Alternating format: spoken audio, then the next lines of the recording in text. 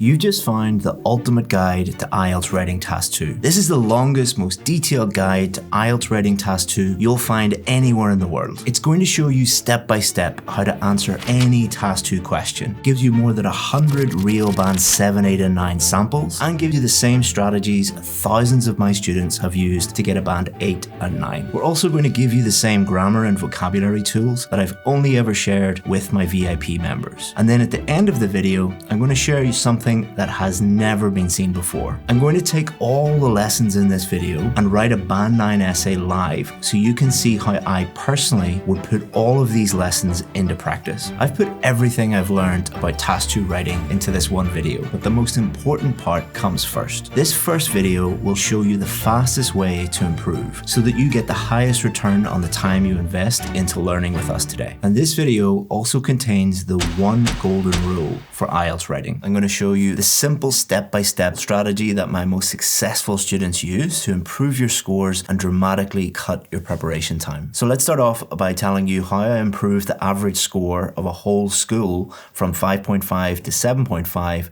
by getting them to work less, not more. So more than 10 years ago, I worked for one of the best IELTS schools in the world. I can't tell you specifically what the name is of the school, but it contained the letter B and C in the name. This school, despite being the best school in the country at the time, had a huge problem. Most of the IELTS students there were professionals. They were people like doctors, engineers, nurses, teachers, software developers, and they hoped of moving to countries like Canada, the US, the UK to get a better life. And the key problem was that they were all failing because of one thing: their writing score. In fact, the average writing score for the whole school for these very, very intelligent people was just 5.5 compared to 7.5 for listening and 7 for reading and speaking. This was not only harming the reputation of this very prestigious, expensive school, but it was ruining many, many lives because they couldn't move to the country of their dreams, and many of them had to give up on jobs they had already accepted. And I knew there had to be a better way because these were all very, very intelligent, successful people who spoke English very, very well. They all had a high level of English, but what was their key problem? So here are all the things you need to learn to get a high IELTS score. And can you guess what they taught on this course? Yes, they taught absolutely everything. Problem number one was we were trying to cram in too much information in a very short period of time. This is called overwhelm and can completely destroy an IELTS student's chances of getting a high score. But even worse than that, we as teachers were wasting the students' time. You see, the vast majority of students don't need help with vocabulary, with grammar, speaking, writing, listening, reading, but we were overwhelming their brains with new information about all of these different topics that they didn't need help with. And this left us with just a few days at the end of the course to really focus in on the things that they did need help with. And at that point, the students were exhausted and many had just given up and stopped coming to class. So we needed to completely rip up this course and start from scratch. So what we did was we gave students 2 simple tests. And these 2 simple tests guaranteed that the students would only spend time on the things that they needed to improve. And this skyrocketed results. Results went from an average of 5.5 to 7.5 pretty much overnight, and the students were studying less, not more. And don't worry, I will show you exactly how we did this step by step towards the end of the video. I'll show you how you can implement this at home today and study less while increasing your scores. So far in this video, I've told you you need to work on your writing. Thanks, Chris, for telling me something I already know. But how does this knowledge actually improve your writing score and get you to study less? So let me show you how to improve your score using this water bottle and a drill. Each of these bottles represents the 4 marking criteria for IELTS Writing Task 2. To get the score that you want, you must get at least that band score for all of the marking criteria. And this is a big problem for you because IELTS don't tell you which areas you need to work on. Students will say things like, I need to work on my vocabulary, or I need to work on my grammar. But in my experience, all of these guesses are completely wrong. And to make matters worse, most local IELTS teachers or people saying that they're an IELTS expert online don't really know what they're doing either. So what happens when you have a problem you know nothing about? This is what happens. You see, most students don't have a problem with everything, they have a problem with one specific area. This not only lowers their grammar score, but actually makes their writing less coherent, which lowers their coherence and cohesion score as well. So you probably have one key weakness that you're unaware of, and this is going to stop you moving to the country of your dreams. And according to our data, the average student fails 3 times or more than 3 times and wastes more than $1,000 repeating the test over and over again. Watch the rest of this video. We're going to show you how to do that much faster and much cheaper. So step number 1 of our system is to clarify your goal. This first step is super important. Your only goal is to get the IELTS score that you need as quickly as possible. Nothing else matters. Why is this important? Well, students focus on many other goals. Your goal is not to keep your family happy or your friends happy by just doing the test over and over again because your mother or your father tells you to. Your goal is not to keep your local teacher happy by sitting in their classroom listening to stuff that is wrong. Your goal is not to save money by doing everything as cheaply as possible. And your goal is not to reduce the amount of hard work you have to do. You will have to do a certain amount of hard work. And finally, your goal is not to show off to the examiner how many big words you memorized or how many essays you've memorized. It's not a memorization test. Only thing that you are trying to do is get the score that you need as quickly as possible. Forget everything else. Now that we've clarified our goal, we can move on to step 2, elimination. We want to eliminate the modules that we don't need to work on. So there are 4 modules: writing, speaking, reading, and listening. And if you have got half a band more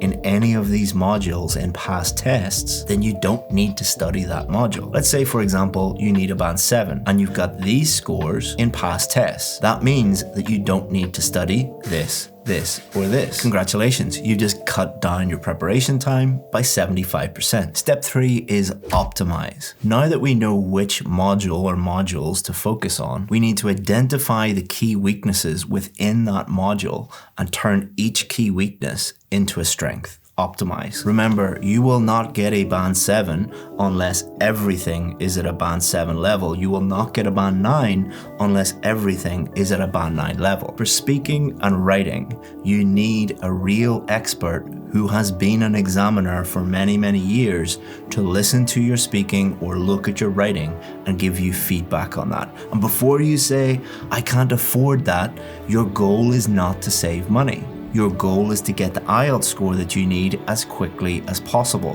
Which is more money?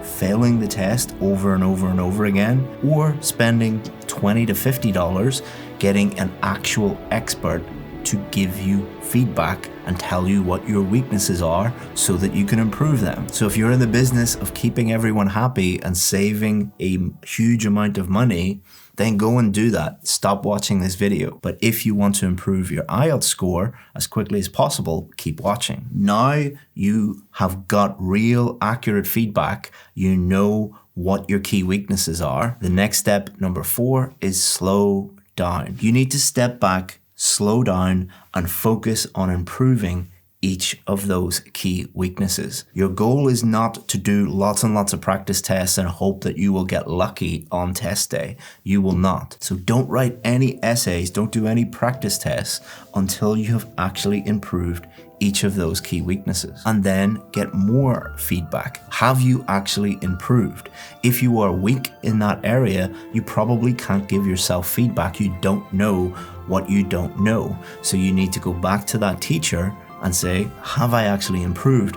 Am I at that score yet? And once you've turned each of those weaknesses into strengths, you can move on to step 5, which is accelerate. Only now can you start practicing essays again. But don't worry if you're not up to match speed. You're not getting your task 2 essays done in 40 minutes. You're still in the learning process. So if it's taking you 1 hour to do a task 2 essay, try and do it in 1 hour, and then the next one in 55 minutes, and then the next one in 50 minutes, and then the next one in 45 minutes. You're accelerating every time until you can comfortably get the score that you need in under 40 minutes. Do not book the test until you get to that stage. You are not ready until in practice you are consistently getting above the score that you need within the time limits set by the test. Now that you understand the golden rule, you must remove all the things that you've been taught that lower your score. One of the most frustrating things about IELTS preparation is that there's so much confusing information out there. Your writing is a reflection of your thinking. If your thinking is confused, your writing will be confused. Luckily, the next video takes you through all the most common tips and shows you which ones will lower your score and which ones will improve your score. Let's start off with one of the most popular tips and tricks. Use lots of high-level vocabulary and that will improve your score.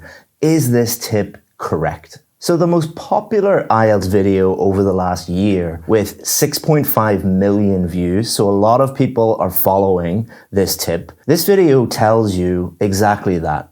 Use lots of high-level words and you will improve your score. Here's exactly what they say about that in the video. If you use most of the words which are C1, C2, definitely you will get higher bands. All words in the English language are divided into A1, A2, which is the simplest words, B1, B2, kind of intermediate words, and C1, C2, advanced words. So what this very, very popular video is telling you, the more C1, C2 advanced words you use, the higher your score. Is that actually correct? So if we look at the marking criteria, for vocabulary for a band 9, it says uses a wide range of vocabulary with very natural and sophisticated control of lexical features. That does not say for a band 9, use as many C1 and C2 words as possible.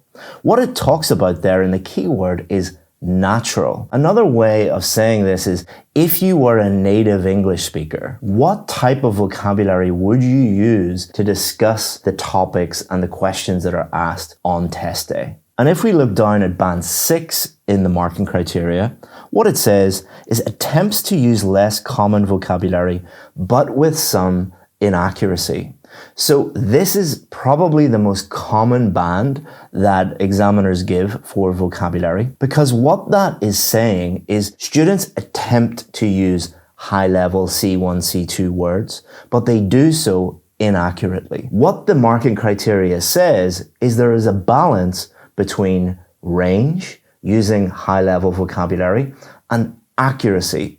So what it is saying is, yes, if you can use words accurately, use them. But if you use them inaccurately, you're going to get a low score. You're probably only going to get a 6. Let's have a look at what IDP say about this. Writing is a means of communicating your thoughts to the reader. That is extremely important, because what they are saying is, it is not a vocabulary test. It is a writing test. It is testing your ability to clearly communicate with the reader. Therefore, make use of vocabulary that is easy to understand. Easy to understand. Do easy to understand and lots of big words go together? No. Also, only use words you can spell. In other words, only use words that you know how to spell, because if you memorize lots of big words, you probably won't be able to spell them correctly. And if you spell them incorrectly, that is an indication to the examiner, and we go back to band 6, that you are using these words inaccurately. If we go and analyze the thousands of band 7, 8, and 9 success stories that we have on our VIP course, not a single one of these students ever said that they got a high score because they used lots of high-level words. Most of them, when we interview them, what they say is they simplified their vocabulary and their vocabulary score improved.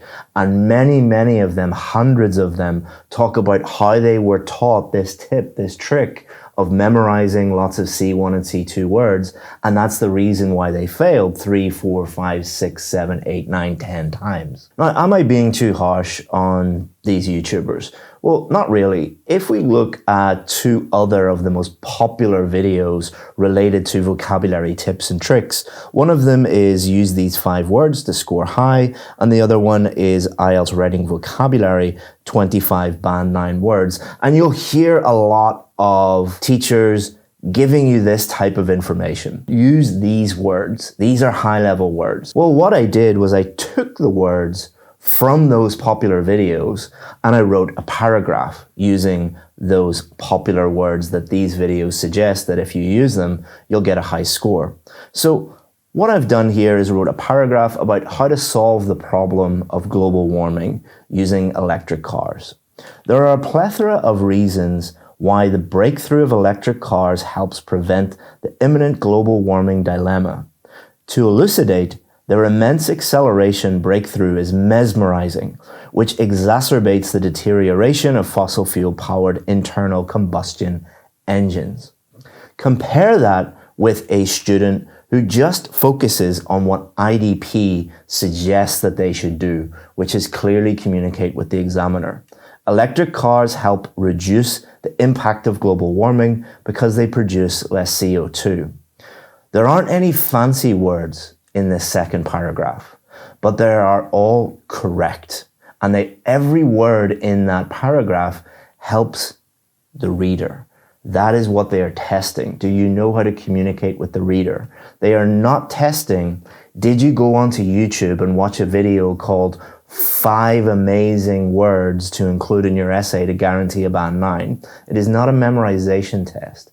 It is a written communication test in English. So is this popular tip correct? No, it is totally wrong. So the next IELTS writing tip and trick that you'll see is use lots of linking words and you will get a high score.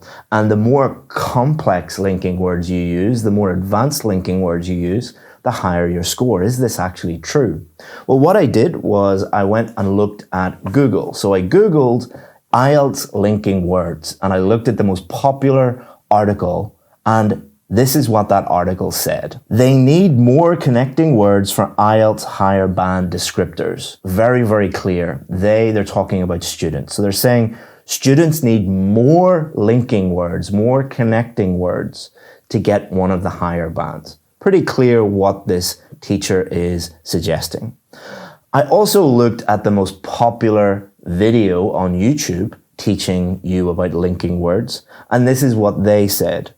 To get a high score in IELTS writing, you must use some more formal linking words. So what this teacher is suggesting is you use more formal linking words. Now, this teacher, who has more than 1 million subscribers, is making a very common error that a lot of teachers make and a lot of students make because their teachers pass it on to them, which is confusing the word formal with advanced. What this teacher is teaching you is use lots of formal linking words, which they mean advanced because they go on to explain that in the video. So again, the most popular blog and the most popular video are teaching you this tip, which is use lots of high-level linking words. So if we look at the official marking criteria, what it says for band 9 for coherence and cohesion is very, very interesting.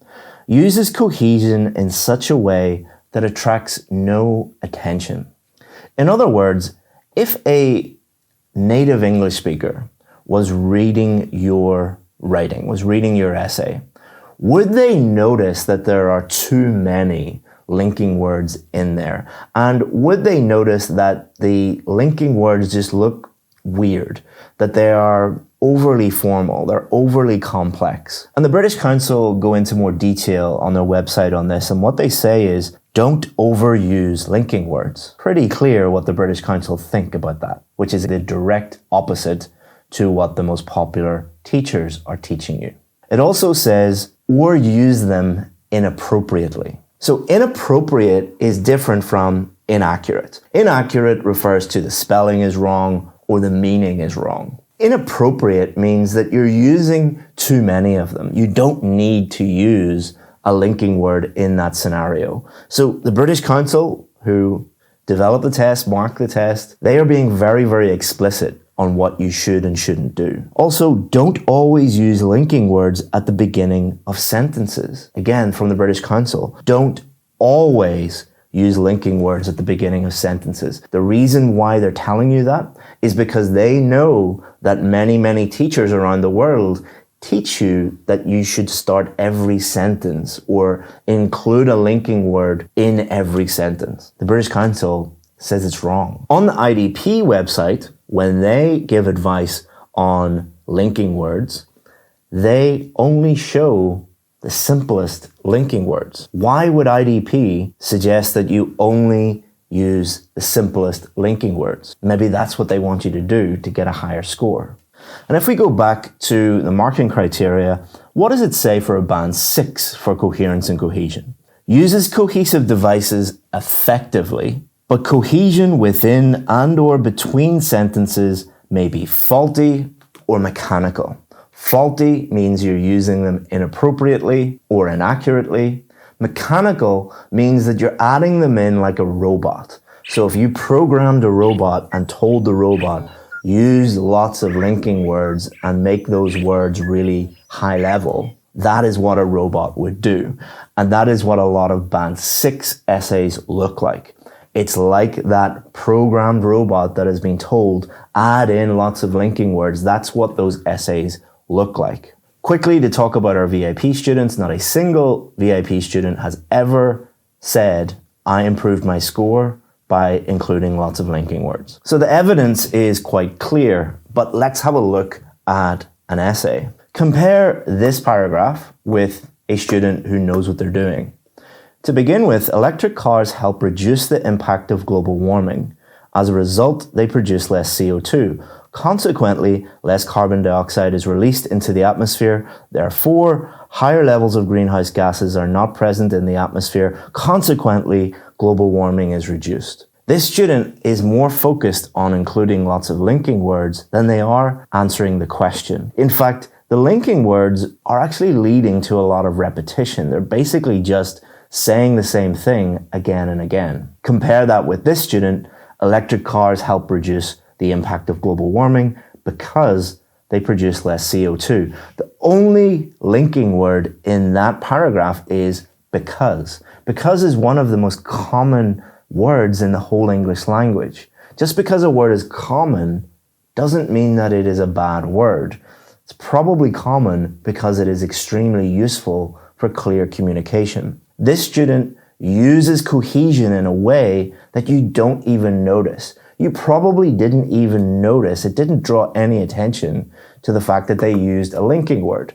This student, on the other hand, if you look at there, you're like, wow, that's a lot of linking words. What does it say for band 9? Uses cohesion in such a way that attracts no attention. Which one attracts no attention? So is this writing tip and trick that so many teachers are teaching you online, are they correct? No, they are totally wrong. That brings us on to one of the most common things that we get asked, the writing tip and trick, which is grammatical range using lots of structures, is it more important than accuracy? Using words, sentences, grammar, structures accurately. Which one is more important, range or accuracy? If you go onto YouTube and you type in IELTS Task 2 tips, the #1 video, the one right at the top, gives you advice on this. Very clear advice. What they say in there is variety is more important than accuracy. Very clear. Is this actually correct? Well, the band descriptors make it very clear that both are important. It's not either or. For band 9, for grammatical range and accuracy, it says uses a wide range of structures with full flexibility and accuracy. So it's saying a band 9 student has both range and accuracy. A band 7, and this is the most important part for grammatical range and accuracy, produces frequent error-free sentences. What is an error-free sentence? An error-free sentence is a sentence without any grammatical errors in it. No punctuation errors or article errors or tense errors, nothing. It is grammatically perfect. It is an error-free sentence. What does frequently produces error-free sentences? What does that mean? Well, what that means is frequent more than 50%. In other words, more than 50% of your sentences must have 0 grammatical errors in them if you hope to get a 7 or above. And this is very important because if you are a teacher who is actually working with students on a day-to-day basis, what you will always notice is when you try to get students to increase their range of grammar, when you advise them to use more grammatical structures, generally accuracy goes down. So what you are telling a student, if you are telling them increase the range, decrease the accuracy. And if more than 50% of your sentences have errors in them, it is impossible to get more than a 6 for grammar. IDP are also very clear about this on their website. What they say about this is uses a range of grammatical structures correctly. So they don't just say uses a range of structures. They don't say that. The key word there is correctly. But I think the most important evidence comes from our examiners who have worked for IELTS Advantage over the last 10 years and our success stories. What do they say? We have had probably close to 50 ex-examiners working at IELTS Advantage. Not a single one of them has ever said that they ever gave one student in their entire career a low score for grammar because of range. Only reason why any examiner I've ever worked with at IELTS Advantage and at the British Council, the only reason they've ever given a student a lower score for grammar is because of accuracy. It is never a problem with range. It is always accuracy. And you get to know that if you're working on a day-to-day basis with real students and correcting their essays and correcting the grammar mistakes in those essays and counting the number of mistakes in each sentence. So should you just use really simple sentences and play it safe? No, that's not what we're saying. In fact, that very popular video does have very good advice on how to improve your range, but just telling students blindly range is more important than accuracy is not actually correct. So let's have a look at a few example paragraphs. So electric cars help reduce the impact of global warming. This is because they produce less CO2. This paragraph is made up of 2 simple sentences. Compare that with the second paragraph. Electric cars help reduce the impact of global warming because they produce less CO2. So this is, for the purposes of IELTS marking criteria, this is a complex sentence. These are 2 simple sentences. This is a complex sentence. For the purposes of IELTS, a complex sentence is a sentence with more than one clause or more than one idea. What we teach our students is, yes, use a range of different structures, but only use them safely and appropriately. If you know how to use that structure and it's appropriate to do so and it's accurate, then use it. And as you can see here, it is actually quite easy to produce error-free sentences and use a range of vocabulary at the same time. Now, if you wanted to push that even further, you could use this. If electric cars hope to reduce the impact of global warming, they will have to produce less CO2. Now, this student is using a complex sentence, but they're also using conditionals, and they're also using future structures. But you don't have to use this. For the purposes of the IELTS marking criteria, if the examiner was looking at the purple sentence and the red sentence, they would be happy with both of them. There are no mistakes in either of them. So is this tip and trick correct? Well, it's not as simple as the other ones. If your teacher just tells you, use as many different tenses and structures as possible and that will improve your score, that is completely wrong. Because as we've seen, it is not just about range, it's about accuracy, and the more complex you make your language, the more mistakes that you're going to make. So that is completely wrong. Also, if someone just tells you range doesn't matter and make every single sentence simple and play it as safe as possible and you will get a high score, that is also quite wrong. It is about balance. Use appropriate structures, appropriate tenses, appropriate complexity to write your essay, but really focus on reducing the number of mistakes that you are making. The advice that we give our VAP students is range will take care of itself. If you focus on answering the question, you will naturally use a range of simple and complex sentences and a range of different appropriate structures, because it is impossible to write an effective essay that answers the question without naturally using a range of structures. So just focus on answering the question and range will take care of itself, but really focus in on how many mistakes am I making? And if you have systematic errors, if you are making mistakes with articles or punctuation, for example, in every sentence, you need to address that. It doesn't matter how complex your grammar is, until you address that fact, you will never get more than a 6. The next IELTS writing tip and trick is don't repeat words. If you repeat a word, you will get a lower score. Is this true? So again, I put this into YouTube search and I looked at the most popular video discussing this topic. And what that video said was, stop repeating vocabulary in IELTS speaking and writing. Very clear what they think about this. So what does the official marking criteria say? Well, it doesn't actually talk about repetition and repeating words until you get down to band 4. So for vocabulary at band 4, it says, uses only basic vocabulary which may be used repetitively or which may be inappropriate for the task. Now, does that mean if you repeat a word, you will get a band 4? No. If that was the case, every single one of my students and every single student in the world would get a band 4, because there are always going to be words, which we will show you in a minute. There will always be words that you have to repeat. What band 4 for Lexical Resource is saying here is you just keep repeating the same basic words. You have basically no range at all, and you just keep saying the same basic things over and over and over again. That's not what you want to do. But is the advice that these teachers are teaching you, which is if you repeat a word, you will automatically get a low score, is that actually true? Let's look at some facts and some data. So what we did was take 100 of our VIP students' essays. These are students that got either a band 7, 8, or 9 in the real test.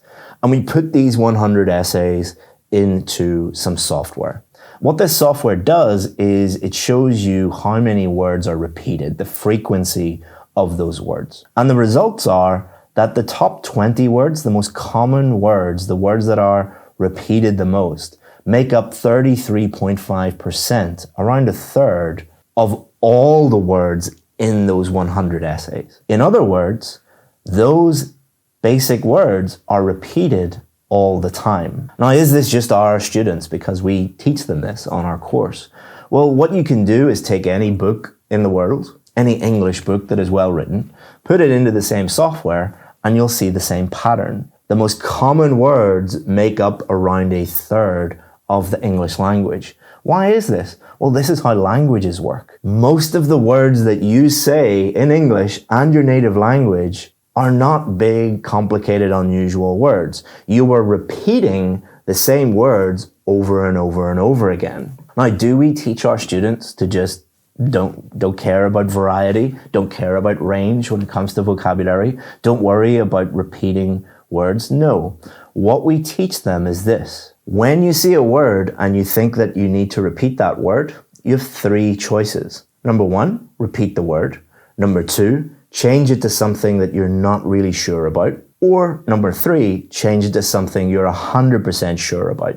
Now, if your teacher has taught you this tip, which is don't repeat any words, you're always going to go with option 2.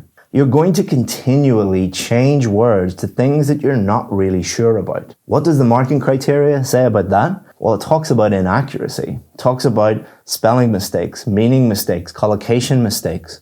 If you're making lots of mistakes, you get a lower vocabulary score. What we teach our students is choose option 1 or option 3.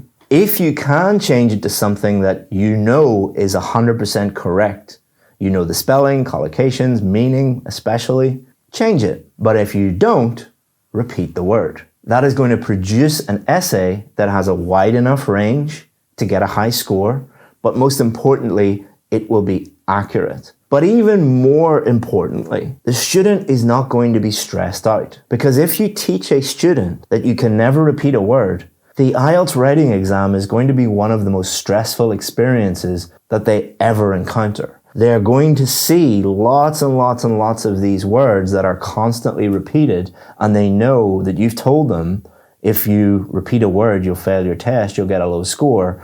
So they're forced to change it to stuff that they know is wrong.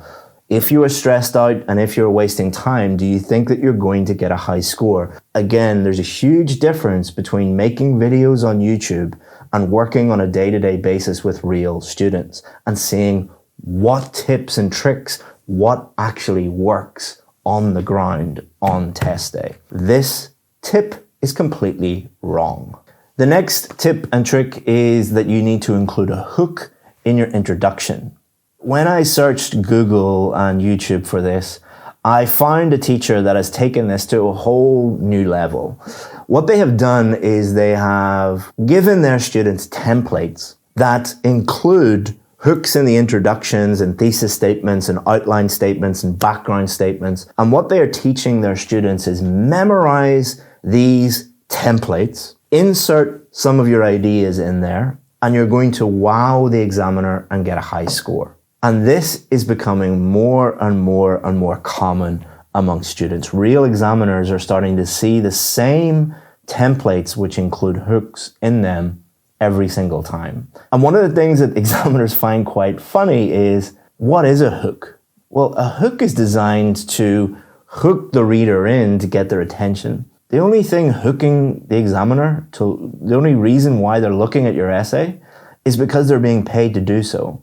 They would rather do anything in this world but look at your essay, no matter how amazing your hook is. They're only doing it because they're doing their job. It would be like teaching someone that you need to have an interesting introduction to ordering a burger in McDonald's. The person doesn't care how you greet them in McDonald's. You're just another customer. So what does the marking criteria say about this? Well, some very interesting stuff. Band 0. How can you get a band 0? Well, number one, you could not attend. You could stay at home in your bed. If you did that, you would get a band 0. Or you can get a band 0 if you go to the test center and you fall asleep and you don't write anything. You will get a band 0. Does not attempt the task in any way. Or if you write a totally memorized response. What they are telling you is memorizing these templates is the same as a student that falls asleep for the entirety of the IELTS writing test. IDP on their website says, don't use any memorized language, phrases, or examples throughout your essay. They are easy for examiners to spot and don't demonstrate your ability to write fluently. Pretty clear from IDP. IDP also says, don't tell the examiner what you are going to say in your essay. In other words, don't include outline thesis statements like this essay will discuss blah, blah, blah, blah, blah. So what I've done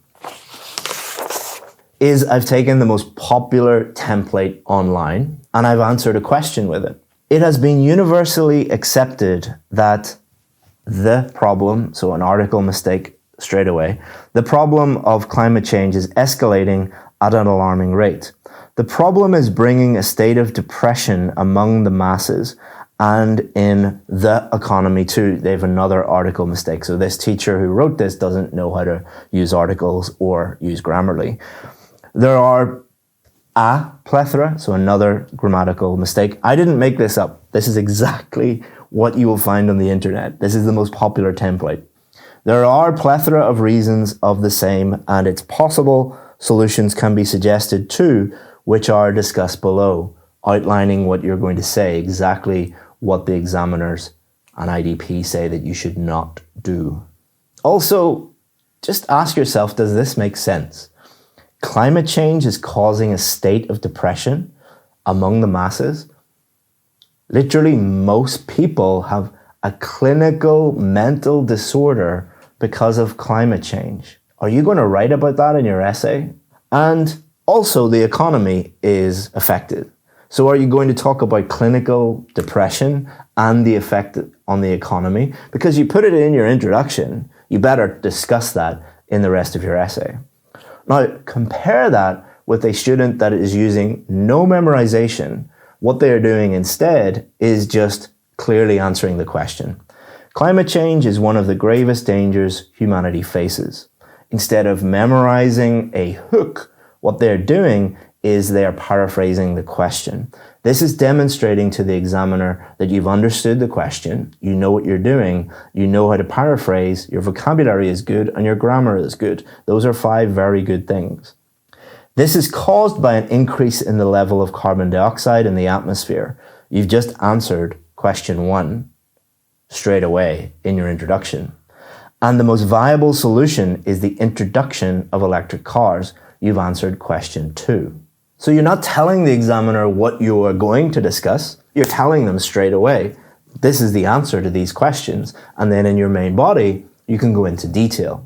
And also, if you think about it, what you are saying to the examiner, if you write this, is you are dumb.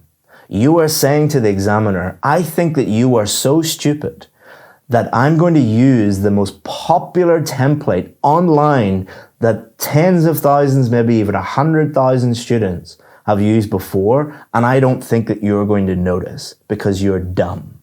Do you think that's creating a great impression for what you're trying to do here? So do you think this is right or wrong? This tip is absolutely wrong. The next IELTS writing tip and trick is use statistics and surveys and research in your examples, and that is going to improve the strength of your examples in your essay. So I went onto YouTube and I found the most popular video on how to use examples, and the video includes statistics. Now, this video was made a very long time ago, and let me make a confession. I used to do exactly the same thing with my students. We all did. It was actually standard practice 5 to 7 years ago to tell students that if you include statistics, it's absolutely fine, and it's just an easy way to create examples. Because a lot of students were having problems at thinking of examples. So what I and a lot of other teachers taught them was look at your main idea and create a survey or a study. 47% of people did this, for example. Add that in and you'll get a high score. The problem is students used this incorrectly. So what we were teaching our students was match your main idea to your example and make sure that your example makes sense. If your example doesn't make any sense, it is not a good example and you're wasting your time. But how a lot of teachers and students interpreted that advice was just include lots of data and surveys and don't worry about whether they make sense. So IDP noticed that a lot of students were using this technique, put out on their website recently, I think last year, and they said, don't present recent research or statistics related to the topic. So what IDP are saying is, stop using this. We stopped advising students to do this about 2 or 3 years ago because, again, we're working day to day with students and we just noticed that students would mess this up. You would get students writing statistics such as 98% of people in the UK died from smoking. It doesn't make any sense. So let's look at the example from the most popular YouTube video on how to do this. An increasing number of people are eating unhealthy food regardless of the health warnings. For example, about 70% of people working in the UK resort to buying ready-made meals for convenience rather than doing home cooking. So this is actually fine.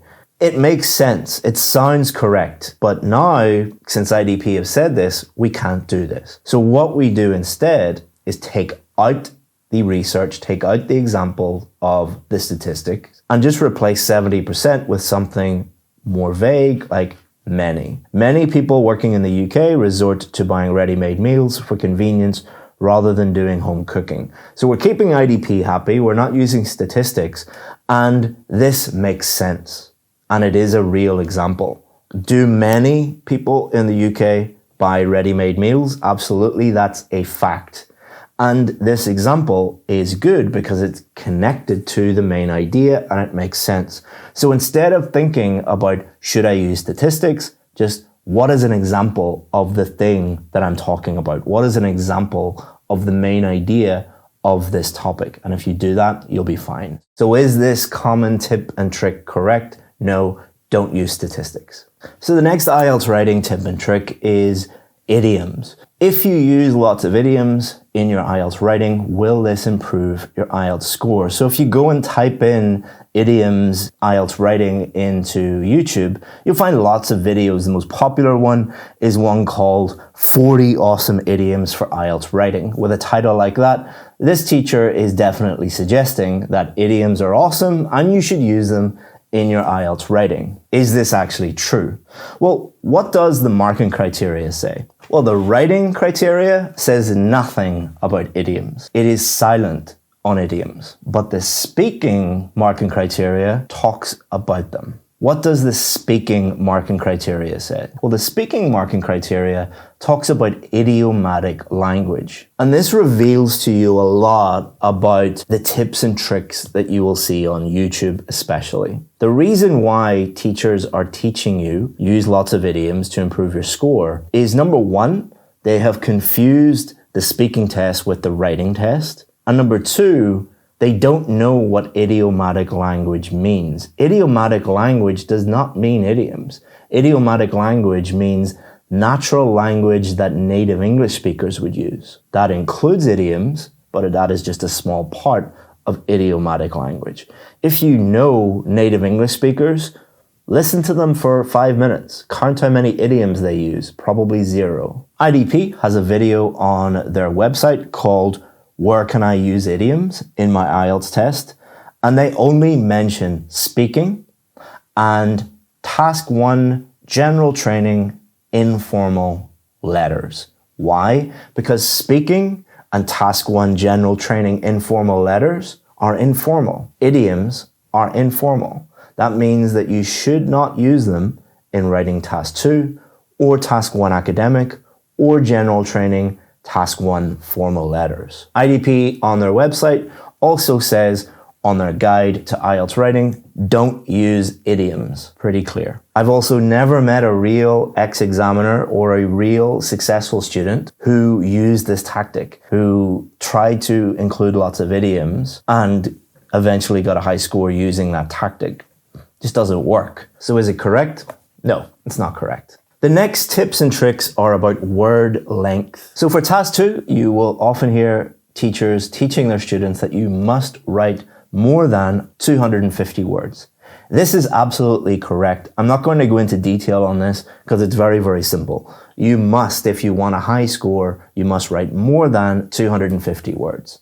But what is more worrying is there's lots of tips and tricks out there that teach you that the more you write, the higher your score. This is absolutely false for 2 reasons. Number 1, if you think about it, if this were true, all you would have to do is just write lots of words and you would get a high score. That's not actually testing your ability to clearly communicate in English. Secondly, from a tactical point of view, from working with real students, what you will notice if you are a real teacher working with real students is once students start to write more than 300 words, 2 things happen. Number 1, they generally go off topic. And number 2, they don't have enough time to check their work, proofread their work, and move on and do task 1 and get everything done on time. So more than 250? Absolutely, this tip is correct.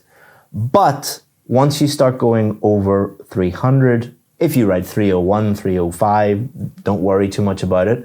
But if your writing is starting to get to 350, 400, 450, you probably have a major problem. The next lesson is the most important in this whole video. It's going to give you laser focus and help you understand task 2 writing in a much shorter period of time. You'll learn the 4 key rules that guarantee you'll improve your score no matter what question you get. Navjot failed her IELTS writing test 3 times in a row. She'd lost all hope and was about to give up on her dream of moving to Canada. But after I shared this simple strategy with her that allows anyone to answer any IELTS question, she was able to jump from a band 6.5 to 7.5 in just a few days. So one day I get this email from her. Chris, I need your help. If I don't get 7 in writing soon, I'll lose my express entry visa for Canada. Help. So I replied, send me a few of your essays. And she was right. It was very obvious from looking at her writing that she was completely confused. You see, your writing is a reflection of your thinking. If on test day your thinking is confused, your writing is going to be confused. But I knew that if she learned this simple strategy, she was definitely going to get a band 7 on her next test. But when I told her this, she got even more worried. Chris, there are so many different question types. How is one strategy going to answer all of them? Don't worry. And what if I get a topic I know nothing about? How is this strategy going to help with that? Don't worry. And I can't even finish an essay in 40 minutes. So how is learning a new strategy going to help? Don't worry. This strategy will guarantee that you get a high score and finish everything on time, no matter what topic you get. To remove all this confusion, I tried to make everything as simple as possible. And I did that by asking her one simple question. Why do we write anything? Think about the different things that you've written in the past few days. This could be a text message, a note to your family, or an email to a colleague at work. You wrote all of those things to take information from your brain and transfer that information into their brain. In other words, the main purpose of writing is to help the reader understand what you are thinking. Let's apply that to an essay. Why do we write an essay? To get a high score? To show the examiner how many big words we know and how many fancy structures we've memorized? No, we simply write an essay to tell the reader, the examiner, what we think about the question, otherwise known as answer the question. The number one thing the examiner will be thinking about when they look at your essay is, did you clearly answer the question? But there are so many different question types. How will I know which structure to use? Let's apply what we've learned about writing to structuring an essay. Why do we write an introduction? We write an introduction to introduce to the reader what we think about the question. So let's apply that to some real questions. Some people believe that university students should volunteer to benefit the community. Do you agree or disagree? Many think that those in third level education should do unpaid work to improve their local community. So all I've done there is just taken the question statement and paraphrased it, put it in my own words. But now let's do what the examiners are looking for, which is clearly answering the question. Do you agree or disagree? We are immediately saying very, very clearly what we think about the question. So the examiner can just look at this very easily and know exactly what we think about the question. But then why? Because then we're going to write the first reason why we disagree. Because students need time to focus on their studies. A simple idea that directly answers the question. And then let's give them another idea. And some also have to get paid jobs to survive. So if we analyze this a bit further, we have answered the question here, and we've given our first main idea, and then we've given our second main idea. So all we're doing here is taking our ideas out of our head. I disagree for this reason, and putting it on paper. But now you might be thinking, well, what about if we get a different type of question? Won't the structure be different? So it is widely believed that transportation is the main source of pollution. While some believe governments should address this, others believe this is the responsibility of individuals. Discuss both views and give your opinion. So this is a completely different question because it's asking you to do three things. It's asking you, why do some people believe this? Why do some people believe this other view? And what do you think individually? So let's start off by just paraphrasing again. Many think that transport causes the most pollution, so I've just taken the question statement, paraphrased it. So governments can ban internal combustion engines to solve this problem. So again, what am I thinking? Communication, taking ideas out of my head. While some people believe governments should address this, so I'm thinking, why would someone believe this? Why would someone think this? Well, governments have the power to ban, to make illegal internal combustion engines, and that could go some way to solving this issue. So that's one of the reasons why someone might advocate for that position. So I'm going to state that. But then why would other people think, well, it's nothing to do with governments. This is the responsibility of individuals. Why would someone think that? But I think a better option is for people to choose greener transportation voluntarily. This choice gives people more freedom. So why would people think that it's the responsibility of the individual? Well, governments can be a little bit overbearing. Some people really believe in the rights and the freedoms of the individual to make their own choice voluntarily. So that's why they would believe that side, and I agree with them. So what do I think? I think a better option is people to voluntarily choose their own method of transportation because this gives them more freedom. But I also understand that governments can ban petrol and diesel engines, and they may have a role in it too, and that's why some people believe this. So these are two very, very different questions, and I have used slightly different structures, but you don't really need to be thinking about structures. All you need to be thinking about is, how do I clearly tell the examiner what I think about the question? There is no one structure that's going to magically get you a band 9, but how you guarantee you don't get a high score is you don't tell the examiner clearly what you think about the question. So all you have to do really is think about this. You look at the question and you start to think about the answer to the question in your brain. All the introduction is doing is introducing your main ideas, your answers to the question, to the examiner's brain. You do not need structures for doing that. You just need to think clearly. Okay, but won't that take a lot of time? That's where the essay acceleration system comes in. Let's look at our introductions. What do they all have in common? They are all introducing to the reader what we are going to write about. All we have to do then is take the main points from the introduction and put them into our main body paragraphs. You see, by understanding the main purpose of an introduction, you've not only created a brilliant introduction, but you've also created a plan for your entire essay. When people run out of time on test day, it's not because they are slow writers or slow thinkers. It's because they are confused about what to write, and then they get lost and have to start all over again. This essay acceleration system means that your thinking is crystal clear and you have a roadmap for the rest of your essay. Great, but won't I need a different main body structure for all the different types of essays? Let's make it simple again. If the purpose of an introduction is to introduce to the reader how you're going to answer the question, what is the purpose of the main body? Answer the question? Yes, and the simplest way to do that is to use this structure.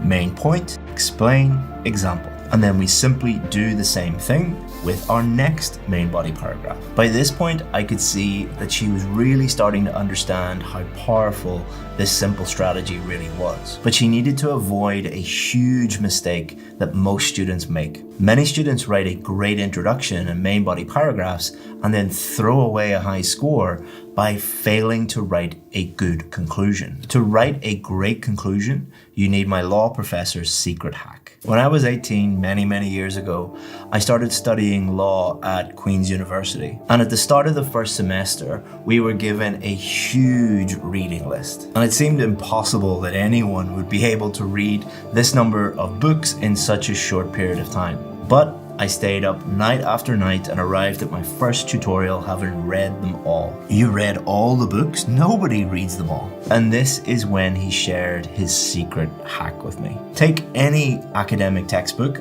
and open any chapter. Read the introduction and then read the conclusion. What do you see? Remember what I said at the start about introductions? Introductions tell the reader what you're going to write about, and conclusions tell the reader what you just wrote about. In other words, you should be able to just read the introduction and conclusion and fully understand all of the main points of the whole chapter. And to make it even easier for you, all you have to do is just look at your introduction, note the key points, and then repeat them in the conclusion. It really is that simple. Take the main points, paraphrase them, put them into your conclusion, and that's you done. So at this point, I thought that she would be very, very happy. She now understood how to structure any IELTS question, but I could see that she was more stressed than ever. It doesn't matter if I know how to structure these essays. If I get a topic I don't understand, I'll panic and just run out of time. Don't worry, I'm going to give you a system that will ensure you can answer any question, no matter what topic you get. But first we need to understand why you have this problem. You see, if you had a health problem, you wouldn't just go to the doctor and expect them to give you medicine without them trying to find out why you have the health problem. By understanding the root cause of the problem, the doctor will be able to treat you more effectively. So what is the root cause of this fear of unknown topics? So first, I asked her this question. When you get an unfamiliar topic, is it ever in the real test? No. Have you ever seen a topic in any of the Cambridge books you didn't understand? No. Then where are you seeing these terrible unknown topics? My old teachers gave me some. And here, I think we find the first root cause of the problem. If you look at real questions from real IELTS Cambridge books, the questions and the topics are designed in a way so that anyone in the world can answer them. But when websites run by people who don't really know what they're doing create these questions, they often make them way more complicated than they actually need to be. But I'm a mathematician. What do I know about advertising or newspapers? And here we find the second root cause of the problem. And the more intelligent someone is, the more they have this problem. You see, people like mathematicians, doctors, lawyers, engineers, they've all been trained that the solution to complex problems is to have lots of expert knowledge. And let me tell you a little secret. Opposite is true for IELTS. If you get a question, don't try and think of the most complex idea. Try and think of the simplest, most obvious, most straightforward idea. Instead of thinking which idea will impress the examiner, think about if I asked 100 people this question, what would be the most common answer? But what about brainstorming? How do you feel when you're brainstorming? Stressed? Confused, worried, and does brainstorming result in good ideas? No. So why would you do something that makes you feel terrible that doesn't get you the result you're looking for? All of my teachers told me to do it, and most of the big IELTS experts on YouTube teach brainstorming. And this was her final challenge. Was she going to follow my advice that was different from all the other advice that she was getting? Or was she just going to be a sheep and follow the herd?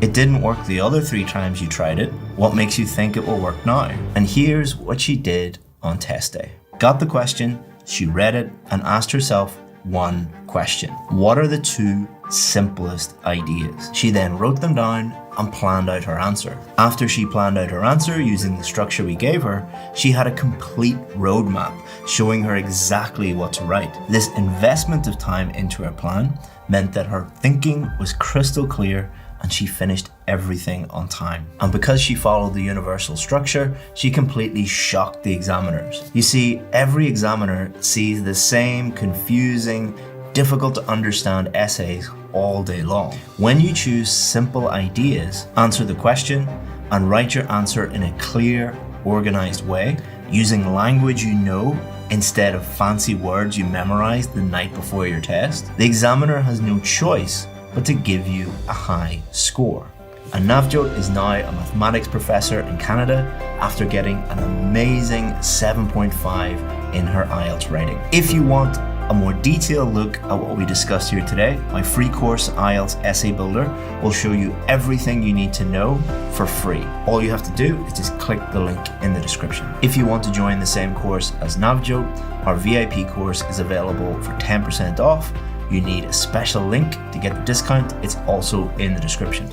Now let's get into the detail of writing your essay. The introduction is the most important part of your entire essay. If you write a good introduction, it not only improves your overall score, but it will also make writing the rest of your essay so much easier. Let's show you step by step how to write a great introduction, and then after that, we will work on idea generation. Okay, so let's start off with the question. It's really, really important that we fully understand the question before we can write our introduction. And this is one of the key mistakes mistakes that we see students making all the time, and it's related to the things you want to avoid in your introduction. So let's have a look at it and fully understand it. Many argue that schools are no longer necessary because children can learn so much from the internet and be educated at home. Do you agree or disagree? So pause the video if you like and just have a read of that again to make sure that you fully understand this. So what I'm going to do now is I'm going to set you a little test. What I'm going to show you is two introductions, introduction A and introduction B. Both of these introductions were produced by the same student. One of them when they first started working with us, and on their previous attempt they got a band 6, and one of them after they had finished working with us and we removed all of these common mistakes and we showed them how to write an effective introduction, and they actually moved from a band 6 to a band 8. So I'm not going to tell you which one it is. I want you in the comments to tell me, do you think the band 8 student is, or the band 8 introduction is A or B? Okay. So let's start off with A. Teaching children at home is a hotly debated topic nowadays. A plethora of people believe that children can study better online. This essay will discuss why it is better to teach adolescents in an educational institution before coming to a reasoned conclusion. So I would like you to just read that, have a think about it. And do you think this is a band 6 essay or a band 8 essay? So remember, one of them, the student was getting a band 6, and the other, the student was getting a band 8. So let's have a look at the second introduction, introduction B. Many people believe that homeschooling is preferable to traditional education because learning can be done online. I do not agree with this because students require face-to-face guidance and many web-based schools are not reliable. So do you think A is better or do you think B is better? In the comments, just let me know, put A or B, and maybe if you want to say why you think this is so. So what I'm going to do now is I'm going to take introduction A and I'm going to break it down into its constituent parts. All right, so we're going to look at each part of this essay introduction and tell you exactly what the student is doing to give you an insight into how the examiner is thinking about this. All right, so let's start. So this bit here is what an examiner would consider a hook. A hook is something that you'll often see in essays where the person writing the essay is trying to make the reader interested in what they're trying to say. They're trying to hook the reader in and get them to read the rest of the essay. This is a terrible idea for IELTS Writing Task 2 for a couple of reasons. Number one, the examiner is being paid to check your essay. You don't need to hook them in at all. The money that they're getting paid is hooking them in, so you don't need to do that. Number two, there are no extra marks for it being interesting or it being exciting or anything like that. You're not being judged on how interesting or exciting your essay is. So if you are trying to do something that doesn't get you any marks, you've just wasted your time completely. So you're doing something that is not necessary and you are wasting your time completely. So the first thing that we do not want to see is a hook. They are a complete and utter waste of time. Okay, so the next thing that you do not want to put in your introduction is something like this: hotly debated topic nowadays. Now, you'll see this in the vast majority of essays, and you'll often also see teachers teaching this, and this is a cliche. So let's have a look at what a cliche is. Cliche, a phrase or opinion that is overused and most importantly betrays a lack of original thought. So it is an overused phrase, and the reason why people use these phrases is they don't have original thoughts. They don't want to think for themselves. So an examiner is looking at this, and number one, they're looking at it and going, oh, another hotly debated topic. All right, I've seen this hundreds of times this week. And the examiners are human beings, and if they say the same thing over and over and over again, you're not putting them in a great mood, to be honest. And most importantly, you're just basically copying something that you've seen elsewhere. There is no originality in here, and you want to at all times avoid things that the examiner is looking at that and thinking, this person is just memorized something, because the IELTS test is not a memorization test. It is not, I'll repeat, a memorization test. It is a test where they're testing your ability to clearly communicate in English. When have you ever heard someone, a native English speaker, say, oh, this is a hotly debated topic? Never in your entire life have you heard someone say that naturally. So it is completely unnatural to put this into your essay. Shows that you're not really thinking, and shows that you believe that the test is just a memorization test. So don't include cliches. Okay, the third thing, a plethora of people and educational institutions spelled incorrectly. And the spelling is not the actual problem here. This problem here is memorizing impressive vocabulary or high-level vocabulary or band 9 vocabulary. The examiners see this over and over and over and over again, especially words like plethora. Why does plethora come up? Because someone on YouTube made a video called "Use these 5 words and you will get a high score." So what happens is millions of people have seen that video. They'll include it and some of those words in their introduction. I've even seen introductions with all 5 words put in there. And what, again, that indicates to the examiner is that you believe this is a memorization test, and also that you are not focusing on actually answering the question, and you are also not focusing on using the English language effectively to convey meaning. Why do people write anything in any language? It is to clearly convey meaning, to tell people what you think. But instead of doing that, you are just trying to shove in big words. People would never use a plethora of people. That is just an inappropriate way to use it. So often when people memorize these big words, they will use them inappropriately and incorrectly. The collocations will be wrong. It's not suitable to use that in a sentence. The grammar could be wrong. Or like here, the spelling is wrong. There, you do not get any extra marks for using big words incorrectly or inappropriately. Educational institution, it would be better just to put school.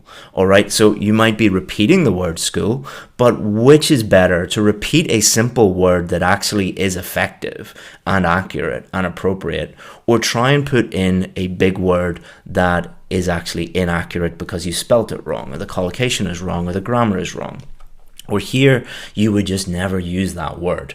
Why not just say many people or a lot of people? Again, much simpler, but actually correct. So the fourth thing that you do not want to include is a background statement. So I've highlighted both of these. Teaching children at home is a hotly debated topic nowadays, and a plethora of people believe that children can study better online. This person has watched a few too many YouTube channels, and some of them say you need to include a hook, some of them say that you need to include a background statement, and some of them say just paraphrase the question. And what this causes is huge confusion in the student's mind. So they're like, well, this YouTube channel says hook, this says background statement, and they get totally confused about the difference between a hook, a background statement, and simply paraphrasing the question. And some teachers also get confused about that. Not all, most teachers are great, but there are some teachers, especially online and on YouTube, that get confused because how they produce their lessons is they actually go and look at other YouTube channels. And if you are looking at other YouTube channels that don't know what they're doing, you're not going to know what you're doing either. So this is going to cause a huge amount of confusion, and this is what has happened to this student. So forget about hooks, forget about background statements, and just simply paraphrase the question instead. Your first sentence, just look at the question statement, paraphrase that, state it in your own words, and that's you done for your first sentence. So you're not going to be confused, and most importantly, the examiner is not going to be confused because they're like, oh, is this a paraphrase? what are they doing here? I don't really understand. The examiner has a headache already before they've even got to the end of the introduction. So forget about background statements. Okay, so the next thing we're going to talk about is this. This essay will discuss why it is better to teach adolescents in educational institution before coming to a reasoned conclusion. So this is a very poor thesis statement for two different reasons, and there's two different things that you do not want to include in your introduction. And the key here is adolescents. So did the question talk about adolescents? So adolescents are a specific subset of children. Adolescents are teenagers. They are people who are in high school. The question was not about high school. It was not about teenagers. It was not about adolescents. It was actually about children in general and school in general. So by misunderstanding the question and putting things in there that are not actually accurate or not related to the question, you're indicating to the examiner that you haven't understood the question. And also what the student was doing was trying to, again, add in big words. So they didn't think that children or school children or boys and girls or whatever was fancy enough or impressive enough because their former teacher had told them that you need to use big, impressive band 9 words. So they've tried to put that in there, and this is not accurate. It's not what the question is about. So not only have you messed up your introduction, you've messed up your whole essay, because your focus is now going to be on adolescents. So be very, very careful about understanding the question and just putting things in the introduction that relate to you answering the question, because at the end of the day, the most important thing is that you actually answer the question. The second reason why this thesis statement is not appropriate is because it has a lot of memorized language in it. You will see a huge number of introductions that say, this essay will, and then they talk about the topic before coming to a reasoned conclusion. So it is very, very obviously memorized by the student. And again, this comes from the internet, especially YouTube, where you will get certain videos that have millions and millions of views on them. Obviously, students are watching them. They trust the person talking to them. They think that they're an expert, so they copy what they say. And then after a few months, examiners start to see the same thing over and over and over and over and over again. And that is not a good thing for your band level. Your band score is going to suffer because, again, you are basically telling the examiner, I do not know how to think for myself, and I do not know how to write in English without memorizing things. It is not a memorization test. It is an English writing test. You will not be able to go into the real world and use these fixed phrases. They are testing your ability to communicate effectively in the real world, not memorize stuff that is totally useless in the real world. And the last thing that you want to avoid, the thing that you never want to do, is to use a memorized formula, to treat writing in the same way that someone would treat a mathematical equation. It is very, very tempting, and it is very attractive to think that all you have to do is just memorize a formula and then use it. I know that you're very stressed out, and I know that you want to get a high score, but this is the last thing that you want to do, to memorize a formula and then place it on any different type of question. That's bad for a few reasons. So this is what a lot of these memorized formulas look like. X, so take the topic, is a hotly debated topic nowadays. Wow, you're really impressing people with those cliches. Like, insert general background statement. So take the background of the topic and then put that in, even though you've already really talked about it in the hook there. This essay will discuss Y and Z. Well, the examiner really isn't interested in you telling them what the essay is going to discuss. You better discuss that. That is what they've just asked you to do.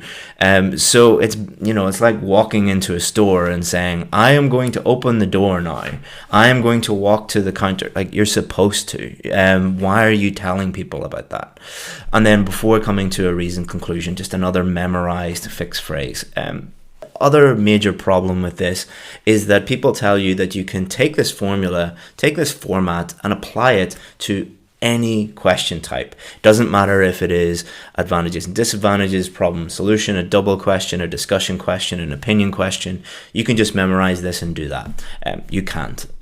Each of those questions is asking you to do a very different thing. Therefore, you need to have a different approach for each different introduction and each different question. I know that's going to require a little bit of extra work, but if you want to go to our website, IELTSadvantage.com, we cover a lot of that on there for free. So go and check that out if at the end of this video, of course, if you want to. So let's look at the 7 things not to put in your introduction.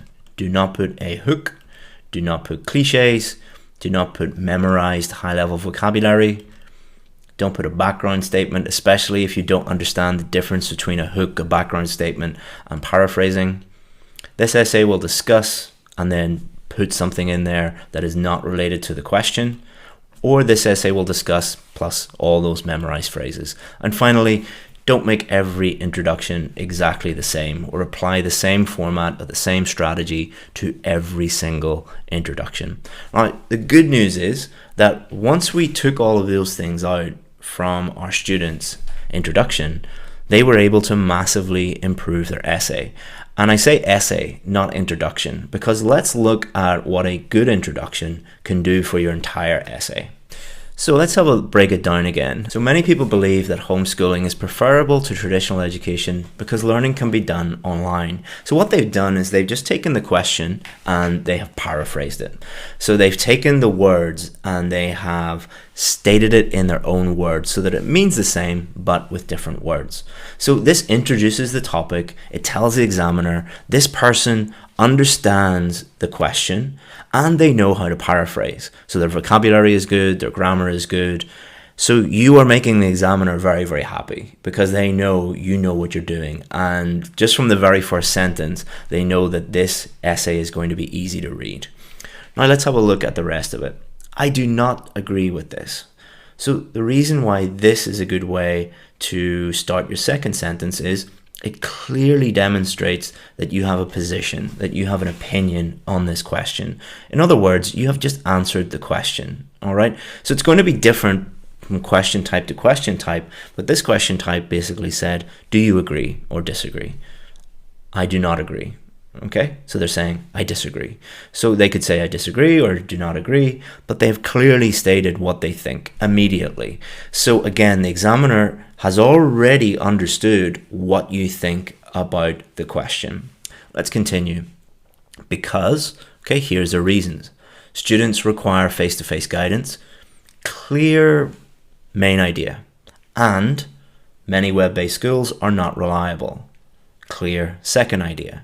So instead of this essay will discuss why homeschooling is preferable to not schools, a plus reason that doesn't, you're just wasting your time. State your position and your 2 main ideas.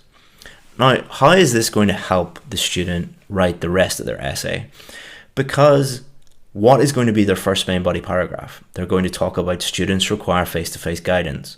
They're going to explain why that is. They're going to put examples in there. And then their second main body paragraph, many web-based schools are not reliable. They're going to put that in their second main body paragraph. They're going to explain why that is. They're going to use examples.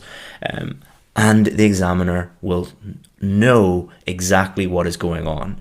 What this also does is it provides like a mini plan for the rest of the essay.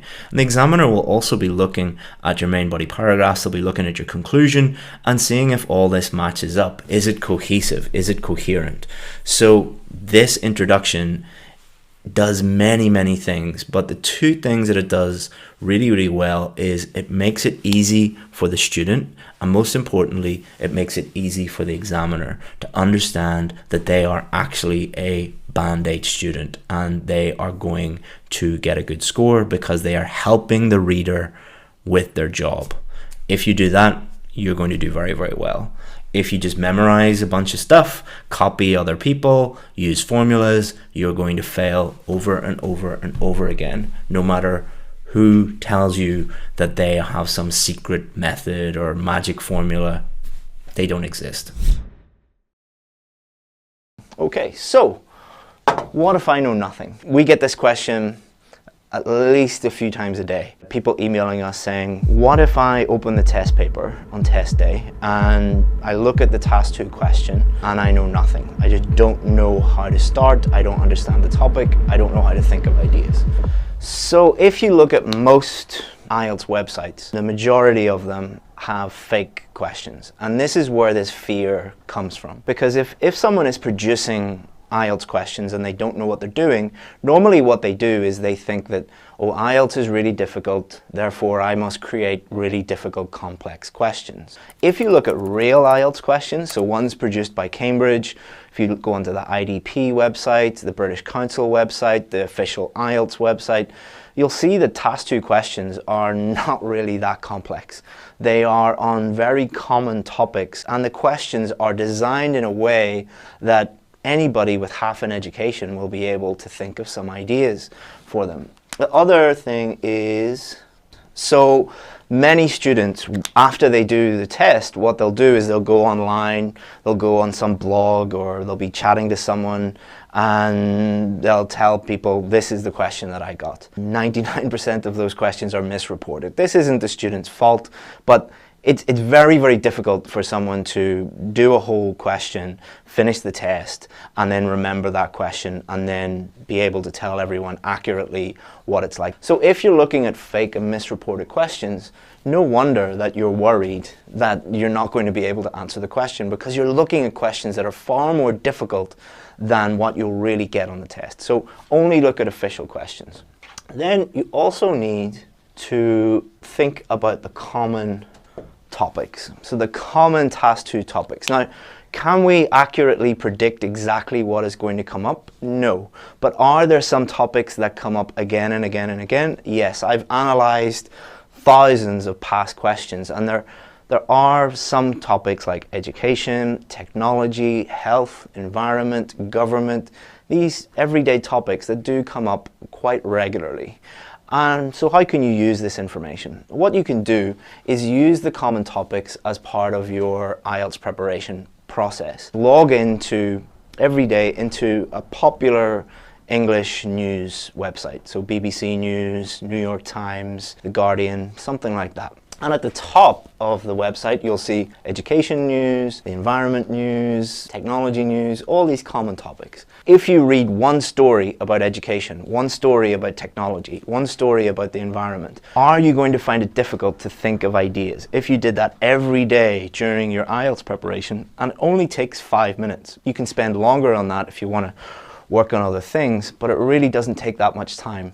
So if you're looking at real questions, and you're also reading the news each day and reading about these common topics, you should have no problem thinking of ideas and understanding the question on test day. So that's the first thing. Next, what is a good idea? So it doesn't matter how amazing an idea generation technique is if it is resulting in bad ideas. So we have to think about what a good idea is, so that when you're generating your ideas, you'll be able to pick the ones that are best and be able to use those in your essay. I hope you're enjoying this video on IELTS writing. If you want to improve your IELTS writing even more and put all of the things that you're learning from our YouTube channel into practice, I've developed a free course called IELTS Essay Builder. What IELTS Essay Builder does is it gives you a free course that structures everything from your introduction to your main body paragraphs to your conclusions. It shows you step-by-step, sentence-by-sentence, how to write everything that you're learning here. And it's 100% free, and it's helped thousands of students get a band 7, 8, and even 9. To sign up for that for free, all you have to do is just click the link in the description, enter your email address on that page, and we'll send you that free IELTS Essay Builder for free. Thanks very much. Now back to the video. So what is a good idea? So the first one, and the most important one, it has to be relevant. All right, it has to be relevant to the question. If it is not relevant to the question, it is not going to answer the question. The number one thing that you must do is answer the question. So if you have irrelevant ideas, you're not going to answer the question. You're likely to get a band 5 for task achievement. The rest of your essay is not going to be very good either, because you're starting off on the wrong track. So imagine you are on a journey. the end of your journey is when you finish your essay. If you use irrelevant ideas, you're going off on a tangent. You're going to write about something that is completely unrelated to the topic. So make sure your ideas are relevant. Second thing is, can you develop those ideas? So you might think of the most amazing idea ever, but if you can't explain that idea, if you can't support that idea with a relevant example, it's useless. Because in the test, in the writing task 2, you're not just going to write a bunch of ideas. You're not going to have a main body paragraph with 6 or 7 different ideas. You're going to have one idea and you're going to fully develop that idea with explanations and examples. So unless you know about that idea and you can develop it, you can explain it, then don't use it. The third thing is, can you think of that idea quickly? So if I give you 6 hours to think of an idea, anybody can do that. But can you think of ideas quickly? So what you're trying to do is you're trying to think of relevant ideas that you can develop and that you can think of quickly. So those are the 3 things that you should be thinking about. If you can't think of relevant ideas, if the idea is not relevant, it's not a good idea. If you can't develop it, it's not a good idea. If you can't think of it quickly, it's not a good idea. All 3 of those things must be present in any technique that you use to help you generate ideas. And that brings us on to brainstorming. So as I said at the start of this lesson, if you go into any IELTS classroom today, so all around the world there will be 100 different classes all teaching IELTS at the same time. If you ask the teacher, how do I generate ideas, they will say brainstorming. Now, does this work? No, it does not work. In fact, it is the most useless thing that you could ever do on the test. It does not help at all. Why is that? Brainstorming results in irrelevant ideas. How you brainstorm is you just think of as many different ideas as possible. So if you're just thinking of as many ideas as possible, what you're going to do, you're going to think of irrelevant ideas. You're also, because you're thinking just about as many ideas as possible, you're going to think a lot of those ideas are going to be ideas that you know a little bit about, but you can't fully develop them. You can't explain them. You don't have examples for them. So what this does is it results in a huge number of irrelevant or useless ideas, and it takes you a very, very, very long time to do that. So you're left with a bunch of useless information. You've just wasted a few minutes, and then you have to sort through all this useless information. A better way would be to quickly think of relevant ideas that you can develop and be able to do that pretty much instantly. Now, not instantly is probably the wrong word, actually. You don't want to do things instantly because that means you're not thinking about them, but you should be doing them pretty quickly. When I work with my students on my VIP course, we aim to get them to the point where they can think, look at any question and think of relevant ideas that they can develop in a few seconds. And that might sound a little bit ambitious, but it's totally possible by using some other idea generation techniques and forgetting about brainstorming. So if there's one thing that I would suggest to you to take away from this lesson, is stop brainstorming. I know that your teacher has probably told you that that's a really good idea, but your teacher hasn't taken the time, like I have, to really work with students and consider what actually works and what doesn't. If you want to stick with brainstorming, stick with brainstorming. If you want a better way to do it, keep watching this lesson. So number 1 is called the coffee shop method, and I developed this myself when I was working with students in the classroom. And one thing that I picked up on, one pattern that emerged, was when I first walked into an IELTS class, I would start the class maybe the first 5 minutes just chatting with the students, asking them how they were, talking about different things in the news or talking about current events. And these were intelligent students that had no problem talking about these current events, things in the news, things that they were doing, no problem at all. As soon as the class started and as soon as I put a task 2 question in front of them, the same students that had no problem whatsoever thinking of ideas, it was like their brain completely shut down. So I started to spot this over and over and over again. And when you spot a pattern like that, obviously there's something wrong and you want to fix it. So what I did was I spoke to the students and asked them, why do you have no problem thinking of ideas before class, but when class starts, you can't do it. And it was because they were in something that I call test mode. So this affects your writing, it also affects your speaking more than anything. That people, for example, on the speaking test, when you are talking to someone outside of class, their fluency is great, their grammar is great, their pronunciation is great, but then when they step into the real test, everything falls apart for some reason. Again, this is what I call test mode. So what we want to do is we want to normalize the situation. So even though it is a very stressful test and you're going to have, there's a lot at stake, I understand. I speak to students every day about how important this is. We want to normalize it as much as possible and reduce stress as much as possible so that we can think normally. So the coffee shop method, what it does is I say to my students, imagine instead of doing the IELTS test, imagine you're sitting with a friend in a coffee shop, just in your imagination, and you're discussing the question like two normal people would in a coffee shop. So it's probably better just to show you a real example of how this would be. This video is sponsored by us, IELTS Advantage, and the IELTS VIP course. The IELTS VIP course is the most successful IELTS course in the world. That is a fact because we have more Band 7, 8 and 9 success stories than any other IELTS course in the entire world. We do that by simplifying the whole IELTS process, supporting you with some of the best IELTS teachers in the world, and being with you every step of the way until you get the score that you need. To thank you for making it this far in the video, I want to give you 10% off our VIP course. All you have to do is just look down in the description. You will see our special link that you need to get 10% off. Just click that and you can sign up. If you have any questions about the VIP course, always feel free to get in touch with us. chris@ieltsadvantage.com is my email address. We answer 100% of the questions that we get. Hope that you become a VIP. If not, enjoy the rest of this free video. So here's a question. Today, more and more tourists are visiting places where conditions are difficult, such as the Sahara Desert. What are the advantages and disadvantages for the tourists? So this is a real question from Cambridge 12, and this is a very typical question. It's not difficult to understand, but when students see this, they overcomplicate everything. They make it more complex than it really needs to be.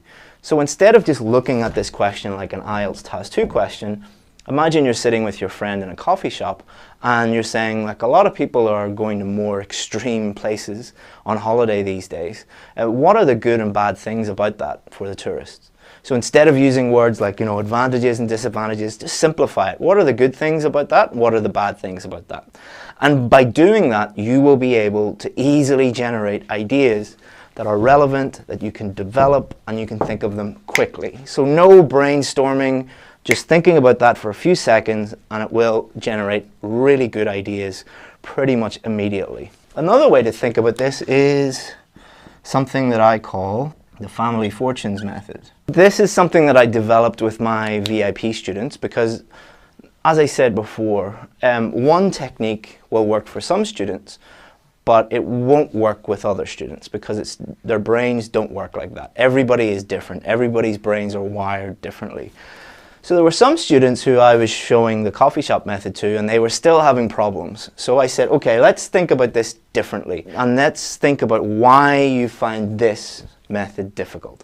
So they were still overcomplicating everything. This is particularly with people who are very intelligent. So I think about a third of my VIP course, they're doctors and engineers and lawyers and people like that, like very, very, very intelligent, highly qualified people. Those types of people tend to overcomplicate everything and they find it very difficult just to keep things simple. So this is for someone, if you're a doctor or an engineer, a lawyer, someone who has a lot of education, this technique is probably for you. So what is Family Fortunes? Family Fortunes is a game show.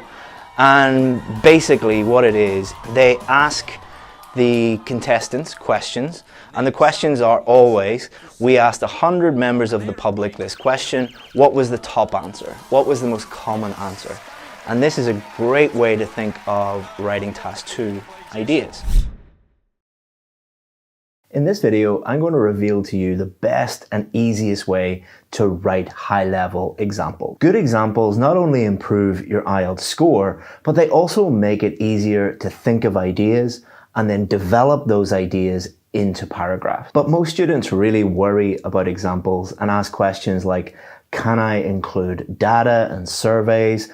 How do I give personal examples? And how do I give examples from my own experience? To help you, I've taken 7 real recent IELTS questions, and I'm going to take you around where I live and give you 7 real bad examples and 7 real good examples to show you the difference between what is a good example and what is a bad example. So let's see how many you get correct, and then I'll show you the easiest way at the end of the video. So the first question is, in many places, people are becoming interested in finding out about the history of the building they live in. What are the reasons for this? So I'm going to give you now 2 examples, and I want you to think about those examples and think about which one is correct and which one is incorrect. Example 1, I live in a house very close to a 12th century castle, so I want to find out if any old things are buried there. Example 2, many people in Ireland live close to buildings that date back centuries and wish to establish if there are any valuables buried on their property. Second question, in the future, all cars will be driverless. The only people traveling inside will be passengers. Do you think the advantages outweigh the disadvantages? Example 1. I own a Tesla and it is the best driving experience I've ever had. Example 2. Teslas allow their drivers to engage autopilot, which can accelerate, brake and steer autonomously, freeing up the driver. Question 3. Many drink products contain high sugar levels, which causes many health problems. A sugar tax should be applied to these products to encourage people to consume less sugar. Do you agree? Example 1. People who drink Coca-Cola are 96% more likely to be overweight. Example 2. In the UK, regular Coke is more expensive than Coke Zero because the government hopes this will help reduce obesity. Question 4. Some people say that now is the best time in history to be alive. What is your opinion on this? Example 1. The pandemic witnessed a 52% increase in working from home. Example 2. During the pandemic, millions of people started working from home, which gave them more freedom and flexibility. Question 5. Plastic packaging is bad for the environment. What can be done by the government and individuals to solve this problem? Example 1. In the UK, the government has installed bins for people to put dog waste into. Example 2. In the UK, the government has installed recycling bins so that people can separate their rubbish. Question 6. Young people who commit crimes should be treated the same as adults by the authorities. Do you agree or disagree? Example 1. When I was growing up, all teenagers would drink alcohol in the park every weekend. Example 2. In the UK, it is illegal to buy alcohol if under 18, but many British teenagers frequently break this law. In their advertising, businesses nowadays usually emphasize that their products are new in some way. Why is this? Example 1. IELTS VIP recently released VIP 2.0 to give their customers more control and flexibility over their learning at a much lower cost. Example 2, software companies such as Microsoft update their products regularly and want to advertise these improvements so they can sell more products. I couldn't be bothered printing that out again. Okay, so example 1 here is wrong. The reason why it's wrong is it is too personal. Personal examples are okay, but most students mess them up in this way by talking just about them only, or their cousin or their sister or their brother or something like that. It's really about sample size. If I want to go and find out if things are buried there, that doesn't mean that people in general want to do that as well. It's just what I want. If you compare that with the second example, which is correct, many people in Ireland. So I live in Ireland. So instead of saying, I want to do this, I'm talking about people in my country or people in my area or city. Many people in Ireland live close to buildings that date back centuries. All that is true, and anyone can check that out and wish to establish if there are any valuables buried on their property. So I'm stating something that has a bigger data set and is true and just gives far more authority to my answer. And this is an easy way, an easy technique that any student can use. So think about your own personal experience, maybe you or a member of your family or a friend, and then think, how could I increase the sample size a bit? So you can, instead of saying me, you could say people in your city or your country. Or if you are a doctor, instead of saying me, many doctors. Or if you are a software engineer, many software engineers. Or if you work for Google, engineers at Google instead of me personally. Now for this next one, the first example is wrong, but not for the same reason as the previous one.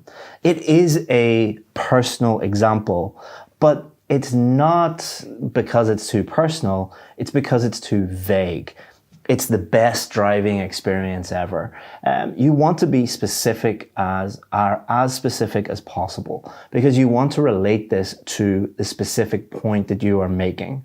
All right, compare that with example 2, which is correct. Teslas allow their drivers to engage autopilot. That is what the system in Teslas is actually called, which can accelerate, brake, and steer autonomously. That's specifically what it does. Why am I mentioning these things? Because that is a huge advantage. The question is asking me about, do you think the advantages outweigh the disadvantages? It is a huge benefit not to have to worry about acceleration or braking or steering. A massive, massive benefit. And that is far more specific and descriptive and linked to the main point than just saying, it's awesome, it's amazing. Don't sound like an American, all right? Americans, if you ask them anything about anything, it's awesome, oh, amazing, wonderful. Be specific. Now here for this question, the first one is wrong. Why is it wrong? Well, often students will add in just random statistics and surveys and studies, and Cambridge University did this study. Cambridge University are not studying Coca-Cola. They're studying, nuclear fusion and things like that. Or maybe they are, I don't know. But you shouldn't just add in random statistics because like this one, it not only is wrong, it is dead wrong. People who drink Coca-Cola are 96 more likely to be overweight. It just doesn't make any sense. It doesn't sound plausible. So when the examiner sees this, one, they know that you've just used this technique that they don't really like, and two, it doesn't make any sense. But what we can do is change it to something from our own experience. In the UK, I buy Coke Zero. I like Coke Zero. And the benefit of that also is it's cheaper because there's like a 20% tax on sugary drinks. So that is something that I know from my own experience, which is much, much, much better than just throwing in these random statistics. Also, the second reason why it is more correct is the question is asking about a sugar tax. Again, your examples should be linked directly to your main points. Very similar to this one. Example 1 is wrong. The person doesn't know that there was a 52% increase in working from home. There was a massive increase, but we don't know the exact percentage. But what we can do instead is put language in such as millions of people. I know that because there's like 80 million people in the UK. I'm sure there's different numbers in your country, but you can figure that out in your head. You could guess roughly how many people. Was it hundreds of thousands? Was it millions? If you're in India, it could be, tens of millions, hundreds of millions. Think of a more general number and put that in because it is true and you know that it's true. It's from your own experience. During the pandemic, millions of people started working from home, which gave them more freedom and flexibility. That is very different from this percentage. It's also very different from, during the pandemic, I worked from home and I loved it because I could go and work in the park. But again, this is not personal, but it is from your own experience. Because if you were like me, you were watching the news every day during the pandemic and you were aware that people were locked at home and had to work from home. So in the UK, the government has installed bins for people to put dog waste into. Wrong. Why is it wrong? Because the question doesn't ask about dog shit. The question is about plastic packaging. All right, it's very, very common. You might think this is funny. You might think, oh, I would never do that. It's very, very common to see this in essays where students will write about the topic generally and just throw everything they know about the topic. So recycling, putting stuff in bins.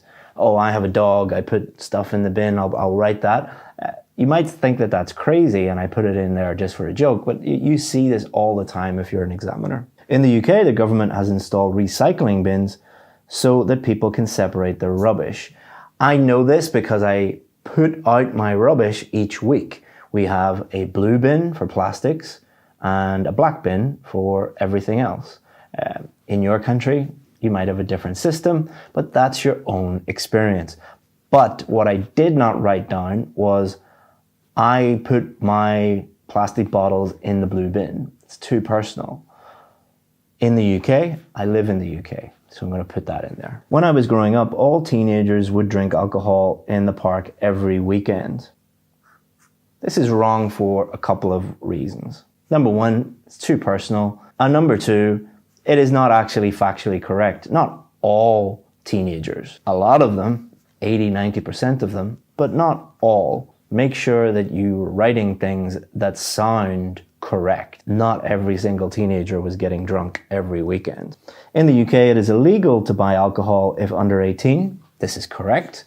But many British teenagers frequently break this law. Now, many is very different from all. So we're stating something from our own experience. Every child, every person in the UK knows that you are not allowed to buy alcohol if you're under 18. That is from our own experience. And many teenagers break this law. Every single person in the UK knows a friend who got too drunk one weekend when they were teenagers. So this is correct. Now you might live in a country where alcohol is illegal completely, or it's just not in your culture for teenagers to go and drink alcohol. Alcohol might be legal, but just people don't do that really. You don't have to use this specific example. There are thousands of correct examples that you could use from your own experience. Don't look at this and think, oh, I'm wrong because I don't know anything about alcohol. Okay, so this one isn't wrong per se, but this one is just much better. Why? The VIP course, only a few thousand people in the world are actually aware of that. So if you're writing something that is from your own experience, but like literally 99.999% of the world have no idea what it is, that could cause problems. The examiner could read that and think, is this person just made up, ABC company and it doesn't really make any sense? If you wrote that in the real exam, this one, you probably would be okay. But what you want to do is add in things that most people in the world will be aware of. That will make your writing a lot more authoritative, easy to understand. The examiner will understand it more, but it's just easier for you to think. If you're thinking in those terms, it's easier for you to think of Microsoft that, everybody in the world basically knows about. Everybody has used those products. Well, maybe not everybody, but, most people. It is just far easier for you to think of and for the examiner to understand. And that's exactly what you want to do with every single part of the IELTS test, especially the writing test. What's easy for you and what's easy for the examiner to understand. So here's the easiest system for generating very good examples. And we're going to use this question to help us with the demonstration. Some old people struggle with the use of advanced technology. How can the elderly benefit from using advanced technologies? So the first thing we're going to do is think of a real example from our life experience. So this is not just things that have happened to us. This is things that we've experienced throughout our whole life, things we know. And for this question, I'm going to use my mum's iPhone. My mum is in her 70s and she recently got this iPhone, and it has helped her and not changed her life completely, but definitely benefited her. So my example is my mum's iPhone. Then we're going to ask ourselves if this idea is linked to the question. This is the most important thing. Is your example actually linked to the question, your main idea? So my main idea is going to be that it helps my mum communicate. So she is elderly. This is advanced technology and it is benefiting her. So the answer to my question is yes. But if it was no, if I looked at this idea and thought, no, actually this isn't relevant to the question, it's not relevant to my main idea, then we would just start again. We would go back up here, think of a real example, think of another one. Now, often when you do this, not every time, but sometimes they can be too personal. So we're just going to ask ourselves this question. Is it too personal? If the answer is no, then we're done and we can use this example. But because this is my mum's phone, it is very personal. It's just one person. So we need to make it more general. So how can we do that? Instead of my mum is an elderly person in the UK. So we could say in the UK, millions of elderly people use iPhones to FaceTime their loved ones. So as you can see, by following this system, it is actually very, very easy to generate a real example that is relevant to the specific question and really helps you develop your main body paragraphs. But not only that, you could actually use this during your idea generation phase. So you could read this question and think, who do I know that uses advanced technology and is elderly? My mum. What does she use it for? FaceTime. Why does she use FaceTime? To communicate with people. How does that benefit her? She won't get lonely, and if there's an emergency, she can contact them easily. So what I've done there is just created a main idea, an explanation, and an example very, very easily by following this system. So we've gone from the question down to the example. In the UK, millions of elderly people use iPhones to FaceTime their loved ones. Done. Today, we're going to be looking at the 69 most commonly used words by real Band 7, 8 and 9 students so that you can improve not just your vocabulary, but massively boost your IELTS writing score. And in this video, I'm going to show you what those words are, how you can use them in your essays, and how they will help you massively improve your essays. At the end, as a special bonus, I'll also give you access to all 100 of those sample essays as a little gift from me to you. So the first word is viable. This means able to work or succeed. Synonyms of this word are feasible, workable, or the most common one would be possible. This is an adjective, and common collocations are viable option or viable alternative. For example, the project is not a viable option without more funding. Let's look at how our Band 7, 8 and 9 students use this in their real essays. A viable solution is to heavily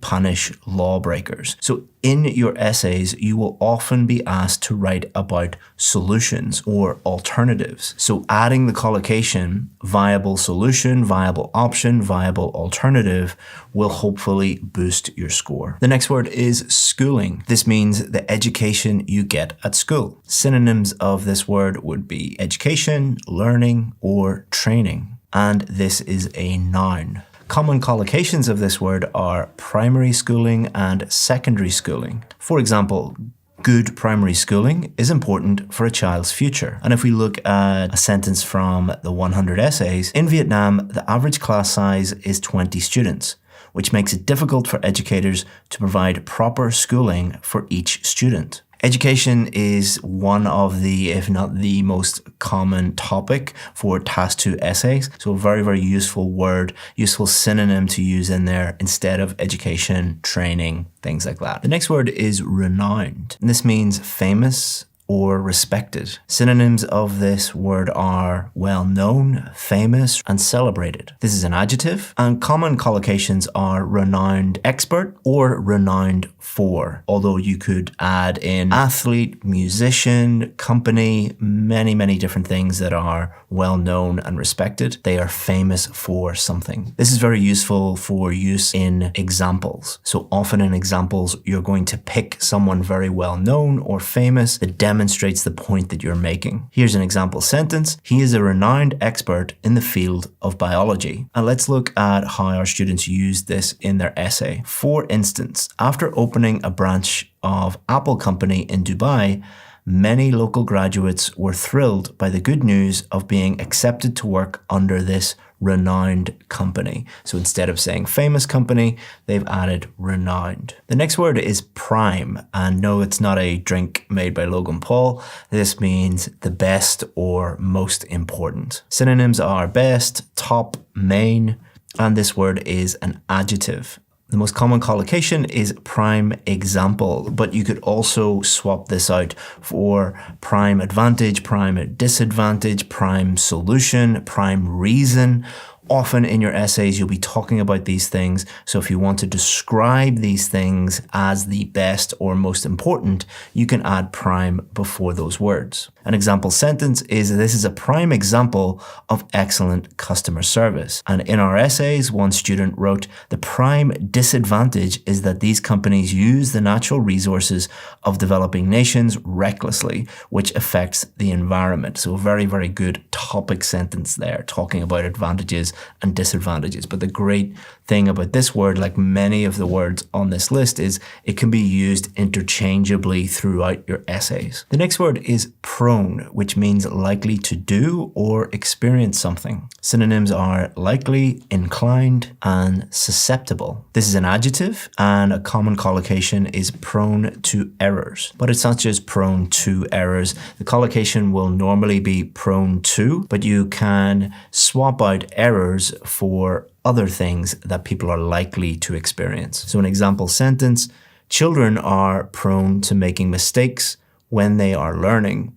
And in our essays, we have, thus, people that have a diet based on plants and seeds are more prone to have a healthier life because they are allow their bodies to focus their energy in its normal processes. And before you start writing, this student made grammatical errors, yes, these are real essays. These are real human beings that make mistakes. We're giving you real sentences, not polished fake ones. I hope you're enjoying this video on IELTS writing. If you want to improve your IELTS writing even more, I've developed a free course called IELTS Essay Builder. What IELTS Essay Builder does is it gives you a free course that structures everything from your introduction to your main body paragraphs to your conclusions. It shows you step-by-step, sentence-by-sentence, how to write everything that you're learning here. To sign up for that for free, all you have to do is just click the link in the description. Thanks very much. And let's get back to the video. The next word is officials, and this means people in authority or people in the government normally.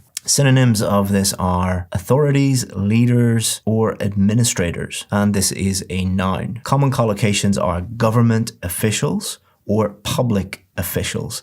These are people working in the government. In our essay, they wrote, in conclusion, I do not support the argument of newspapers publishing the information of government officials. So task 2 essays will often talk about the government and government policy. So it's a very useful word to have. The next word is output, and this means the amount produced of something. Synonyms of this word are production or yield, and this is a noun. Common collocations are industrial output or total output. Sometimes you will be asked to write about companies. Companies dominate our lives. Similarly to the last one where we're talking about governments, governments and companies dominate our lives and have a huge impact on our lives. Therefore, you will often be asked to write about those things or write about examples of those things in your Task 2 essays. An example sentence: the factory's output has increased this year.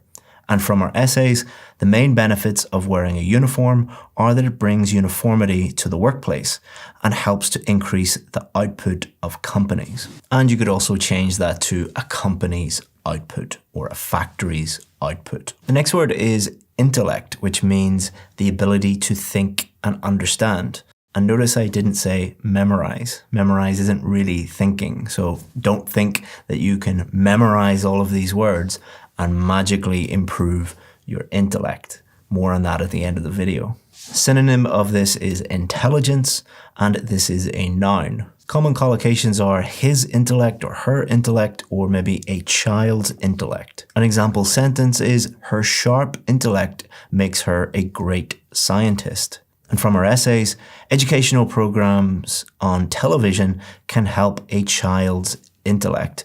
Often you will get questions about education, especially about children and how to improve their education, improve their intelligence, improve their intellect. The next word is incentives, which means things that encourage you to do something. For example, if you want a free course, go down into the description of this video and add in your email address and we'll send you a free course. I've just given you an incentive. Synonyms of this word are motivation, reward, and encouragement. This is a noun, and common collocations are provide incentives or offer incentives. So this will often come up when we're talking about education or how companies are run. Often we will provide incentives or offer incentives to students, workers, citizens to try and get them to do something. Another way to think about this word is the approach of a carrot and a stick. So if you want a donkey to do something, you can beat it with a stick, or you can provide an incentive, a carrot, to make it go forward.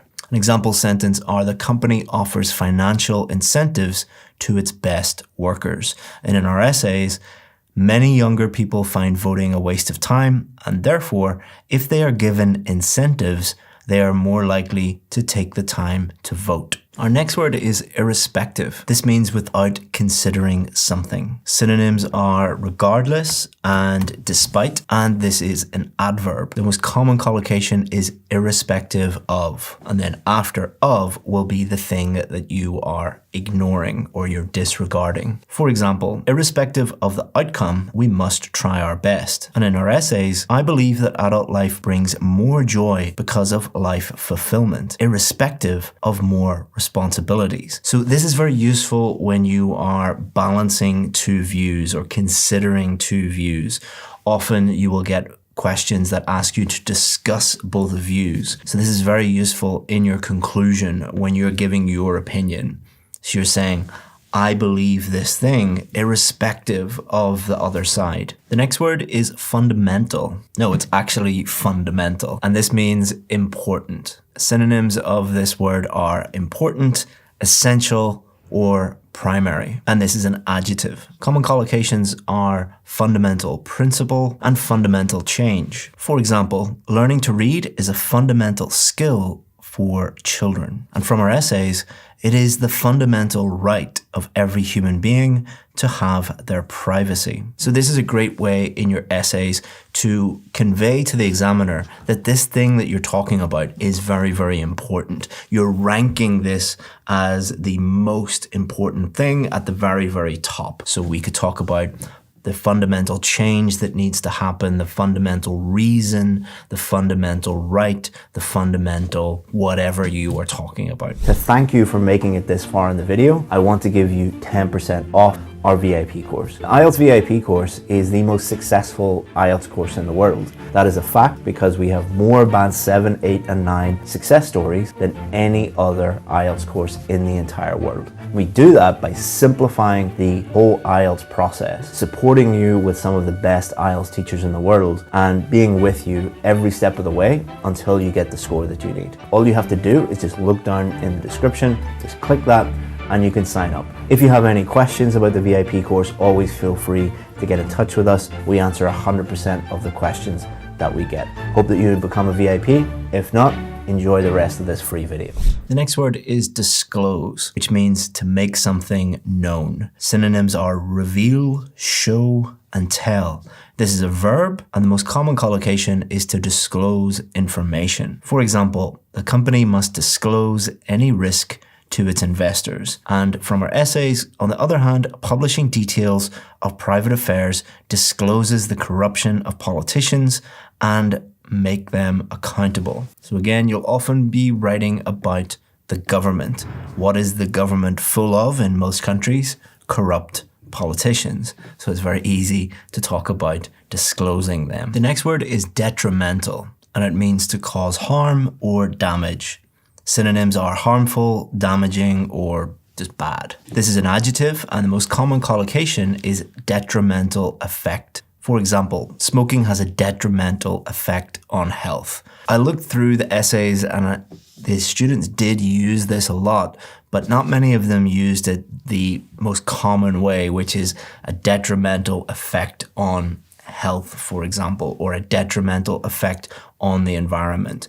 Health, the environment, or just talking about bad effects on many different things, you'll often write about those in your essays. So think about having that in your essay when you're talking about negative or bad things. The next word is adolescence. And these are young people normally between the ages of 13 and 19, but it differs from person to person. And a synonym of this word is teenager. This is a noun, and you have to be very, very careful with this word. Most students use this because often you will be asked to write about children.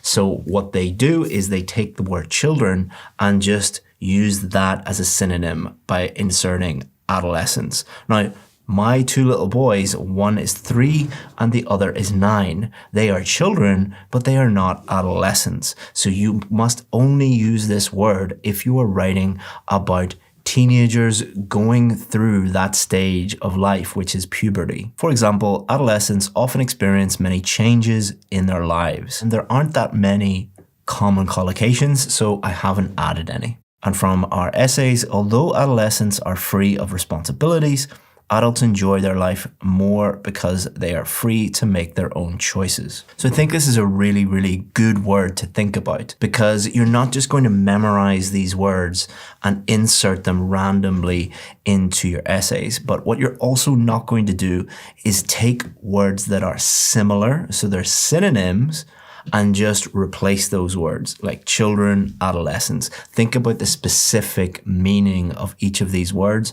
and think about, can you actually use them accurately and appropriately in your essays? We're not telling you just to memorize these words and vomit them onto the page. The next word is accountable, and this means responsible for your actions. Synonyms are responsible, answerable, and liable. This is an adjective, and the most common collocations are accountable to something, so to people or to a government or a body, and accountable for something.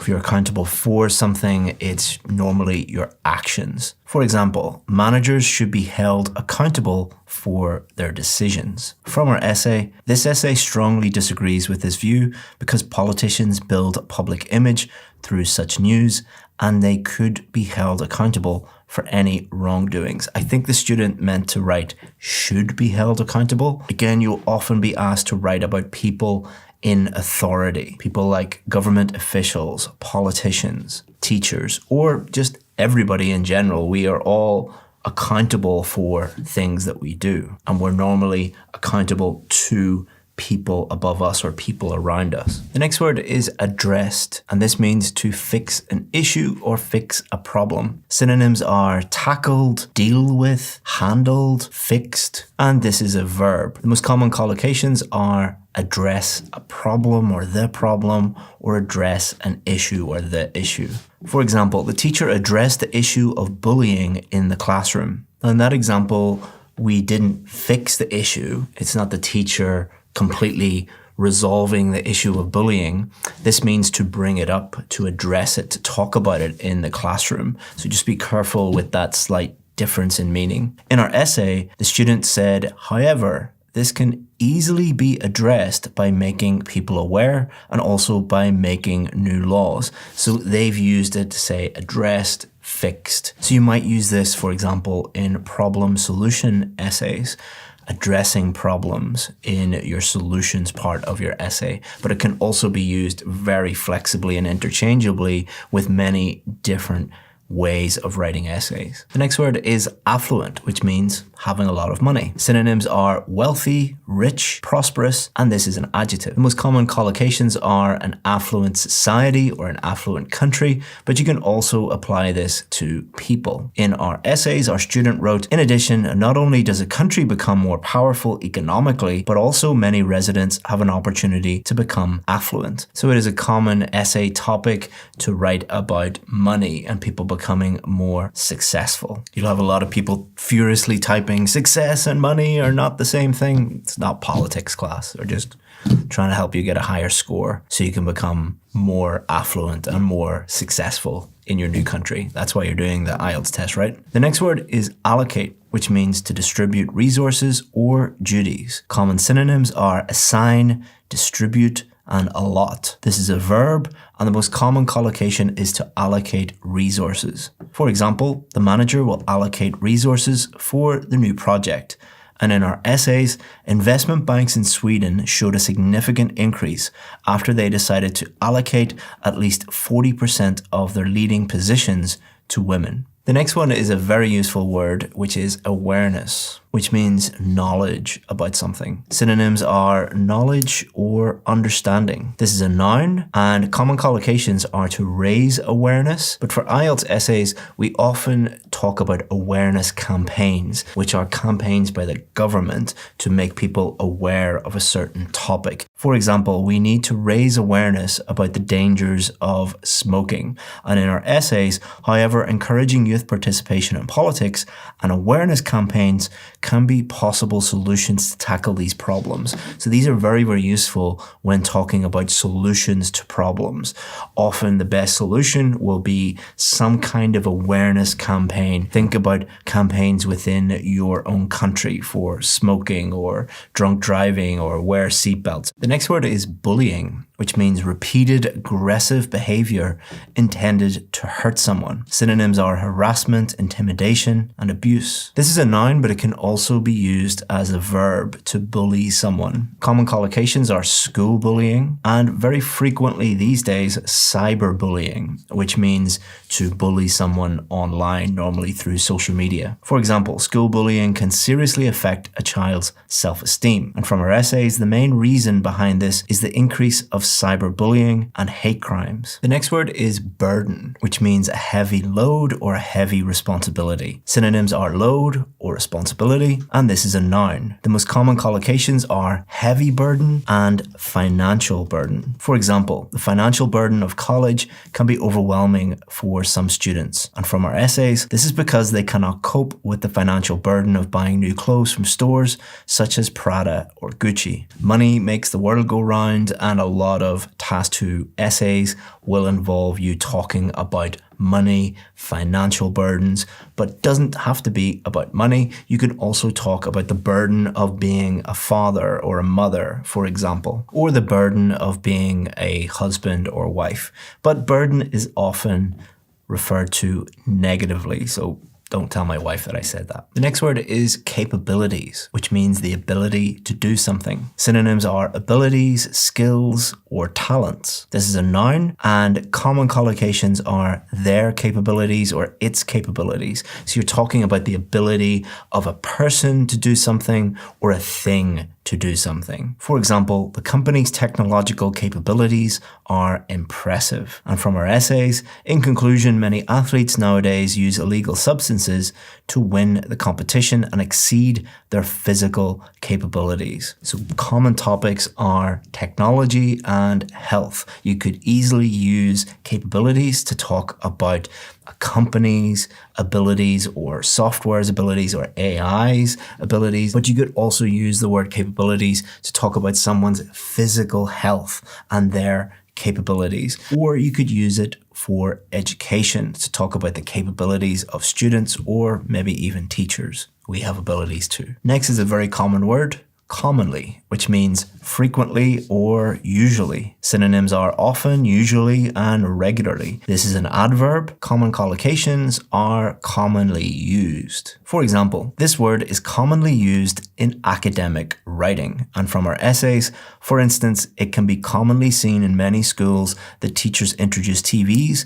in their lectures to help students understand complicated and difficult subjects. So if you're talking about time and how often something happens, use that word. Next is consumption, the act of using something. Synonyms are use and usage, and this is a noun. Common collocations are energy consumption, human consumption when we eat things or when we use things, and consumption of. For example, reducing energy consumption can help protect the environment. The environment and global warming and new technologies for producing energy, you will often use this word and these collocations. And from our essays, one student wrote, "This is because animals are reproduced, kept in small and uncomfortable places, and then killed and sold to supermarkets and butchers for human consumption." So if anyone or anything is using something within your essays, you could look through it and think, how could I use the word consumption? The next word is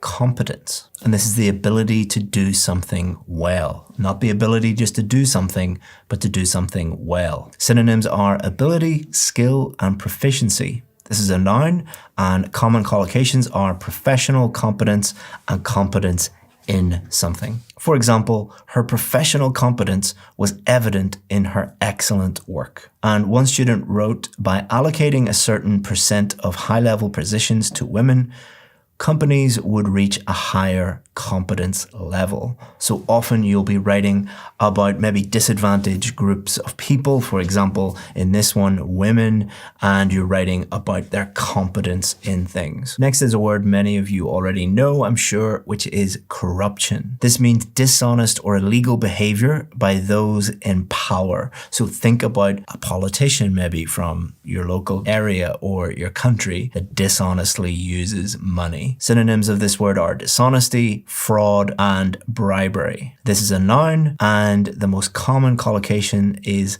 political corruption. For example, the investigation revealed widespread political corruption. And our student wrote, for example, when details of the lavish spending of the Mayor of London while on a vacation were revealed in The Sun, it promoted questions from many sections of the society, eventually exposing his corruption with the public money. Yes, I know that student made a few small grammatical errors. Don't go crazy. It's not the student's fault. Maybe that student had a little bit of corruption in their school when they were growing up, and they didn't get the attention that you got from your very honest teachers and politicians. The next one is a 2-for-1. These are both high-level words that mean the same thing. Downsides and drawbacks. These both mean the negative aspects of something. Synonyms are disadvantages, negatives. These are both nouns, and it won't be a surprise that students use these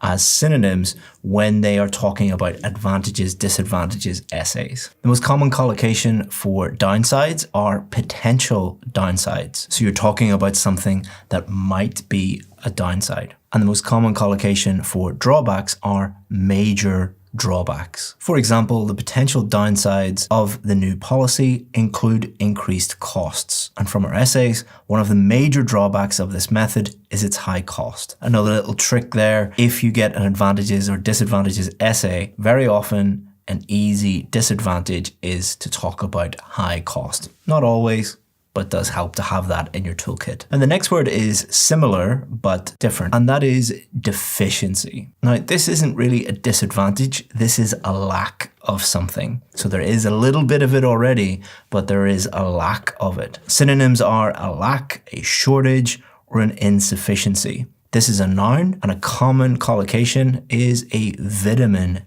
deficiency or deficiency in. So you might not have a vitamin deficiency, but you might have a deficiency in something else. So you have a deficiency in whatever you have a deficiency of. For example, a vitamin deficiency can cause health problems.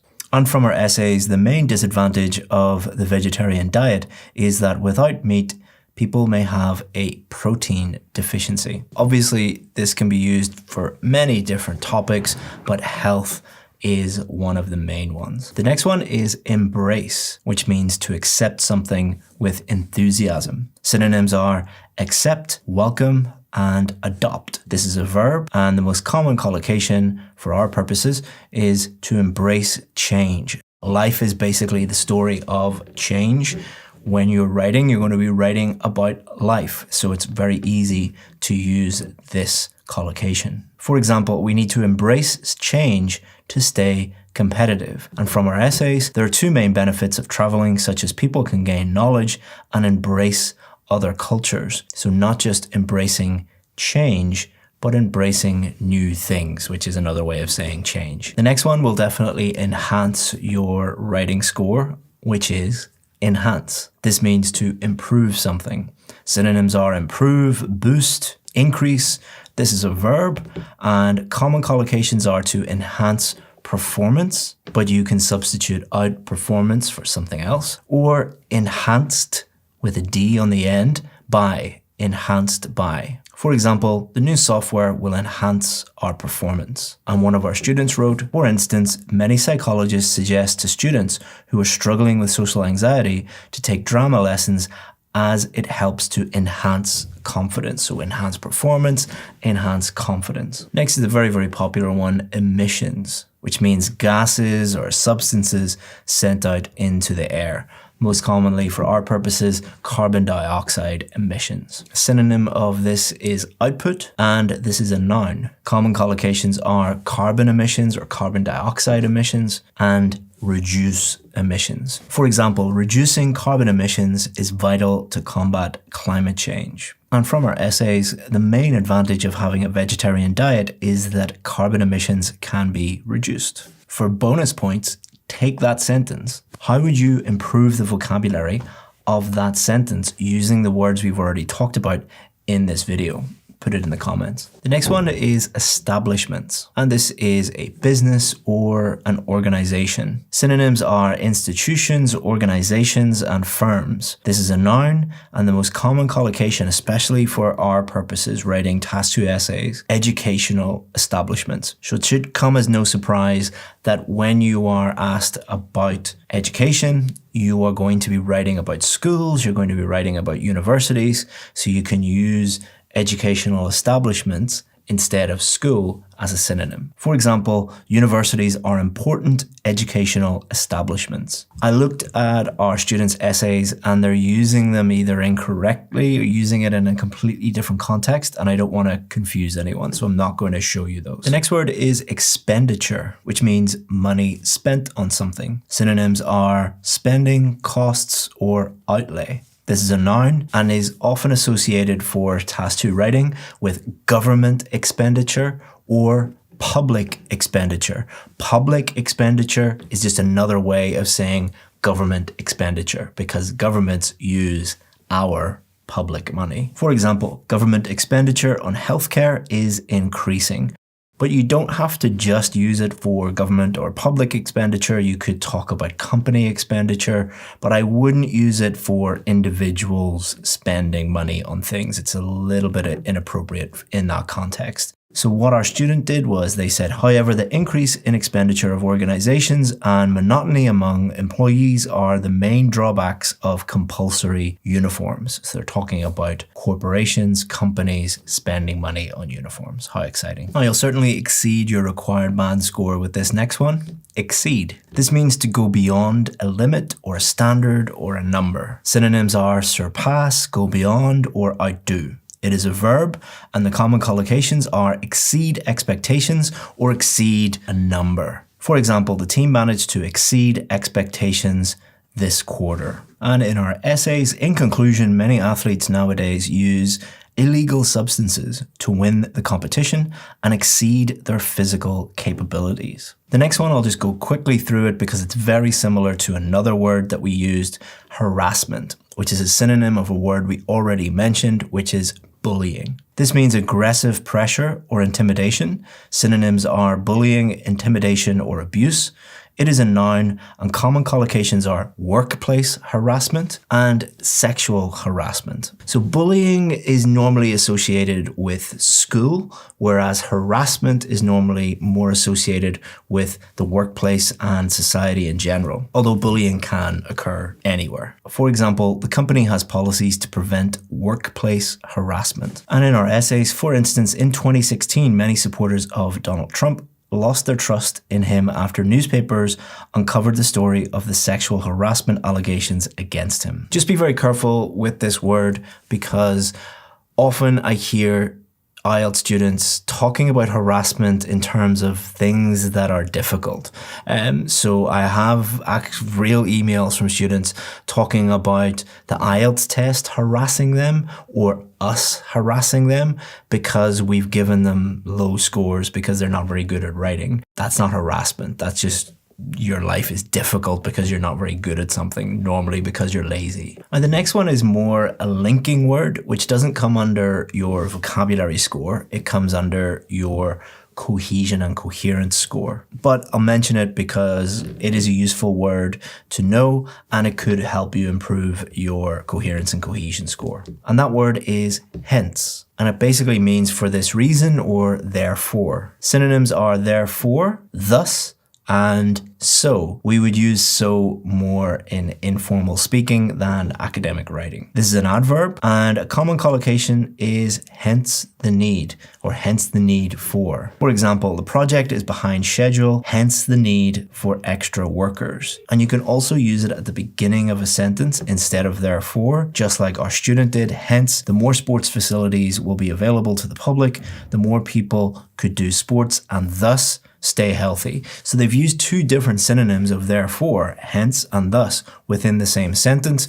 But remember, the most important thing for linking words is not that you show a wide variety of them. It's that they are accurate and appropriate. So if you're unsure about linking words, don't memorize 50 of them and just shove them into your essay and hope for the best. It's better to repeat a simple word that is correct than change it to something that is wrong. And the next word is informative. And this means to provide useful information. Synonyms are educational, enlightening, and instructive. This is an adjective and is normally used within educational contexts to describe programs or courses or TV shows or documentaries, things like that. So an example sentence would be, the lecture was very informative and helped me understand the topic better.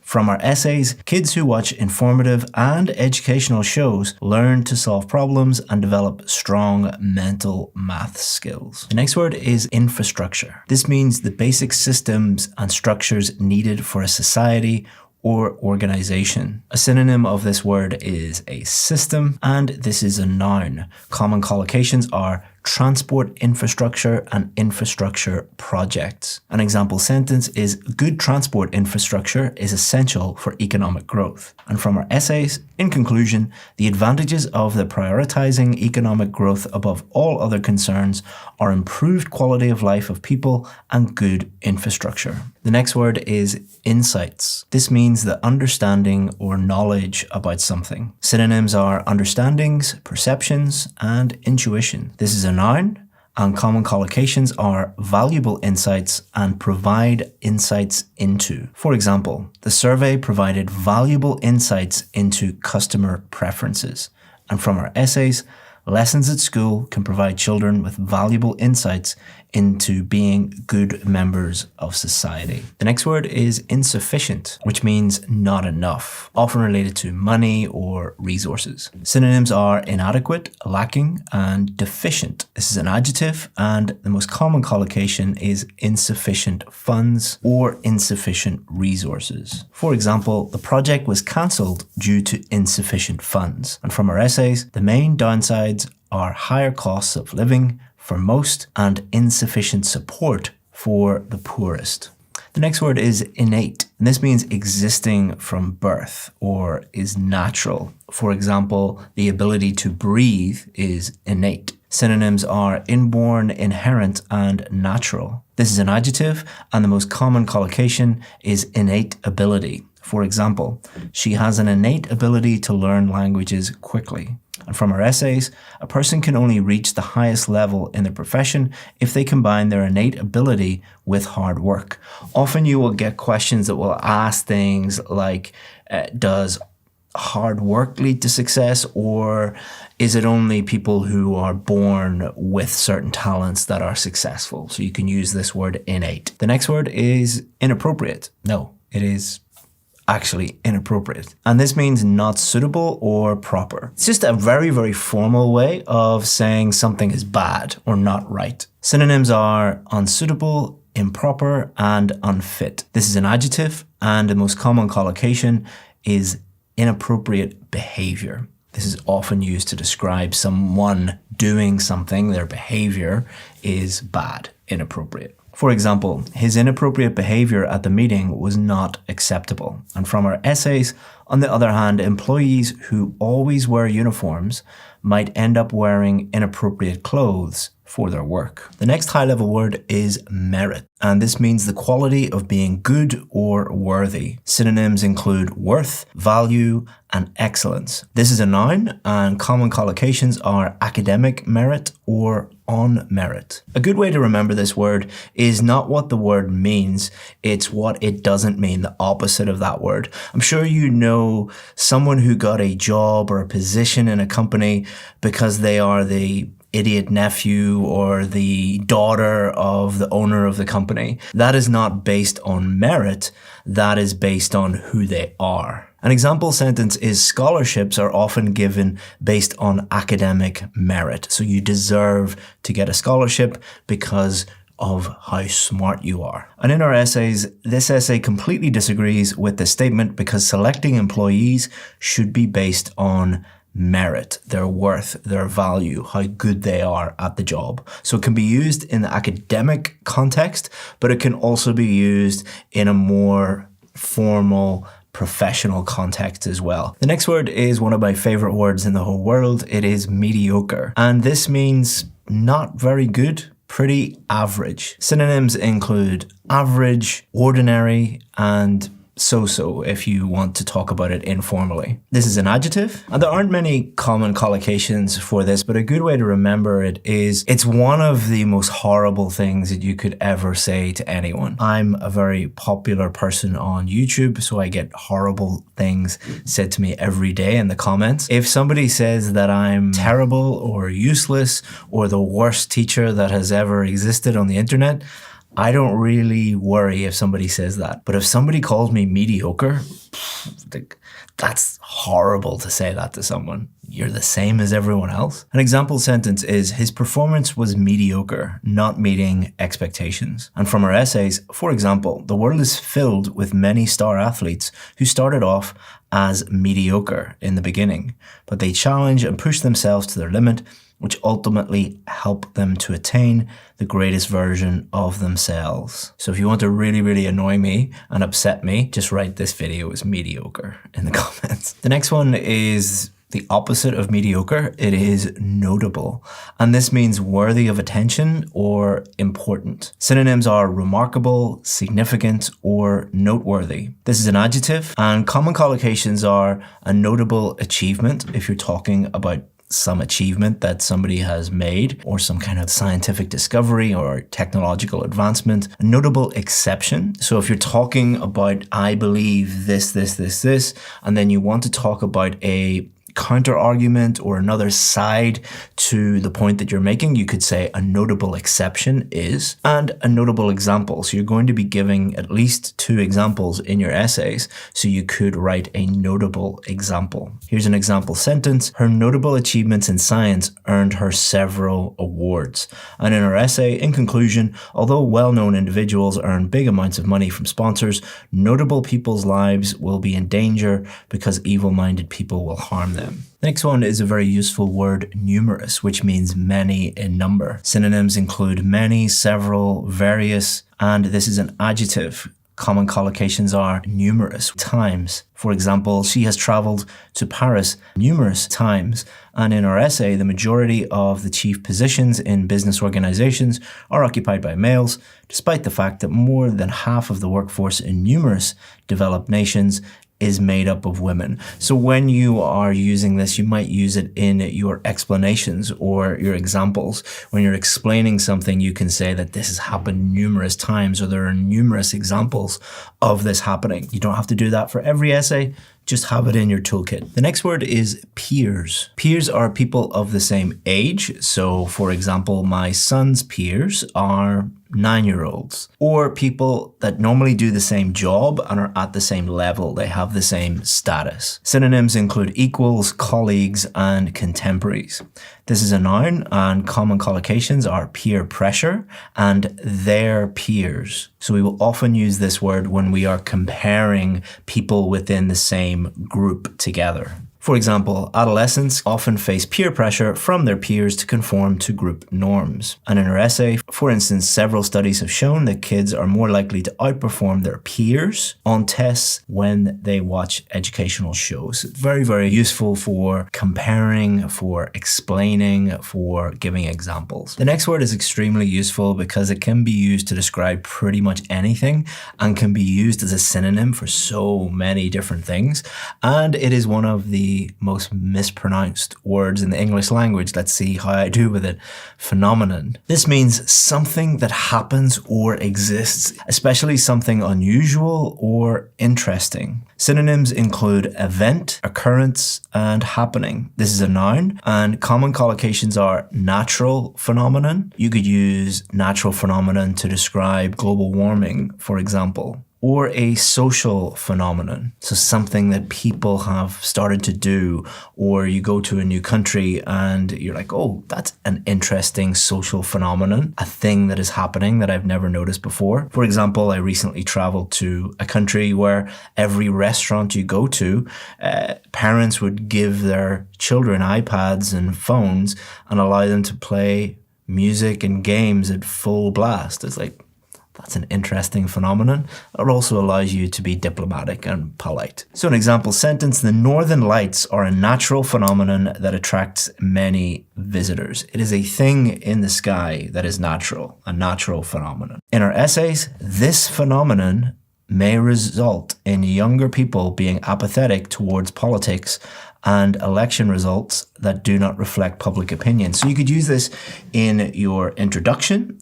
You could use this in topic sentences, you could use this in explanations, and you could use this in your conclusion. If you are really stuck for a synonym, maybe you've repeated the word a few times and you're like, how do I change this? You could say this phenomenon, but make sure it is a phenomenon. The next word is proportion, which means a part of a whole or a percentage. So if you're talking about a percentage of something, you could use proportion. Synonyms are part, portion, or fraction. And this is a noun, and common collocations are large proportion or small proportion. For example, a large proportion of the population supports the new law. And from our essays, some believe that a certain proportion of these vacancies should be allocated to females. This is also very useful for task 1 academic if you're doing the academic module. The next word is revenue, and this means income from business or government activities in the form of tax. That's how governments make money. Synonyms are income, earnings, and profits. Although be very careful because revenue and profits are two very, very different things.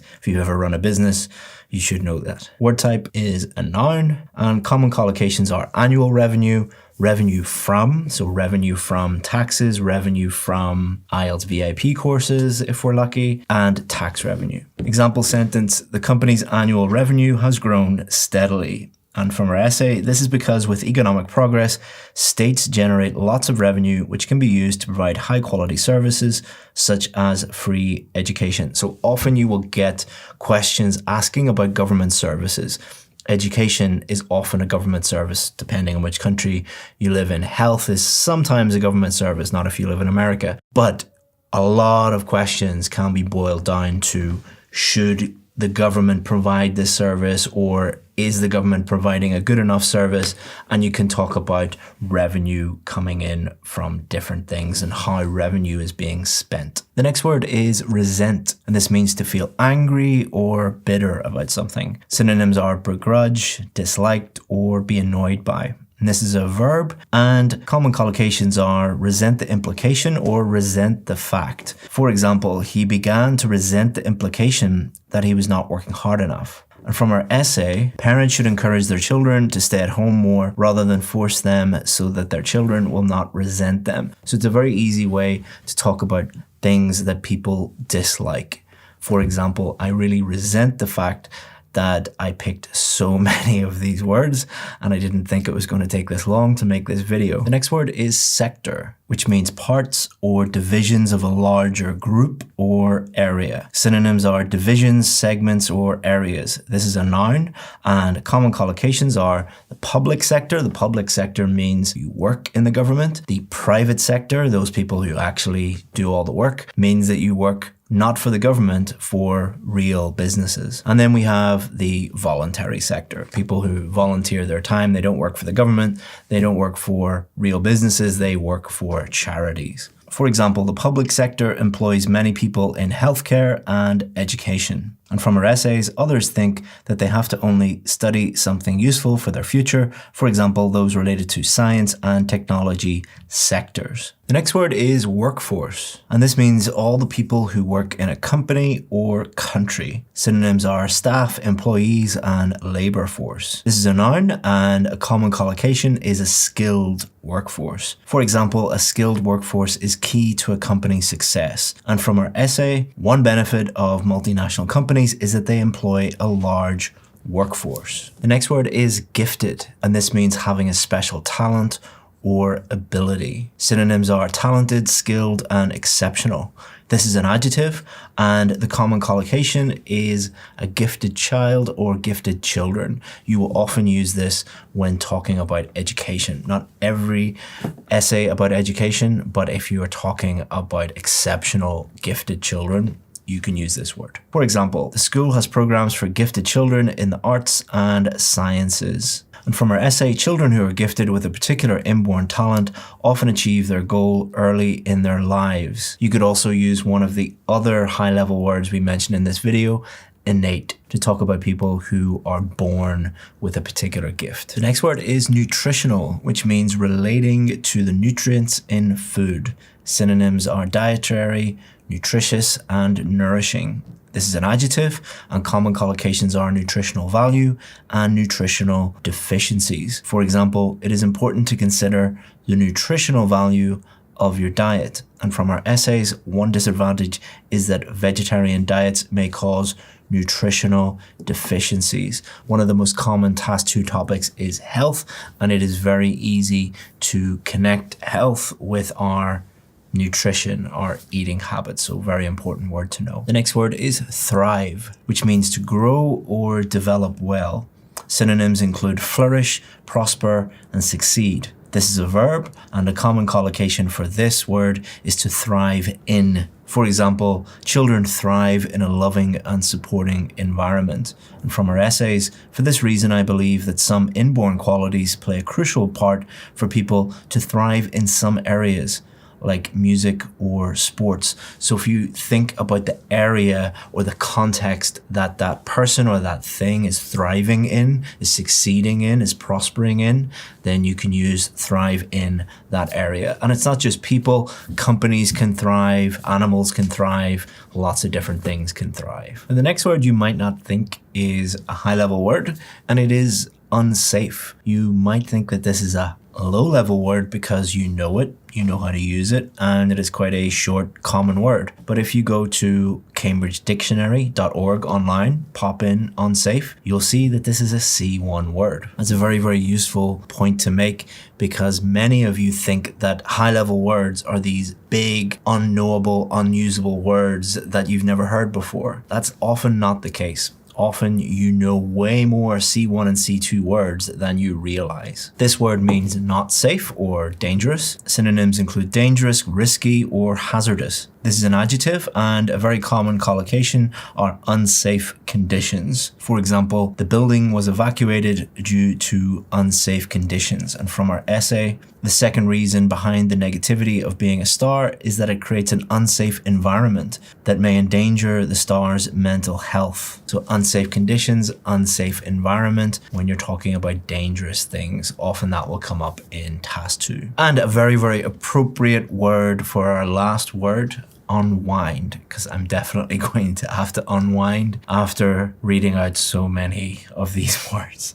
And this means to relax after work or some kind of tension. Synonyms include relax, rest, or de-stress. This is a verb, and common collocations are unwind after. For example, it is important to unwind after a long day at work, like reading lots and lots and lots and lots of words and definitions. From our essays, this essay believes that television can do both, as it helps people to unwind, but it also presents complicated information in an easily digestible form.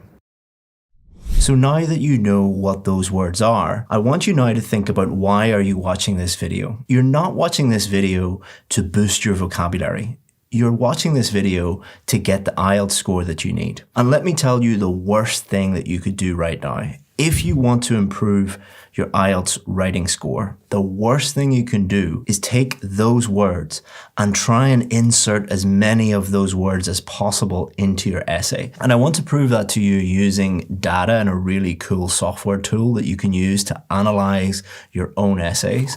And I'm going to take the essays from here, IELTS 18, and I'm going to show you just how many band 7, 8, 9, C1, C2 words they actually use in their essays that have been produced by Cambridge examiners. So if we have a look here, what I've done is I've used this amazing tool called Text Inspector. Text Inspector does a lot of different things, but one of the things that it does is you can add in a bunch of text. So I've taken the 100 essays from our band 7, 8, and 9 students. And what it will do is it will analyze all of the words and categorize the words into A1, A2, B1, B2, C1, C2.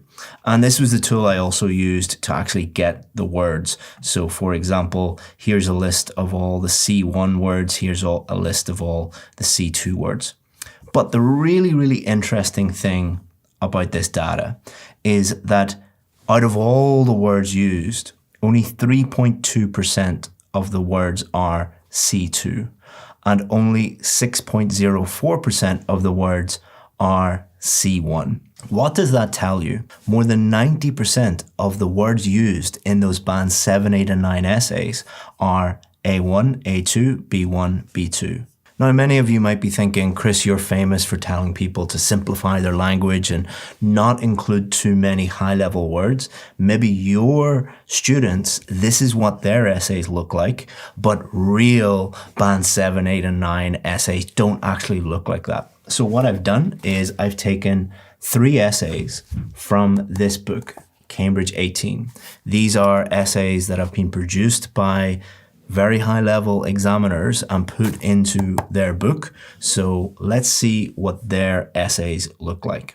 1.31% of their words were C2. 3.67% of their words were C1. Around 95% of their words are A1, A2, B1, B2. And the majority of their words are A1 and A2, more than half. And this isn't just IELTS essays. You can take any great writing. Like I've taken George Orwell essays, who is probably the greatest writer of the 20th century. And the graph looks like this.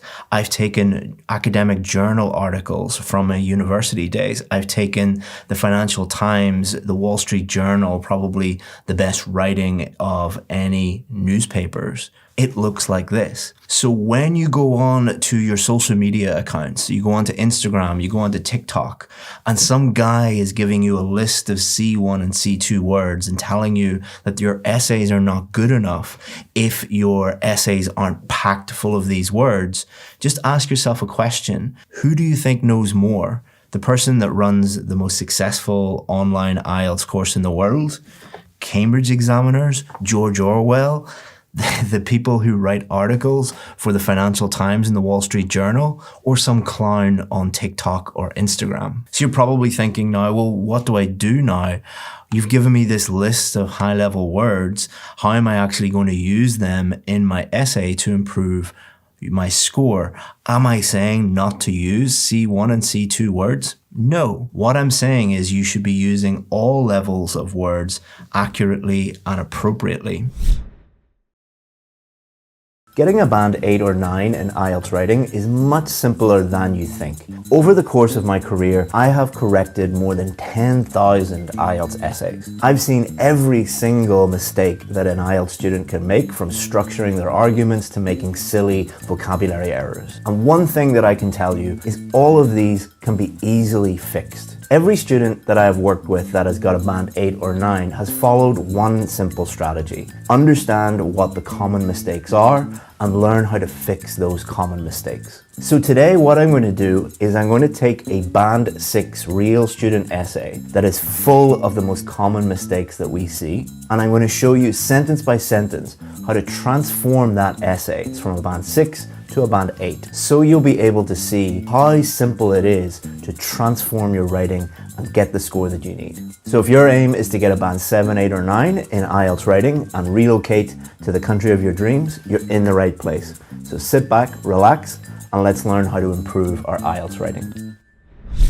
So let's start off by looking at this student's essay and figure out why this is a band 6, and then I'll show you how to transform it to a band 8. Now, do not skip ahead. If you skip ahead, you're not going to understand why most students get these things wrong. And in my experience, after correcting thousands of essays, the students that learn what to avoid do much better than the students that just learn a bunch of good things to do in their essay. I know that doesn't make sense, but a lot of things don't make sense about IELTS. Do not skip ahead. Watch this part of the video and understand the bad things to avoid. Everything that we're going to discuss will be related to these. These are the official band descriptors. When your examiner is marking your essay, they are looking at these bands, and this is what they're basing their score on, and only this. So it's really important that you understand why these things lead to a low score. I'll also share the new guidance that was released recently. It's a little bit more detail, and it's released from IELTS, so it's something that you should definitely pay attention to. So let's start off by understanding the question. Very important. Some people believe that professionals such as doctors and engineers should be required to work in the country where they did their training.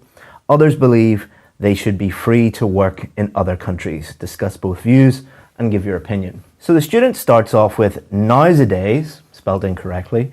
The crucial debate about professional people working in other countries is raging. So in the very first sentence, the student has made a crucial error. They've made a mistake, which is including a background statement. Now, many of you have been taught, because many teachers teach their students to start their essay with a background statement. Why is this wrong, and why will this lower your score? Well, a background statement is an example of a memorized sentence or a memorized template. Normally, they will look something like this. Nowadays, the crucial debate about X, so insert the topic, is raging. So what happens when students memorize these things is they will often make mistakes. So, for example, this student, and this is a very common mistake, they have misspelt the word nowadays as nowsadays.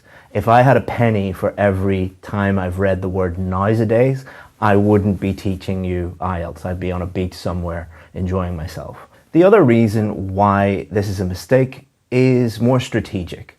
So you only have about 40 minutes to write your whole essay. You should not include anything that doesn't improve your score. Background statements do not improve your score at all, so including them is wasting time. So anything that wastes time and leads to vocabulary errors, grammar errors, and doesn't improve your score at all is a complete and utter waste of time. You have also created a very bad first impression, because as I said, the examiner has seen this 1,000 times. In their brain, when they read that, They are automatically thinking this person is just relying on memorization and templates. They've probably went to a very bad school, had a bad teacher. This essay is going to be bad. Do you want the very first impression to be that? Probably not. It also simply just doesn't make any sense whatsoever. Read it. Nowadays, the crucial debate about professional people working in other countries is raging. Is it? Is it actually raging? Is this a debate that a lot of people are having? No. There are far more important debates and problems in the world than professional people deciding whether to stay or leave their country. So you have just written something that is complete and utter nonsense. I'd also like to draw your attention to the official marking criteria and what it says for a band 0. Where there is proof that a candidate's answer has been totally memorized. Your first sentence is providing proof to the examiner that you do not know how to write. If you knew how to write an essay, you wouldn't use memorized sentences like this. So what some examiners will do is they will discount that entire sentence because it is meaningless. It doesn't mean anything. It doesn't contribute anything to the essay. Let's have a look at the next sentence. Whilst many people believe they should remain in their home country, others say they should have freedom to work anywhere in the world. This essay will endeavour to analyse both sides before coming to a reasoned conclusion.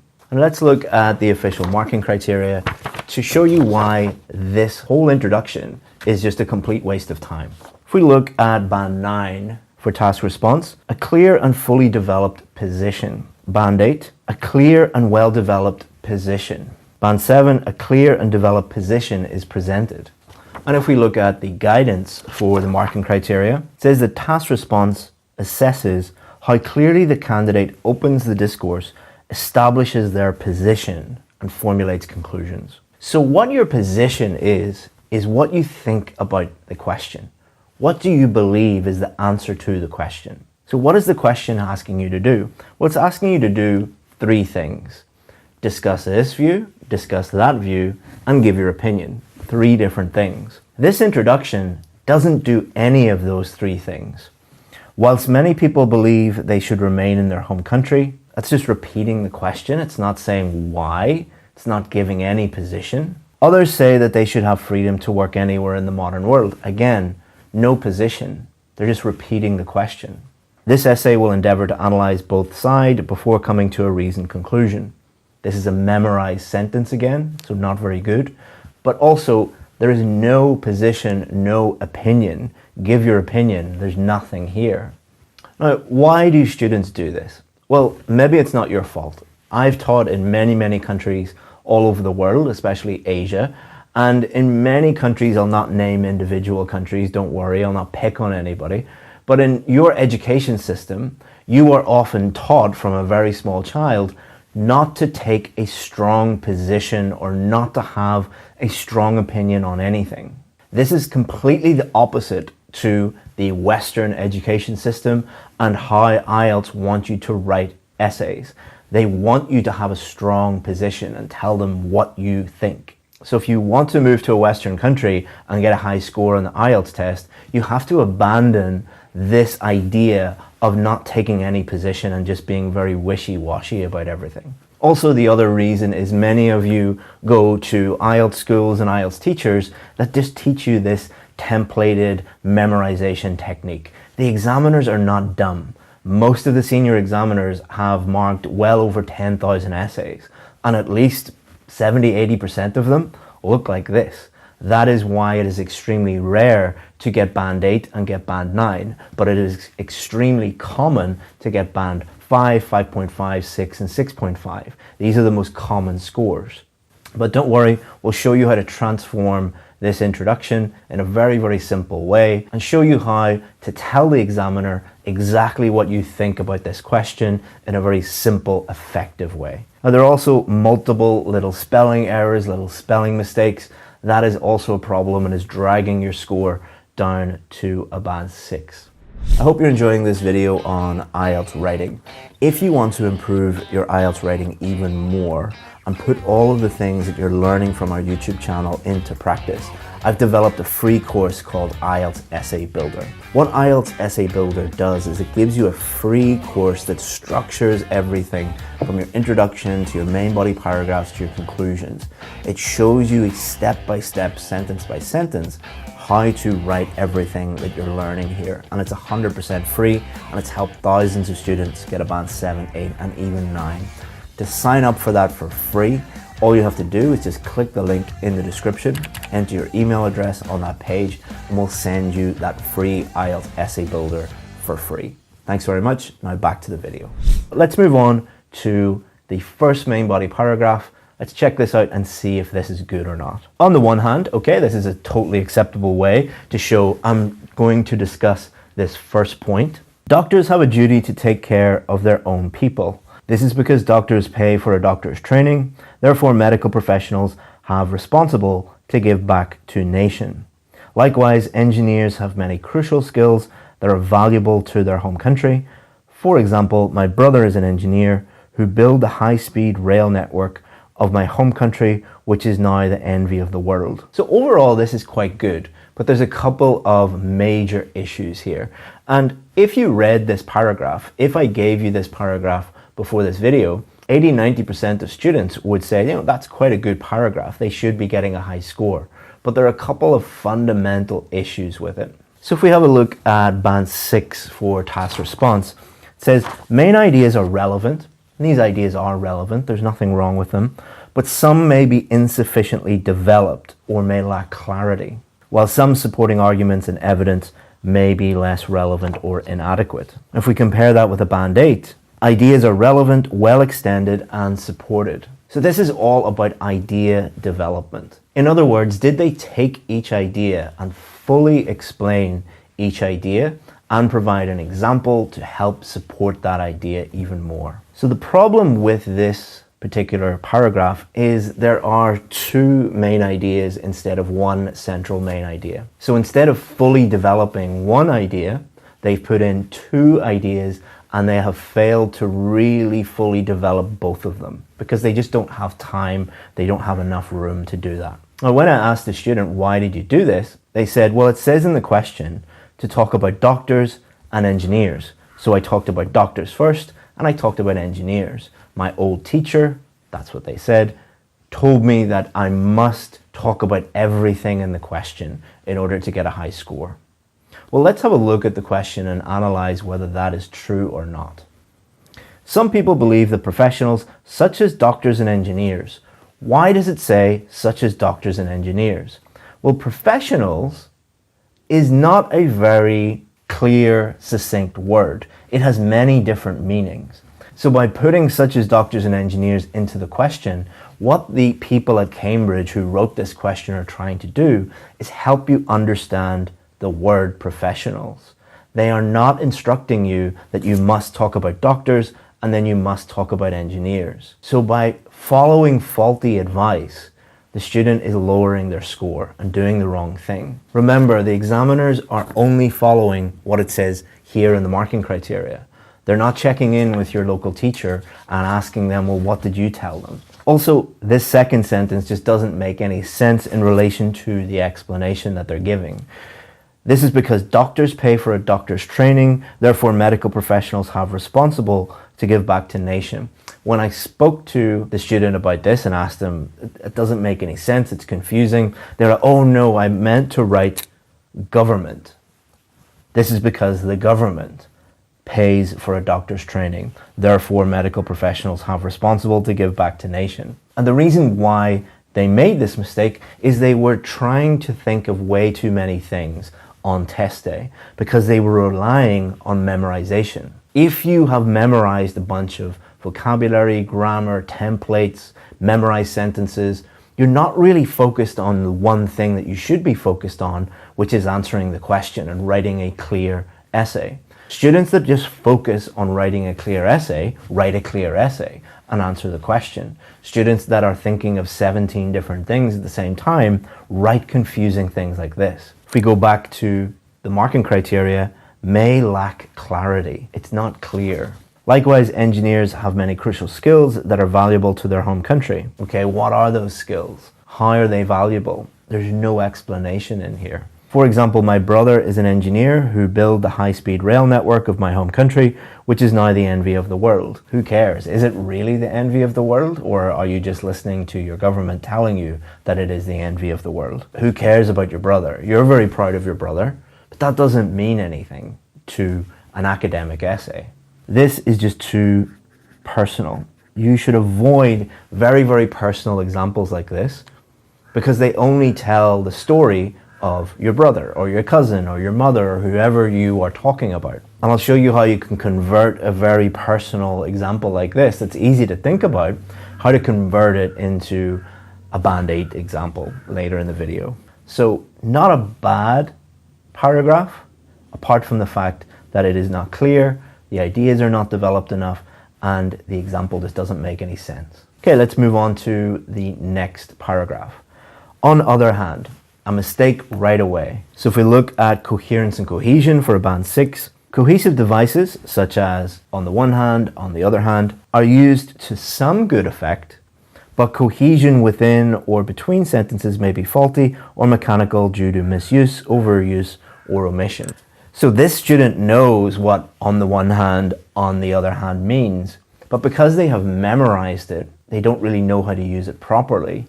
They've made a mistake.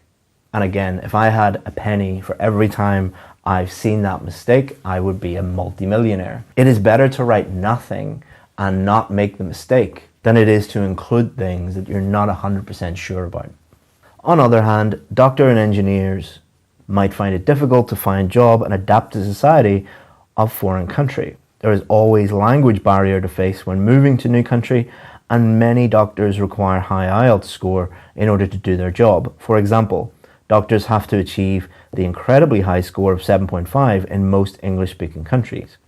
Engineers may also face a culture shock when they move abroad to a new place. Many engineers have recently moved to Africa to build large infrastructure projects and find the lack of familiar home food and work culture very different from before.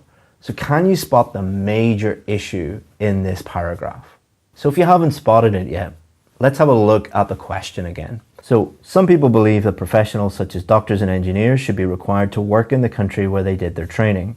So in this paragraph, they have covered that point. Others believe they should be free to work in other countries. In this paragraph, they've covered that point. So this paragraph should be about others believe they should be free to work in other countries. But is it? Look at the ideas. The ideas are about why it is difficult to move to a new country, the obstacles someone will face. The question is about, should they have the freedom, the right to work in other countries, not about whether it will be difficult or not. So if we have a look at the marking criteria, for Band 7 for task response, the main parts of the prompt are appropriately addressed. For Band 8, the prompt is appropriately and sufficiently addressed. So for the second part of the prompt, they're not addressing the question. Their ideas are not relevant. So it's impossible for them to get a Band 7 or get a Band 8. And this is often a problem that you'll get very angry students that can't believe that they got a 6.5 or a 6 or a 5.5 because they said, I answered the question, I wrote a good essay. No, you didn't. This is why it's so important for you to get someone who is experienced and knows what they're doing to look at your essays and point out your mistakes. The other main issue is they have repeated the same mistake of talking about doctors and then talking about engineers. Way too many ideas. There are 4 main ideas in this essay now. Really, there should only be 1 in this paragraph and 1 in this paragraph, and then fully develop each idea. And the good news for this student is their writing is quite good. They don't have a huge problem. They've just been taught the wrong thing. So by fixing a few simple things that we'll show you in the rest of the video, they'll be easily able to move from a Band 6 to a Band 7 or even 8. So let's have a look at the conclusion. In nutshell, it's not really appropriate in an academic essay to write in nutshell. It's a very informal way of starting a conclusion. How many conclusions will you write on test day? 1. How many cohesive devices, linking words, do you need to learn to put at the beginning of your conclusion? 1. Learn 1 properly in conclusion. That's simple, easy to use. And I know many of you right now are in the comments saying, can I do it with this? Can I do it with that? Can I do it with this? Just learn one simple thing provided to you by someone who knows what they're doing. Keep it simple. Do not learn 17 different ways to write a conclusion, because what will happen is you'll either write something inappropriate or you'll make a mistake. It's in a nutshell. They've missed out the article here. There are plethora, spelled incorrectly, of reasons for medics and those from an engineering background to remain loyal to their mother country. Like what? Stop sitting on the fence. Stop beating around the bush. Give me your position. What do you think about this? At no point in this essay has this student given their opinion. At no point. What is the question asking you to do? Give your opinion. Again, this might not be your fault. You might come from one of those educational backgrounds that, for the last 15 years you've been taught not to do that, but it's time to grow up. You're moving to a different country. You need to adopt their ways of doing things. It is recommended they stay at home in order to avoid the hardships such as homesickness many face when they move abroad. The question wasn't asking you to give a recommendation. Why is the student doing this? Because their teacher told them to. So if you are relying on memorizing a template or a structure, you're not really thinking, am I answering the question? All you're thinking about is, what do I put into this part of the structure? Structures are helpful, but they're about, less than 5% of your total score. And you should not use them if they're provided to you by someone who doesn't really know what they're doing. So as you've seen, this student is probably going to get a band 6 for task response, probably going to get a 6 for coherence and cohesion, but that's only 50% of your total mark. The rest of your mark will be for lexical resource and grammatical range and accuracy. And this is a very good example of a band 6 student for grammatical range and accuracy and lexical resource, which is just a fancy way of saying vocabulary. Most students that we are working with that are getting a 6 or 6.5 overall, they don't have bad grammar or bad vocabulary, but they're making way too many small errors, and these little errors add up. So the way that an examiner is thinking about your essay in terms of grammar and vocabulary is not, did you use some words like plethora and nowadays and the debate is raging. They don't look at that and go, oh my God, this person is amazing. What they're doing is they are looking at your range, but most importantly, your accuracy. They are counting the number of mistakes. And very, very basically, if more than 50% of your sentences have grammar, vocabulary, spelling errors in them, then you are going to get a band 6, and it's impossible for you to get more than a band 6 because all of these little errors add up. So let's take vocabulary. This student doesn't have bad vocabulary, but they're trying to use too many words that they don't really understand, and this is leading to a lot of spelling mistakes. And spelling is counted in the lexical resource part of the marking criteria. So nowadays, plethora, endeavor, responsibility, and many other small little vocabulary errors that are present in more than 50% of the sentences. I'll show you a very, very quick and easy way, a simple way to eliminate most of these mistakes and transform your essay from a band 6 to a band 8 later in the video. Same thing with grammar. So most of the students that we work with, most of the essays that I have marked, don't have a huge problem with grammar. Most of the grammar is quite good in this essay, but they have one or two areas of grammar. So that could be articles, punctuation, subject-verb agreement, tenses, for example, or other areas of grammar that they have a huge problem with. So if you have a look at this student, you will see that there are multiple article errors. In nutshell, on other hand, might find it difficult to find job, have a responsibility, and over and over and over again. So again, all these small errors just add up, and then when you combine that with lots of spelling mistakes, too many ideas, not answering the question, irrelevant ideas, this all adds up to a student who believes that they're getting a band 7 or a band 8, opening up their score on results day and seeing a big fat 6. But the good news is that you can easily fix all of this and transform it.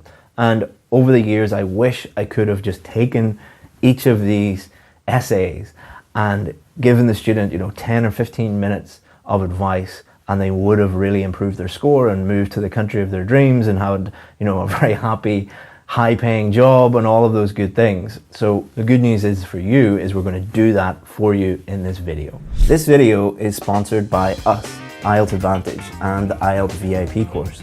The IELTS VIP course is the most successful IELTS course in the world. That is a fact because we have more Band 7, 8 and 9 success stories than any other IELTS course in the entire world. We do that by simplifying the whole IELTS process, supporting you with some of the best IELTS teachers in the world, and being with you every step of the way until you get the score that you need. To thank you for making it this far in the video, I want to give you 10% off our VIP course. All you have to do is just look down in the description. You will see our special link that you need to get 10% off. Just click that and you can sign up. If you have any questions about the VIP course, always feel free to get in touch with us.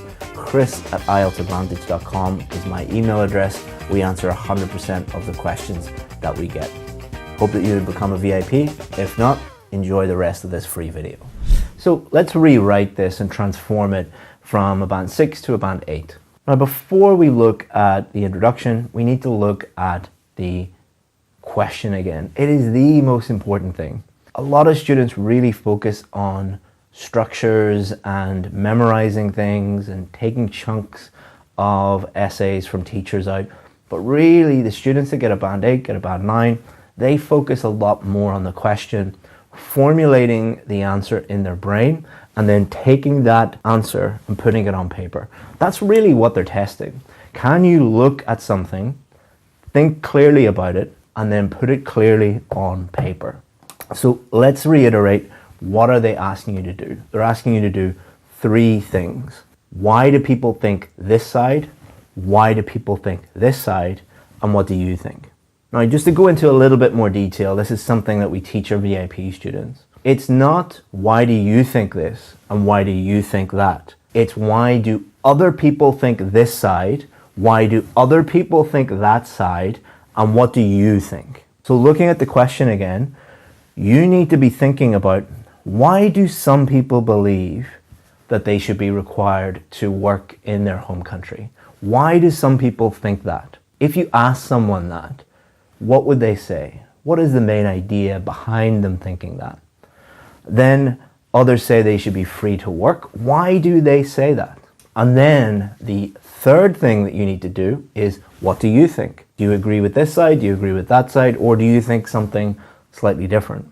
I'll show you how you can do that all in your introduction. So what we're going to do is take this introduction that is meaningless, and we're going to show you how to transform this into an introduction that answers the question, which is what you should be doing.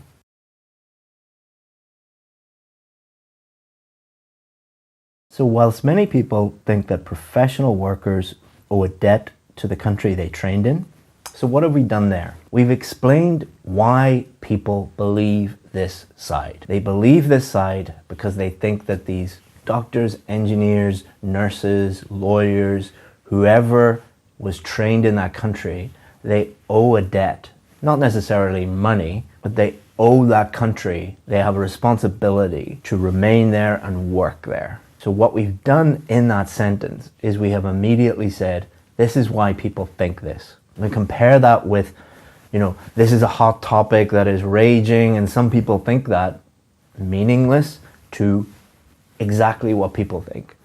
The difference between these two, we often describe this as a shotgun approach. So this one here is a shotgun approach. If you think about how a shotgun works, you use a shotgun to spray an area and hope that you hit something. Compare that with a rifle. A rifle is one shot, one kill. A rifle is accurate. That is why they are so deadly. Short, to the point, answer the question. Now let's move on to the other side of it.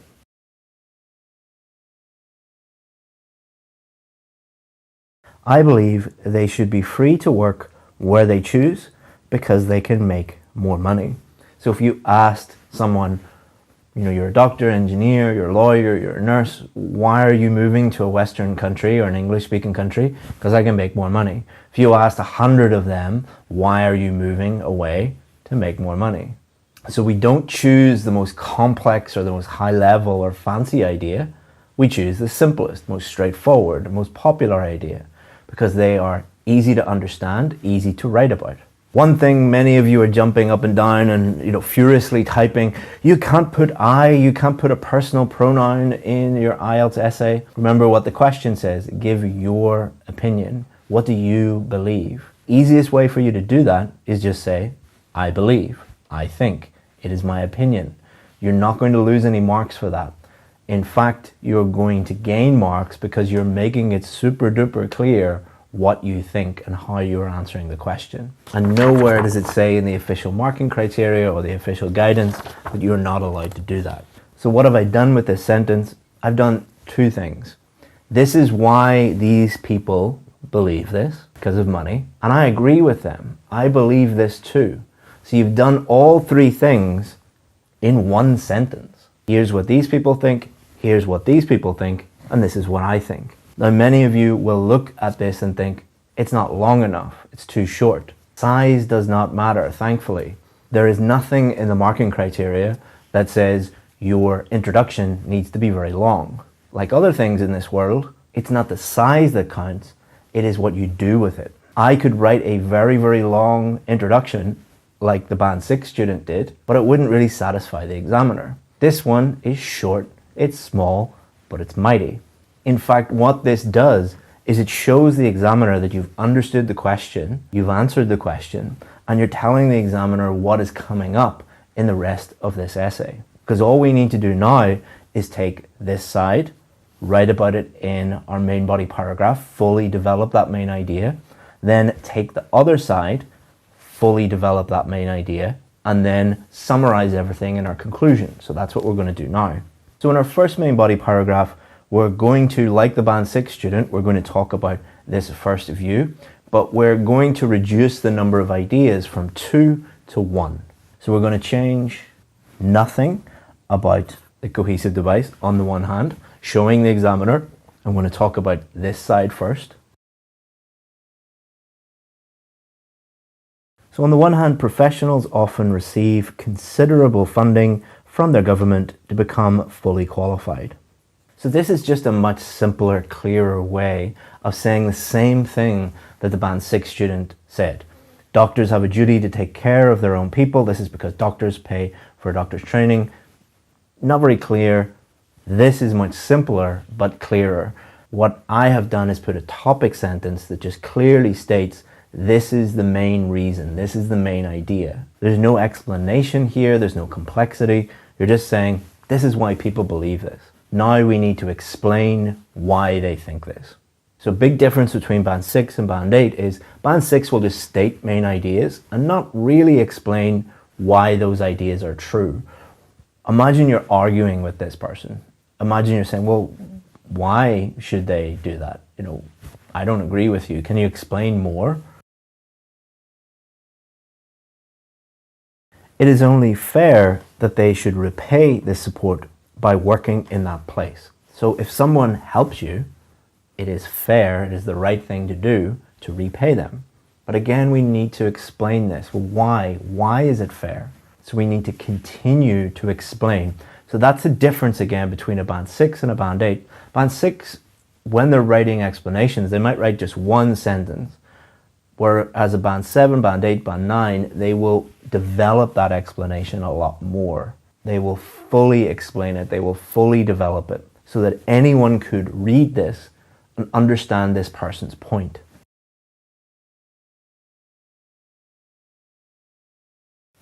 This is because they often do jobs that greatly benefit society, and this is why their government invested in them in the first place. So you're explaining why do governments pay for doctors and engineers and lawyers and all of these professional people. Why do they pay for that? Is it just to keep them happy, to keep them busy? No, it's actually quite selfish. They do it so that that investment pays off in the future. Normally, governments and politicians don't do things just to make people happy. They do it to get a benefit. So we're explaining that. And also, I made a mistake here. And don't worry, Band 8, Band 9 is not about writing the perfect essay without any mistakes, without any messiness. You can easily just cross something out and continue on. You're not going to lose marks for that. And Band 9 students even make little slips. It says that in the marking criteria. So we've fully explained that. What we need to do now is we need to include an example to support that. So remember the example of like my brother built the railways all by himself. What you can do is you can take a personal example. So I actually do have a member of my family that is a doctor and the government did pay for them. I was a lawyer and the government paid all of my university fees. So I got a law degree and went to law school for free. Now, I do have those examples in my brain, but they're too personal. I'm not going to write, for example, my brother is a doctor and the UK government paid for everything. But I can take that personal example and I can expand it to talk about the general idea, the general population. It's not just my brother, it's thousands of doctors every single year that are trained by the UK government. So take my brother, expand it out. The UK pays for thousands of doctors every year.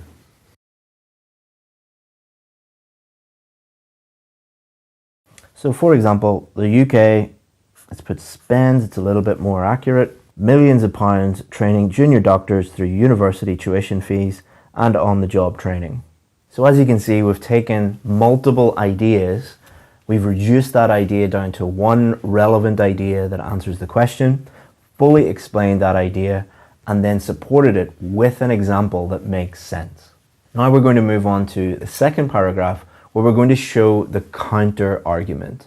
We're going to show the other side of it because that's what the question is asking us to do.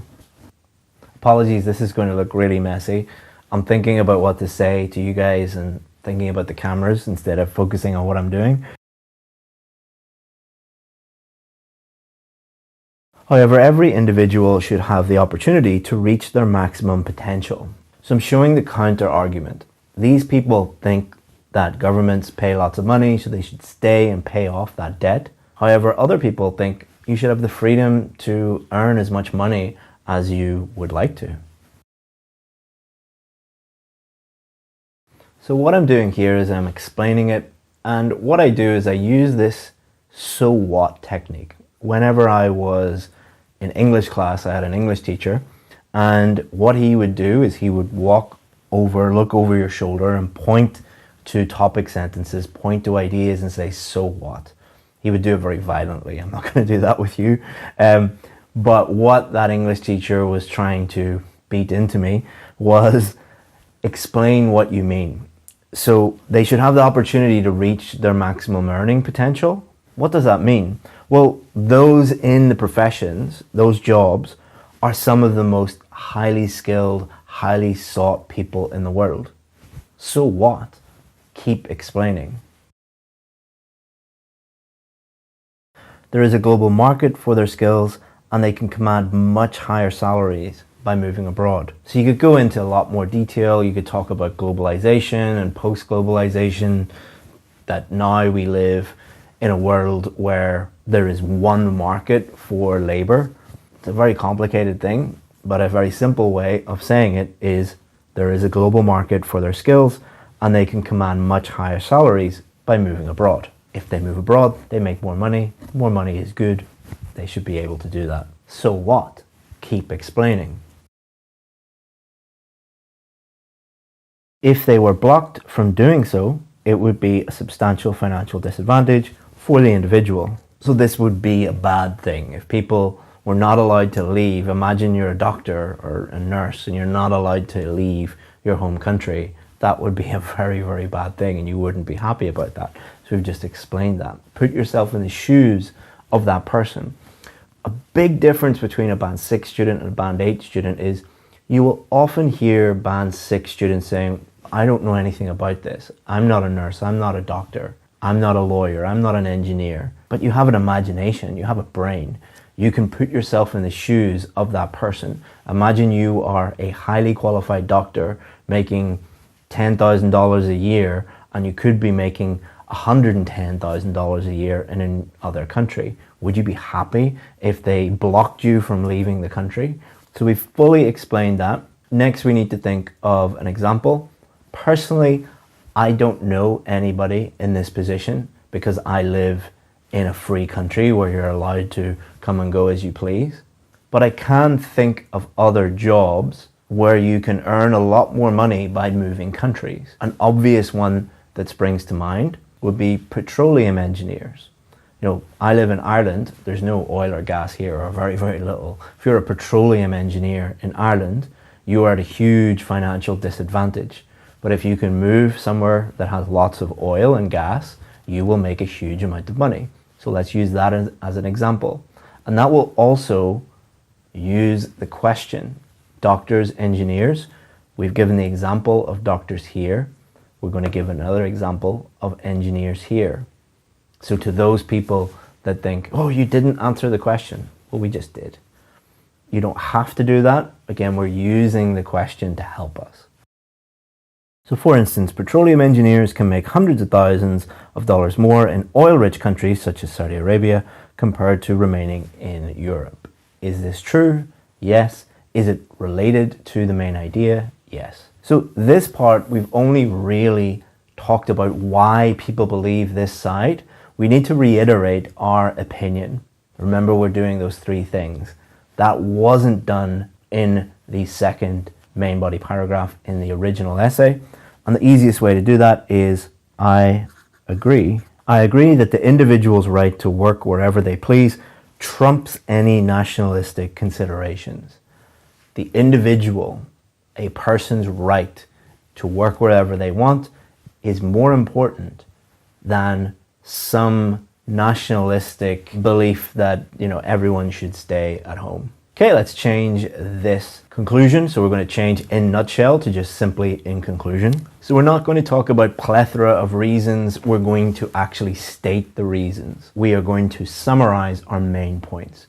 So we're going to say, these people think this, other people think that, I believe this. And do not worry about repeating yourself. So in the original conclusion, the person really didn't take a position and they were introducing some new ideas, because often people are taught that your conclusion cannot repeat any of the ideas in your essay.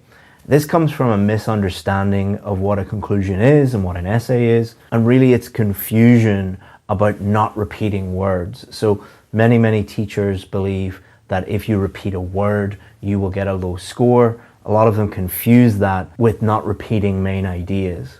A conclusion is by definition, a summary of the main ideas of the essay. That is what it is. If you disagree with me, then you don't know what a conclusion is.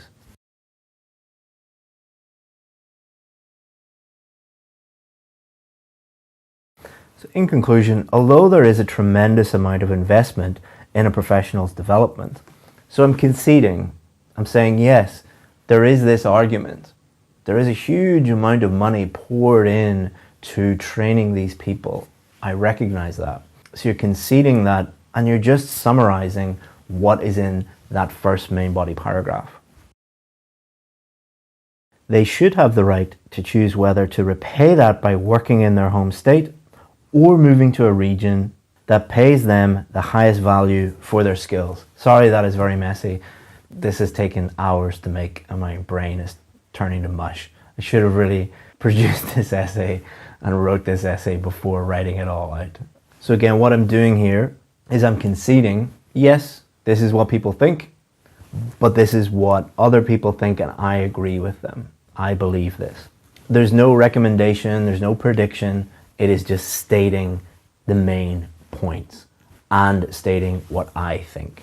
Now, if we look at the whole essay, I'm a native English speaker. I could have used a lot fancier, high-level vocabulary, but I chose not to, because you're not being judged on how fancy your vocabulary is. You're being judged on how topic-specific it is and how accurate it is. It also reduces complexity, which it reduces mistakes, reduces grammar errors.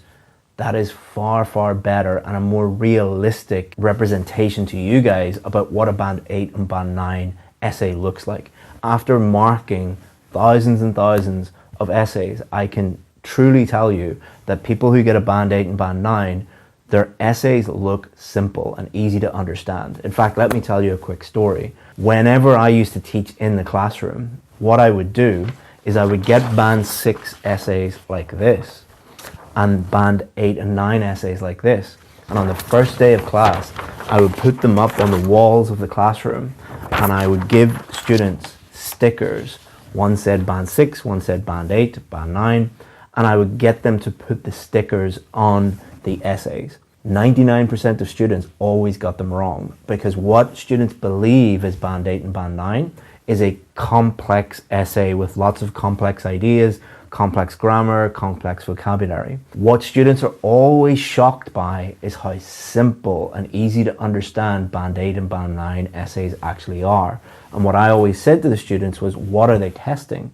Are they testing how much fancy stuff you know? Or are they testing your ability to communicate clearly in writing using English? They are testing the latter. They're testing when you move to a new country, when you move to London or Singapore or Sydney or New York or wherever English-speaking city you move to, can you clearly communicate with people? And you do that by avoiding all of the mistakes that are commonly in these essays and replacing it with simple, easy to understand language and clear, easy to understand ideas. If you do that, your writing will improve dramatically. Now let's look at how to apply all of this that you've been learning today with us to the specific question types you might get on test day. So whether you get an opinion question, a discuss both views question, problem solution, or whatever question comes up on test day, you know exactly how to tackle it with confidence. So we're going to work on this task 2 question together. Let's have a read of it first. In some areas of the US, a curfew is imposed in which teenagers are not allowed to be outdoors after a particular time at night unless they are with an adult. What is your opinion about this? So what's the very first thing we need to do with this question? First is read it and understand the question. Yep. So let's have a read of it. Is there anything that you don't understand in this question? Actually, there's a word that I don't understand, curfew. Yep. I don't know the meaning of it. So we have 2 choices really. If we see a question and there's a word or maybe 1 or 2 words that we don't understand, we have 2 choices. We can just panic and go like, oh, I'm going to fail, and then just try our best. Or we can do something else, which is guess the meaning from context. So what do you think I mean by guess from context? Like you have to find the meaning of that word based on what you read, based on the meaning of the whole sentence. Exactly. So if I just showed you that word without any other words around it, it would be quite difficult to determine the meaning of the word. But because we've got all of this extra information, we can look at all this extra information and guess what this means. So what do you think this means? If I have a guess, depending on I think it's like kind of restriction. Exactly. Yeah, it's a restriction. It's just a fancy word for restriction. A fancy word for restriction. Curfew is really about time. It's a time that there's a deadline that you have to be home before. So if you have an 11 p.m. curfew, that means that you have to be home before 11 p.m. or your mum and dad are going to be. So it's normally for children, young adults, your parents, your guardian says you have to be home before a particular time. So that would be perfect, because what some people would do is they would panic and they'd be like, IELTS is so unfair, I don't know what this word means. But often what they'll do is they will give you extra information. So they've given you particular time. So they've really defined it for you there. So they're actually helping you out with this. They know that many people will not understand this word, so they've helped you out by giving you this context. Is there anything else which you don't understand? Apart from the word, everything else is... So in some areas of the US, curfew is imposed in which teenagers are not allowed to be outdoors after a particular time at night unless... So you fully understand what that means. Yep. If we what would happen if we didn't take the time to understand it? Well, we would start panic, we don't know what to do, where to start. Yes, and we would also start to write about things that were not related to this. Because when we looked at your writing before, sometimes what you would do is you would write about the general topic rather than answer the question. And there's a big difference between writing about curfews in general or writing about discipline in children or something like that, rather than answering the exact question. So number one, understand. We've done that. Okay. What's the second thing we need to do? Then we have to understand the general topic. Yeah. So what is the general topic? Here is it talking about restriction in particularly at night time. Mm-hmm. So could we go a little bit wider than that? Teenagers, permissions from the parents to the teenagers. Parenting. Yeah, it's really about parenting. Yeah, parenting and teenagers looking after children. But let's just say it's parenting. Okay. Why is it important that we understand the general topic first? So we don't talk about. Yeah. So we don't write everything about parenting, or we don't write everything related to looking after children at night or something like that. Again, we're wanting to answer the specific question. What's the third thing that we need to do? Then we have to understand what's the specific topic. Okay, what's the specific question that they're asking us? So what things would you underline here? It says in some areas of the US, I know now what curfew is, so it's and then teenagers and adults.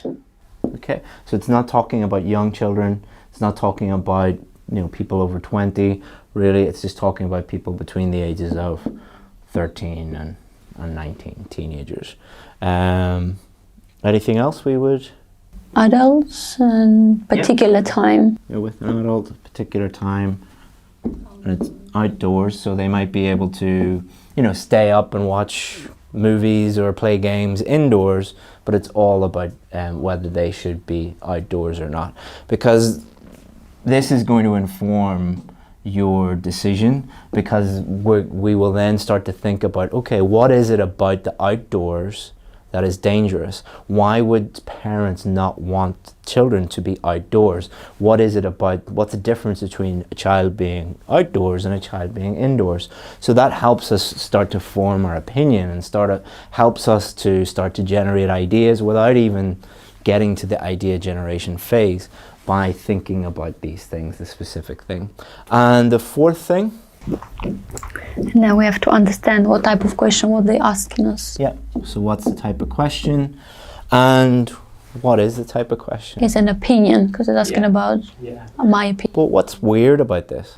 It's got the what inside, what is your opinion? Yeah, so again, often students get a bit freaked out because it doesn't say, do you agree or disagree? Because people learn these static, rigid ways of answering a question, and then when they inevitably, IELTS will often change the wording a little bit. Instead of saying, do you agree or disagree, they'll say, what is your opinion about this? Or what do you think about this? But it's exactly the same as a do you agree or disagree question. So we answer it in the exact same way. Yeah? Can we move on? Yeah, okay, good. So what's the next stage that we need to get to? We need to start to generate ideas. Okay, so what are the two ways that we can answer this? Ask for my own opinion. Mm-hmm. Before we start generating ideas, what are the two ways that we can, remember we talked about before? We can agree with this, or we can disagree with this. So you said to me earlier today, could we, some people say this, some people say that, I kind of believe that. You can do that, but it's very, very complicated. The simple way to answer these questions is just choose that one or that one, okay? So before we, put a line down the board and then go like agree and disagree, is there one that you think, as a mother, that you probably are thinking about already? Easier for me. Agree. Yeah. So what I don't think we need to do, think of 3 or 4 ideas for this side, because as a mother and somebody who knows a lot about parenting, you're probably going to choose this one anyway. So an idea I would have is, instead of brainstorming both sides and wasting a lot of time, I would just. Do you agree? Yeah. Okay. So let's talk about some of the ways that we generate ideas that we talked about earlier today, because one of the problems that you had was, how do I generate ideas? I don't know how to do this. And you were talking about brainstorming. We were talking about was also that successful. Unsuccessful, so waste of time. So what was one of the ways that we said that? And the first one was which is the obvious one, the most obvious. Yeah. So instead of trying to think of a high-level idea or an idea that is going to impress people, what's the first idea that pops into your head? Why would you not want your children out on the streets of London? Dangerous. Okay, yeah, it's dangerous. That's the most obvious answer. What's another way that we could? The 100 people rule. Yeah. Well, if we ask 100 people, if you asked 100 people in London, why do you not want your 15-year-old daughter on the streets of London at 1 a.m., what would most of them say? It's unsafe for them, it's dangerous. Dangerous. So we'll give this a double tick, yeah? Because you've generated the same idea twice by a different method, yeah? Let's say that would be the top option. What would the second most popular option or the second most common option be? Maybe because they're too young, when they make decision, then they won't make the right decision. Maybe they just... Irresponsible? Yeah, irresponsible, reckless. They won't think as much as an adult will think. They won't think twice. Okay, so we have 2 good ideas. Well, I would be careful just with these 2 ideas to make sure that they don't mean the same thing, because you wouldn't want... Similar. They're similar, but I don't think they're the same thing. But you would want to think about that before you start writing, because what can happen is you write your introduction, you write your first main body paragraph about this one, and then you start writing about this one and you're like, oh, this is actually pretty much the same thing. So you just check those. This is more about third parties. This is more about what other people could do to your children. This is what they'll do to themselves. There's a difference. Which is probably the most worrying bit. What are some other ways that we could think of ideas if we wanted to, keep going with this? We have to put ourselves in somebody else's position, opposite position, what they will think. Different person. So you're a mother. What would a father say? You are a nurse. What would someone from a different occupation say? You live in London. What would somebody in Paris say, or Dublin say? You're from Albania. What would someone from a different country say? Can you think of any other ways of thinking about it, putting yourself into someone else's shoes? If I think it's dangerous, somebody else will say it's safe, because it depends where they live. If it's small village, they know each other. Probably not a good for agree though. No? Again, these are just tools to help you. So one, if you were using a tool to fix your car, one tool might not work. That's fine, put it down, pick up another tool that actually does work. This way of generating ideas just doesn't help you, because what you don't want to do in the exam is go like, oh, what would someone else think? And you sit there and you start to stress about it and you start to worry about it. We can move on to something else. If that doesn't work, that's why we have multiple ways of generating ideas. Number 4, is there any other way? I have to ask myself. Yeah, you personally. So you as a mother, imagine your son is 13 on his 13th birthday, and he said, I'm going to go into Leicester Square in London tonight and I'm going to be there till 3 a.m. What would you say to him?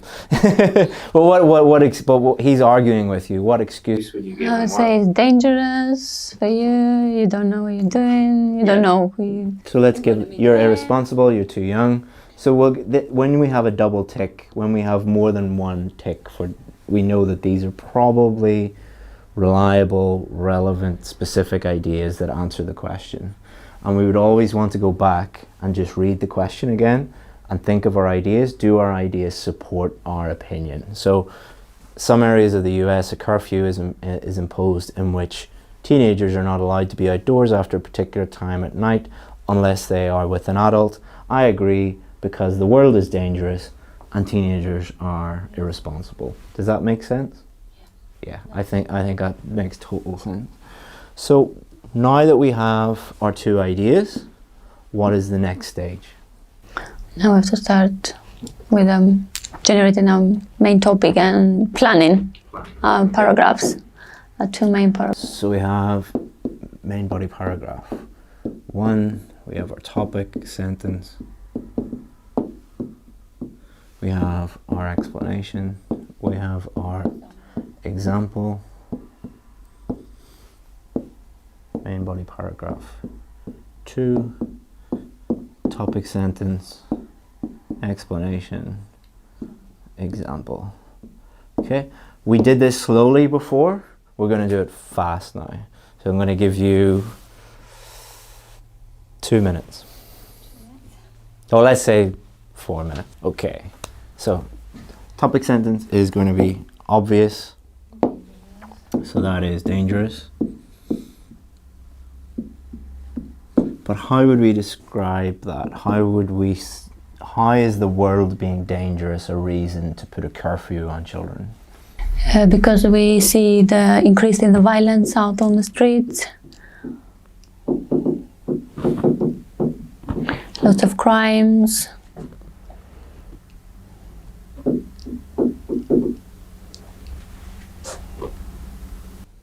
Violence, crime, same thing. Not exactly the same. And boxing is not a crime and it's violence, but you know what I mean. Within this context, violent crime, yeah. Just don't want you repeating the same thing, you know, saying there has been an increase in violence, there has been an increase in crime. Within this context, that's basically saying the same thing. So we could change that to violent crime. This is one of those questions also that this is so obvious to a parent. You know, say, of course I don't let my children out at 1 a.m. Like, but it's so obvious that people don't explain it properly because they think that the examiner and everyone else knows what they're talking about. But remember, we talked about before, the examiner can't phone you up and say, is this what you mean? Is this what you meant? You need to explain it to them. So why would an increase in crime, in violent crime, you as a parent? Because they're more vulnerable compared with an adult. Teenagers are vulnerable.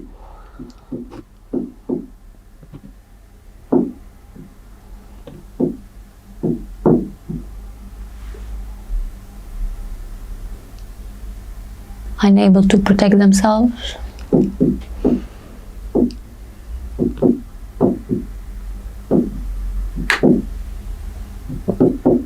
Remember, we talked about outdoors, the difference between outdoors and indoors.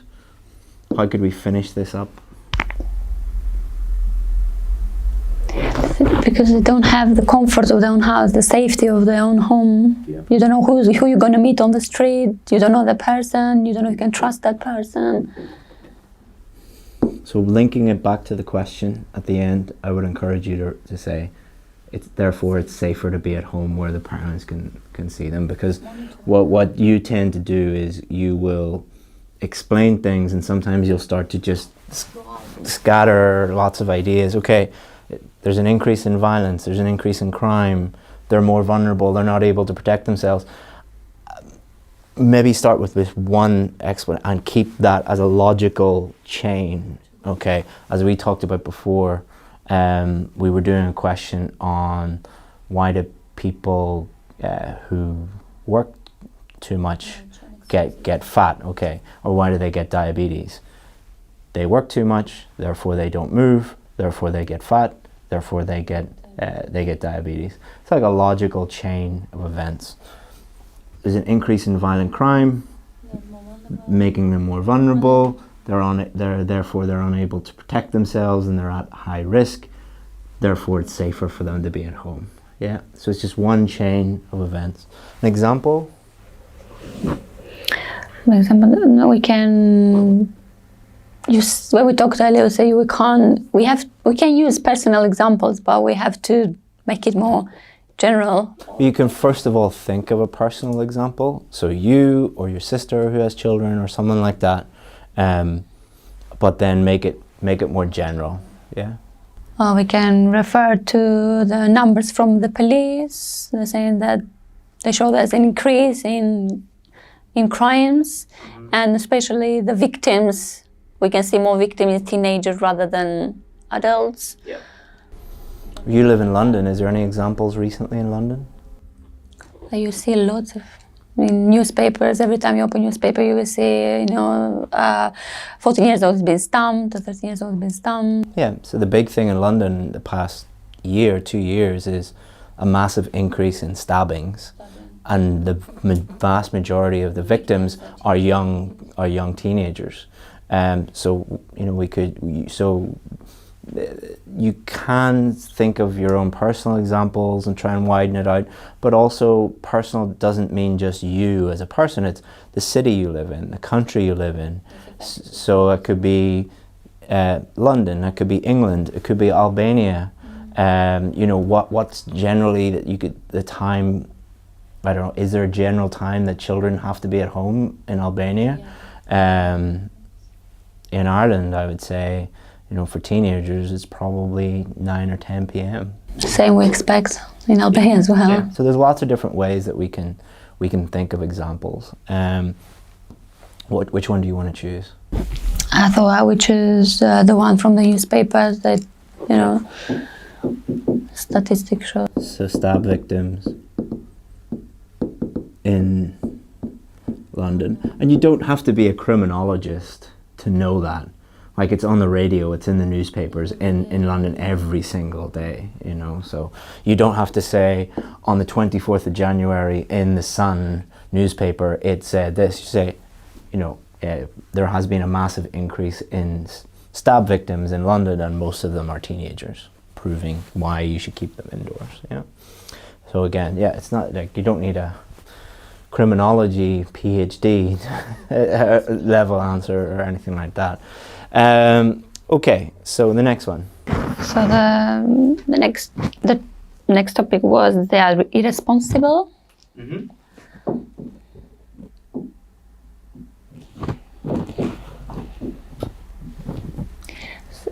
When I'm saying irresponsible, that means that they no one think twice of their actions, like what the consequences of their actions going to be. So they don't think of consequences.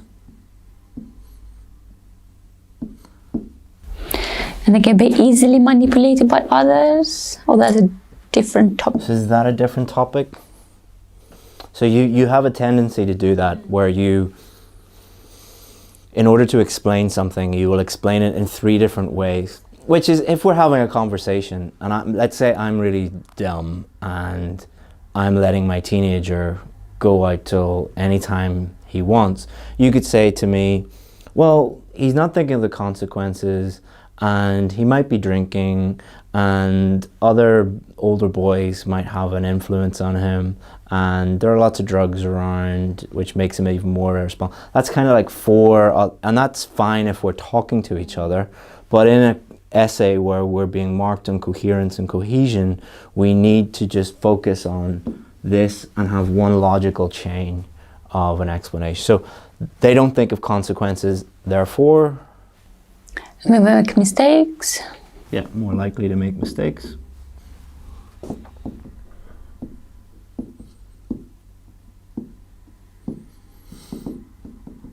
What stops them making the mistakes? If you put them a time, a restriction, so they will. If indoors. They will more make these mistakes.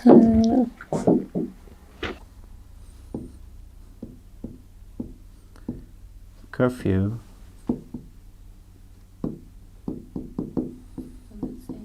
They will not get in trouble, yeah, or something like that. It's just a plan. So it doesn't have to be absolutely perfect. It doesn't have to be full sentences, but we want to be thinking logically about it, because if we have 3 or 4 different disparate ideas in the plan, then we're definitely going to have it in the essay. So we want to do our thinking here, do all of our thinking and our planning here, so that when we're writing, we can just focus on writing. An example? What about an example?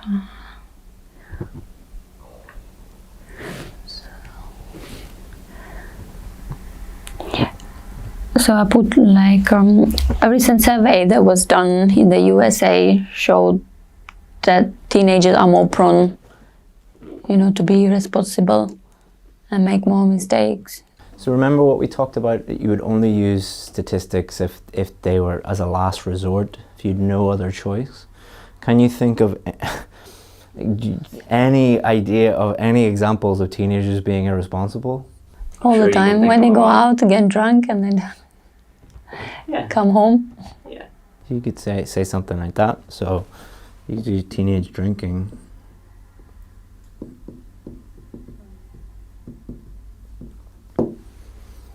Yeah, you could say if I was using an example, in Northern Ireland where I am, every weekend the police stop and catch very young teenagers with big bottles of alcohol every weekend.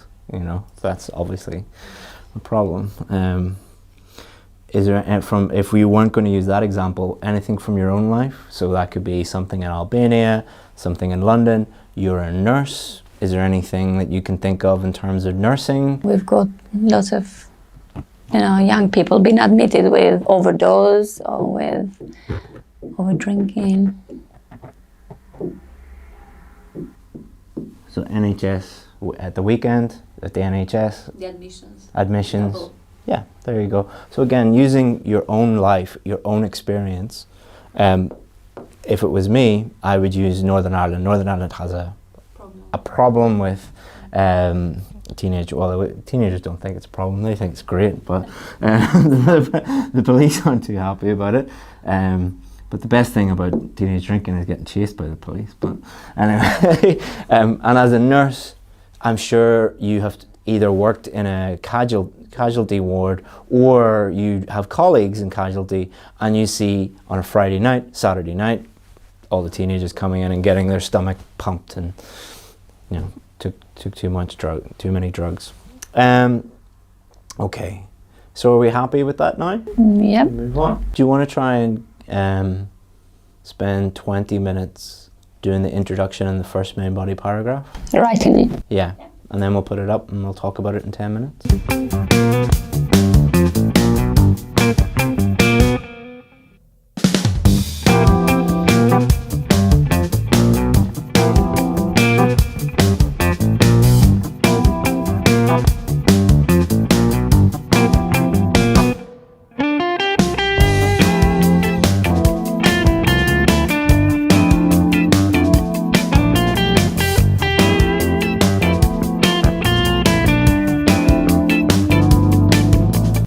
Okay, so what's the first thing that we need to do when we're reading our paraphrase? What's the first thing, the most important thing?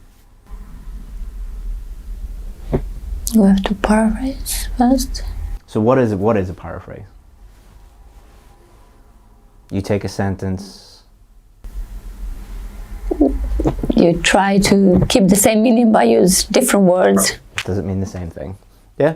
The first thing we need to do is, does this in general mean the same thing as the question? So in some parts of the US, adolescents are not permitted by their parents to go out after a certain time unless they are with a grown-up. Does that mean the same thing? No, what I'm not saying is, are the words, have you changed every single word? But in general, does this mean the same thing as the question? In some areas of the US, a curfew is imposed in which teenagers are not allowed to be outdoors after a particular time at night unless they are with an adult. Does it mean the same thing? Try to keep it the same. Yeah, it does mean the same thing. You didn't talk about outdoors, for example, but that doesn't matter because we can infer from the context permitted by their parents to go out.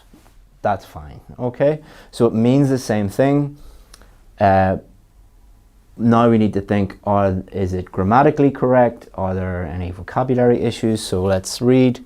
In some parts of the US, adolescents are not permitted by their parents to go out after a certain time unless they are with a grown-up. Is that okay? Sounds okay.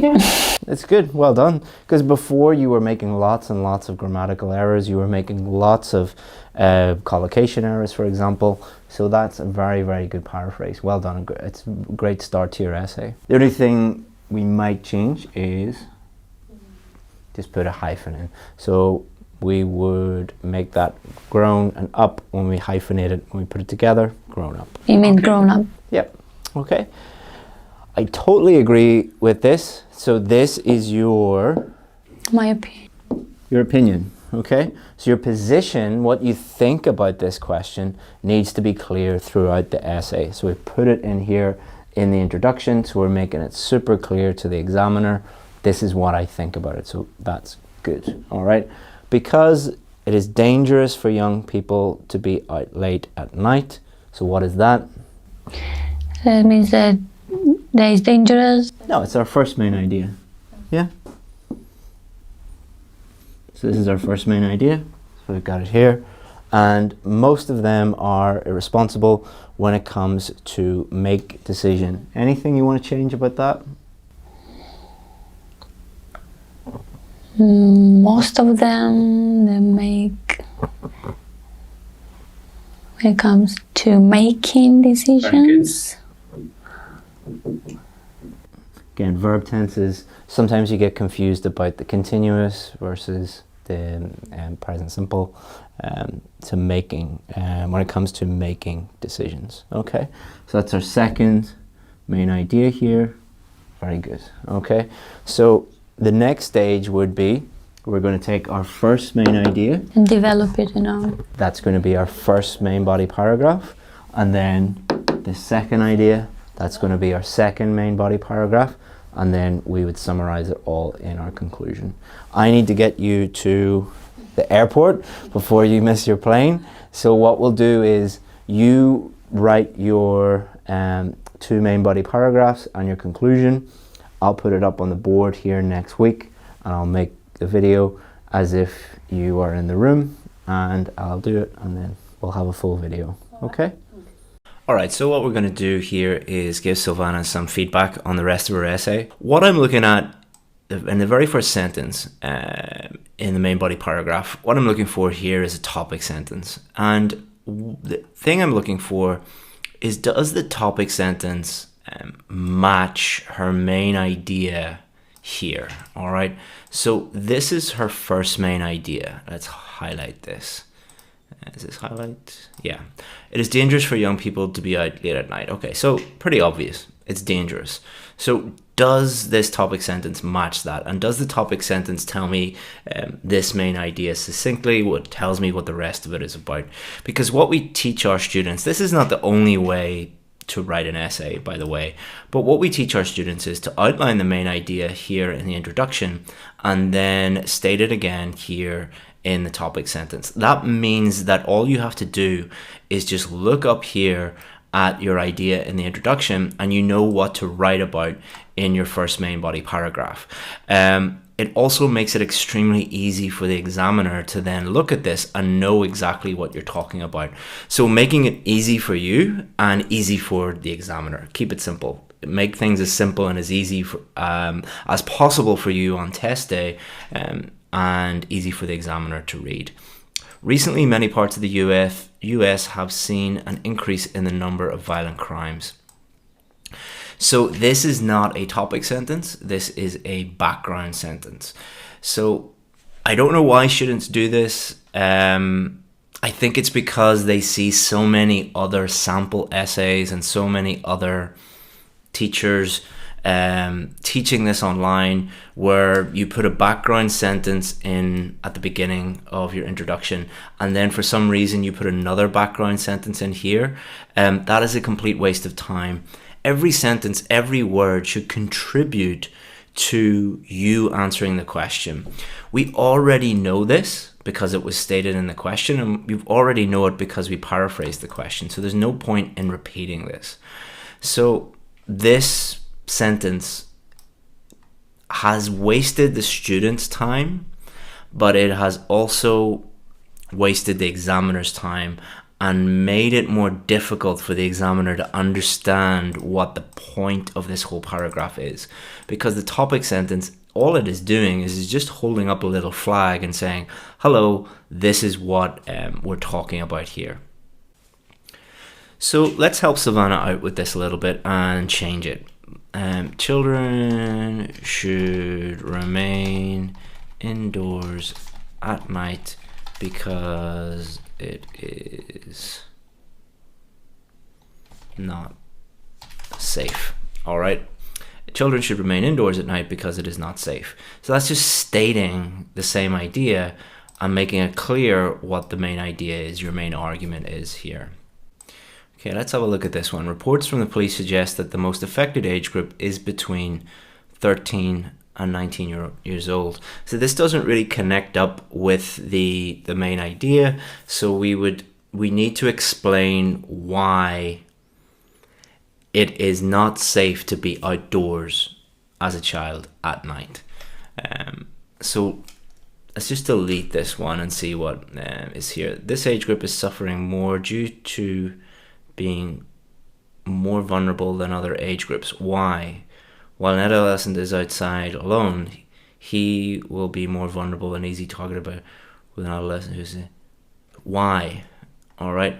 So this isn't really explaining why it is not safe for children to be outdoors at night. All right. And this would be the main area of concern for me, that the explanation doesn't really explain why children should remain indoors at night because it is not safe. All right, so all the explanation should do is like prove this argument. All right, imagine you're explaining this to somebody who knows nothing about the topic. So imagine a little 4 or 5 year old boy, and he's saying, that's a really good example actually, because imagine your teenager saying, why do I have to stay inside? It's not safe. Why? Because there are criminals outside. Why? Like, so you're explaining why they can't go outside, why it's too dangerous outside. Let's have a look at the example. For example, London has seen a double in the number of stubbing. So let's just simplify this.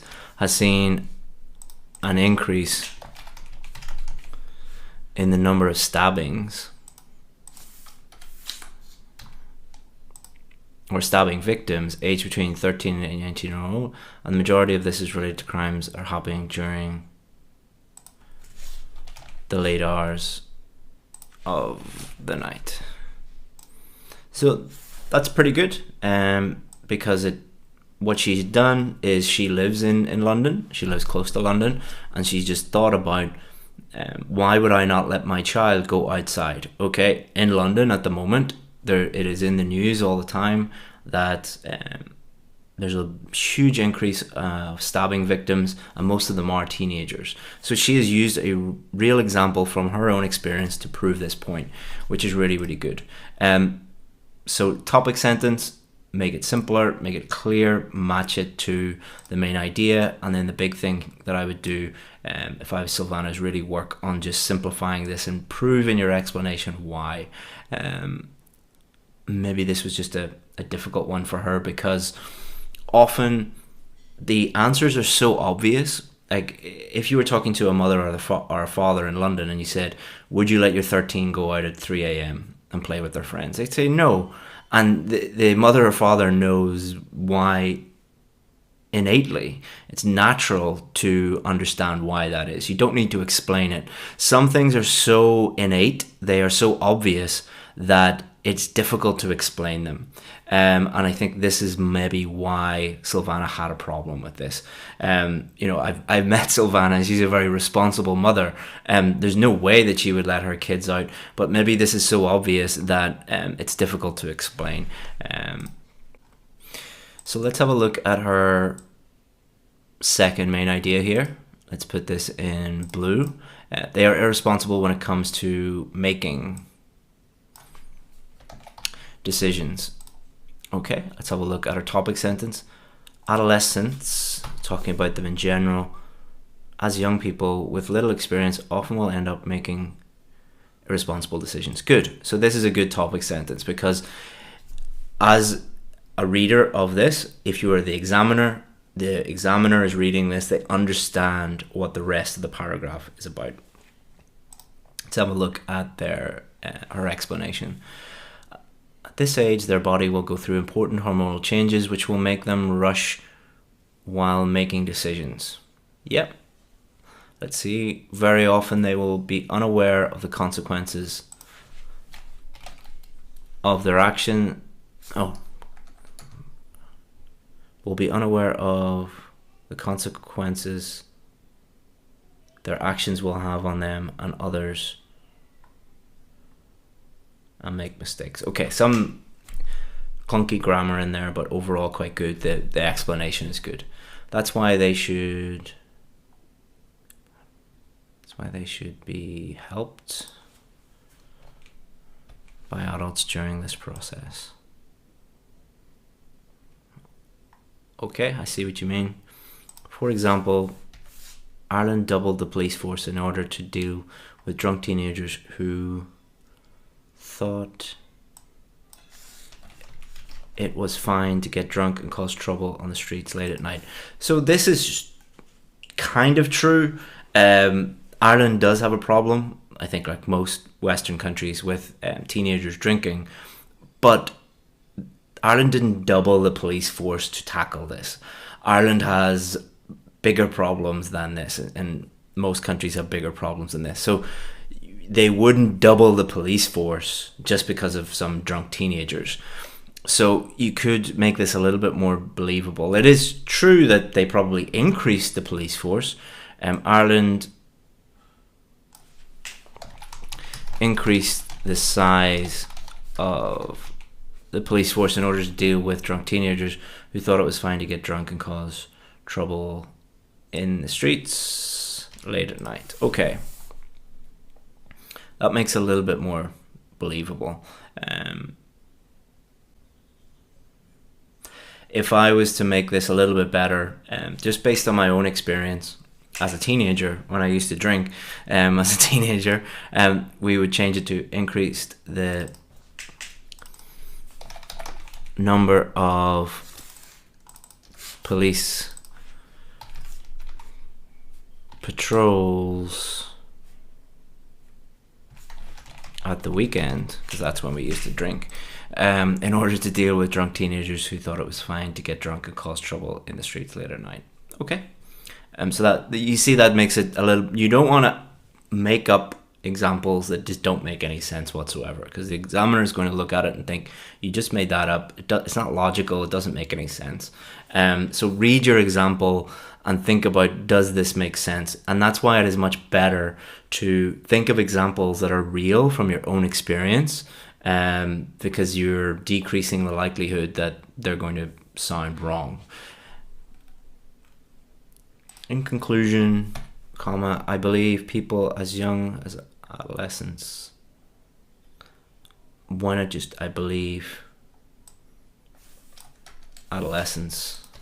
People as young, it's as if you're trying to avoid saying the word adolescence because you've repeated it, but like a native English speaker would never say people as young as adolescents. Why not just say adolescents? In general, you should try to vary your language as much as possible, but don't add in things like that just don't make any sense. I believe adolescents should not be allowed to go out in the late hours of the night because they will not be able to protect themselves from danger. Okay. the house is a safe place for them to be, and it will prevent them from making irresponsible decisions. Good conclusion overall, because you've summarized your main ideas, you've made it clear what your opinion is. I believe adolescents should not be allowed to go out in the late hours of the night. That's your opinion there. Protect themselves from danger. It's dangerous. First main idea, and then this is your second main idea. So overall conclusion is quite good. So Silvana, apart from a few careless spelling mistakes, some grammar, especially articles, some vocabulary issues, overall you did a good job. I think just the main things that I would say is topic sentence, make it really clear what your main idea is, take it from your introduction, and then explain logically and simply that main idea, and then think of an example that makes sense from your own experience, and overall the conclusion is good. So you're definitely making progress, Silvana. I think, just as always, you can't look at this video and, well, let me put it another way. There's two types of students. One type of student would get feedback like this and think, I don't know how to do topic sentences, I don't know how to explain things, I don't know how to write good examples, I'll never be able to do that, as seeing it as evidence that you're not good enough and you'll never improve. I don't think you are that type of student. The second group of students see this vocabulary and they go, great, now I know that I need to work on my topic sentences, I need to work on my explanations, I need to work on my examples. Now what I'm going to do is get more questions. I'm going to practice them again, learn from my mistakes, and then improve. And that second group of students sees massive progress. So that is what I would suggest that you do, Silvana. You get more questions and you really, really focus on those things, and get more feedback, and you will improve bit by bit. The aim of this lesson is to show you how to generate and develop ideas.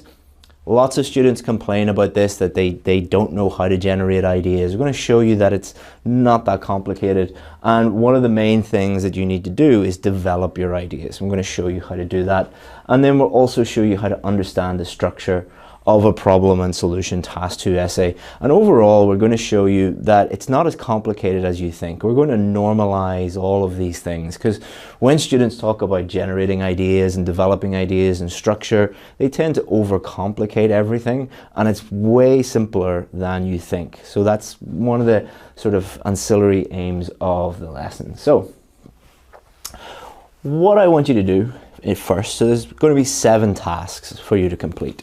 What I want you to do is take 2 minutes and think of this. What are the main problems associated with using social media platforms? So take 2 minutes to think and write down at least one problem. So you can write it down on the worksheet, or you can type it out on the worksheet, or what you could do is type it out in the comments. It's really important that you don't just skip this and don't even think about it, because you're watching the video now. You've invested this time. Don't waste your time. So take 2 minutes and try and think of it. All right, and pause the video and come back when you have done that. Okay, so you should have paused the video, and let's look at some common ideas. So many people don't like to use social media because it is very, very addictive, and they do nothing but all day, every day, just look at Facebook and Instagram and Twitter and all those things. And then related to that is you're wasting a lot of time. It's kind of, you're not doing anything really productive unless you're watching one of my lessons on social media. There's a lot of spam on social media, so you're not actually looking at things that are interesting to you. People are, spamming you all the time. There's a lot of scams on social media. In the IELTS industry, people trying to sell you certificates, or all those sorts of scammy things related to the IELTS industry. And political interference. You'll often get people trying to get you to vote a certain way or influence the way that you think politically. And there are a lot of fake accounts. There's a huge number, millions and millions of fake accounts on different social media platforms. So if you didn't think of one of these ideas, no problem. There are thousands of different ideas that you could use. What matters is it's relevant to the actual topic, and you could talk about it. You could explain it. You could use an example.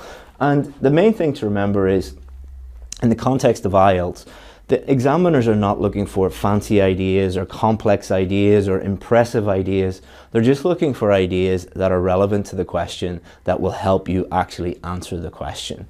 And you'll notice that these ideas are probably the most popular ideas.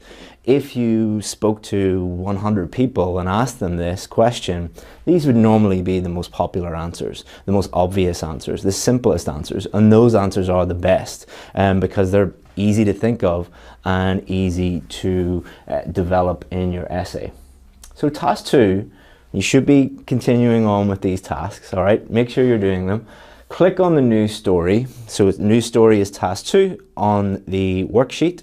So it's a PDF worksheet, so you can just click on that. We'll take you to a BBC article and identify which of those problems, so which of these problems is the main focus of that article. So pause the video, click on that article, read the whole article. You don't have to read every single word, you can skim through it if you want, but try and identify the main topic, the main idea in that. So pause the video and have a look at that, and you should have done that by now. Don't cheat, pause the video, and you should have identified that the main problem is this one. So they're talking about fake accounts. So if you read it thoroughly enough, you would have identified that. So why am I getting you to read a newspaper article? Why am I getting you to do that? Just to waste your time? No, well, one of the main things that students ask me is, what if I get a question and I know nothing about that topic? But I always say to them, where do you think the writers of the exam get their ideas? They just go onto sites like the BBC News, look at technology news, education news, environment, health news. These are the most common topics when it comes to task 2, and they will look at those news articles and they'll develop questions out of those.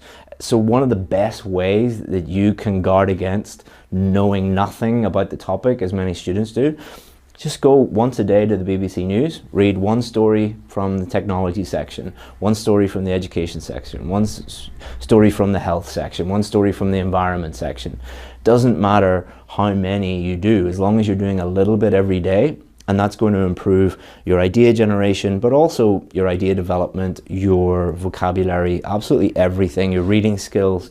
So that's a really, really worthwhile thing to do. So task number 3, what I'd like you to do now is pause the video again, and you can take 1, 2, 5, 20 minutes, however long you want to do it. Probably doing it in 2 or 3 minutes is the best, because you can tend to overthink these ideas. One of the big problems that I see with students is whenever they're sitting down on test day is they will overthink everything and try and think of this amazing idea when there's no such thing as an amazing idea. Normally the first 1 or 2 or 3 ideas that pop into your head are the best ones. So think of a possible solution to the problem of fake accounts. So imagine you're Mark Zuckerberg, or you work at Facebook and you have all these fake accounts. How would you solve that problem? So just try and think of one problem, and try and think of a problem that you would be able to explain properly, and you'd maybe use an example to help you explain it. Imagine you're talking to a friend in a coffee shop and they ask you, oh, there's all these fake accounts. How would you solve this problem? What would you say? So pause the video and think of this and write it down on your worksheet, because the act of writing it down is going to help you remember all of this, and it's going to help you on test day. So pause the video, again, don't cheat, and let's have a look and think about this. So when I worked with some other students on this, these were the 4 ideas they came up with. One was require ID, so you have to enter your passport number or your driver's license or whatever, so that would guard against requiring ID. Artificial intelligence, so AI looks at all of the accounts and tries to figure out which ones are fake and which ones aren't, and just automatically blocks fake accounts. User reporting, so asking the different users to report fake accounts manually. And education, so Facebook educating people about the difference between a real account and a fake account, so people can ignore those fake accounts. So you might have had one of these ideas. It might be a different idea. What matters is think about if it is actually relevant to the question. If you were, imagine you're talking to a friend and you came up with this solution, what would your friend say? Would they say, what are you talking about? That makes no sense. Or would they say, yeah, that does make sense. Explain that to me. Okay, yeah, that makes total sense. That would be viable. So you're not trying to think of one ultimate magic solution. You're just trying to think of one viable option that would work and that you could explain. So let's move on to task 4. Imagine you have to tell a friend about this problem. Write a short paragraph telling what the problem is, why it's a problem, and an example to help them understand. So imagine you are sending an email to somebody and you're writing about this. State the problem, state why you think it's a problem, in other words, explain, and then use an example, doesn't have to be a very complicated example, to help them understand what you mean. So on your worksheet, just write one paragraph, doesn't have to be very long, it could be between 50 and 100 words. We're not writing an essay here, we're just using this to help us understand what to do. So again, take 5 or 10 minutes to do that, don't take too long to do it, and then come back after you've paused the video and you have completed that. Make sure that you do this. Again, you're wasting your time if you don't do it. Okay, so you should have completed that by now. Task 5, do the same with a solution. So try and think of a solution that is relevant to the problem that you discussed. All right, so the problem that you've just explained, what would be a possible solution to that? What is the solution? How can it help? And an example to help them understand. Again, just take 5 or 10 minutes to write this on your worksheet. Or if you need more time, take more time. Take all the time you need if you need to do that. You need to start slowly if you're just beginning, or if you're a little bit more advanced, try and do it in 5 or 10 minutes. So pause the video again and do this. So why did I get you to do that? Well, I was getting you to do that by just simplifying the overall structure of what you're doing. The first task that I gave you, write the problem, it's basically going to be like a main body paragraph. MVP, main body paragraph 1, your solution, MVP, main body paragraph 2. So this is problem, and this is solution. All right, so this is the whole structure of a problem and solution essay. It's not the only structure. There's no one structure to answer any particular type of IELTS question. This is the one that I teach my students, and the one that has worked very, very effectively for my students. So what I'd like you to do is guess what these are. What would you do here? So there's 2 things you need to do in the introduction, 3 things you need to do, not 3 sentences, but 3 things you need to do in your main body paragraph.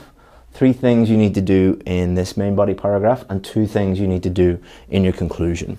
On your worksheet, what I'd like you to do is take 5 minutes and just guess what these are. Don't go on and cheat and look in the internet and look on the website and try and find out what these are.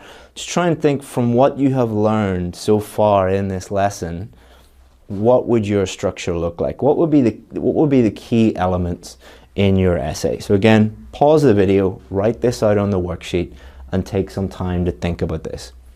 And here are the answers. Don't cheat. So, in the introduction, paraphrase the question and then answer both questions. So, paraphrase the question, this is what's happening, this is the problem, and this is the solution. All right? You're not explaining anything here, you're not going into any detail, you're just stating this is what's happening, and this is the problem, and this is the solution. Main body paragraph 1, state what the problem is, explain why it is a problem, and then give an example. Not 3 sentences, but 3 elements to it. Main body paragraph 2, state solution, explain how, and an example. Again, not 3 sentences, 3 elements. And a conclusion, summary of the problem, this is what the problem is, and summary of the solution. Now, many of you right now are going, oh, but the question normally says problems and solutions. Why don't you put multiple problems and multiple solutions into one paragraph? You can do that if you want, but I don't recommend it. The reason why I don't recommend it is you have to fully develop your main ideas. This is going to be your main idea here, This is going to be your main idea here. You have to fully explain it and give an example. In order to be getting a 7 or above, you need to fully develop your main ideas. So you have a choice. If you want to put multiple problems and multiple solutions in one paragraph, you can either write an essay that's like 500 or 600 words long and develop your ideas fully. You'll never be able to do that. Or don't develop your ideas properly. You're going to get a low score. So you can debate all you want about whether to do this or whether not. This is what I use with my students. We have more success stories than any other course in the world. If we didn't know what we were doing, that wouldn't be the case. Also, I've spoken to multiple senior examiners about this, and one problem, one solution is totally fine. So this is the overall structure, and if you got a different structure, that's fine. But what I would recommend doing is decide which structure you want to use for these different types of questions, because when you're doing the test and when you're preparing, your writing is going to reflect your thinking. So if you're going into the test and you have 7 different structures in your head and you're not sure about any of them, you're very, very confused, your writing is going to be very confused. So pick someone you trust and follow that structure. It doesn't have to be mine. I don't care if you follow mine or you don't, but pick one structure that you're happy with and then use that on test day and use that when you're practicing. So you don't want to be using 7 different structures when you're practicing. Just use one and make it simple and make your preparation easy. So task 7, what I want you to do is take this structure, take everything that you've learned today. So how do you generate ideas? Think about how I've taught you that today. How do you develop main ideas? Think about how I've taught you how to do that today. How would you structure your whole essay? Think about the lessons that you've learned today on that. And then think about all of those lessons, think about what you've learned today, and do this question. Many social media accounts are fake. What problems does this cause?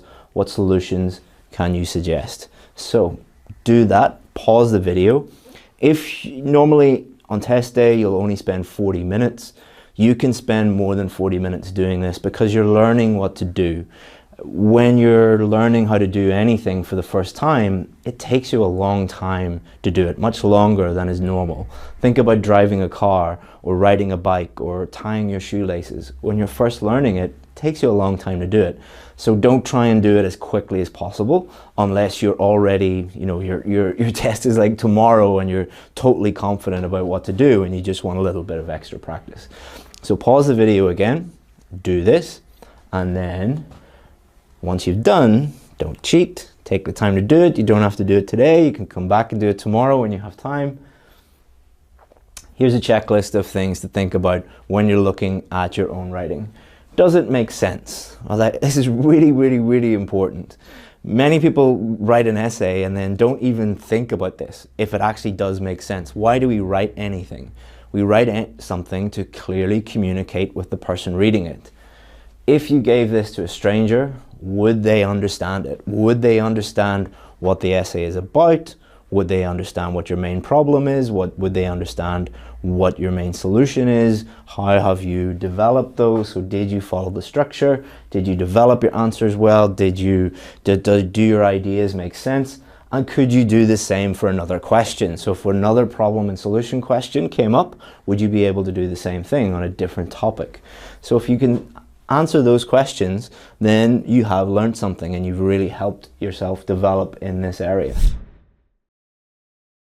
We're going to look at discussion questions, or discuss both views questions.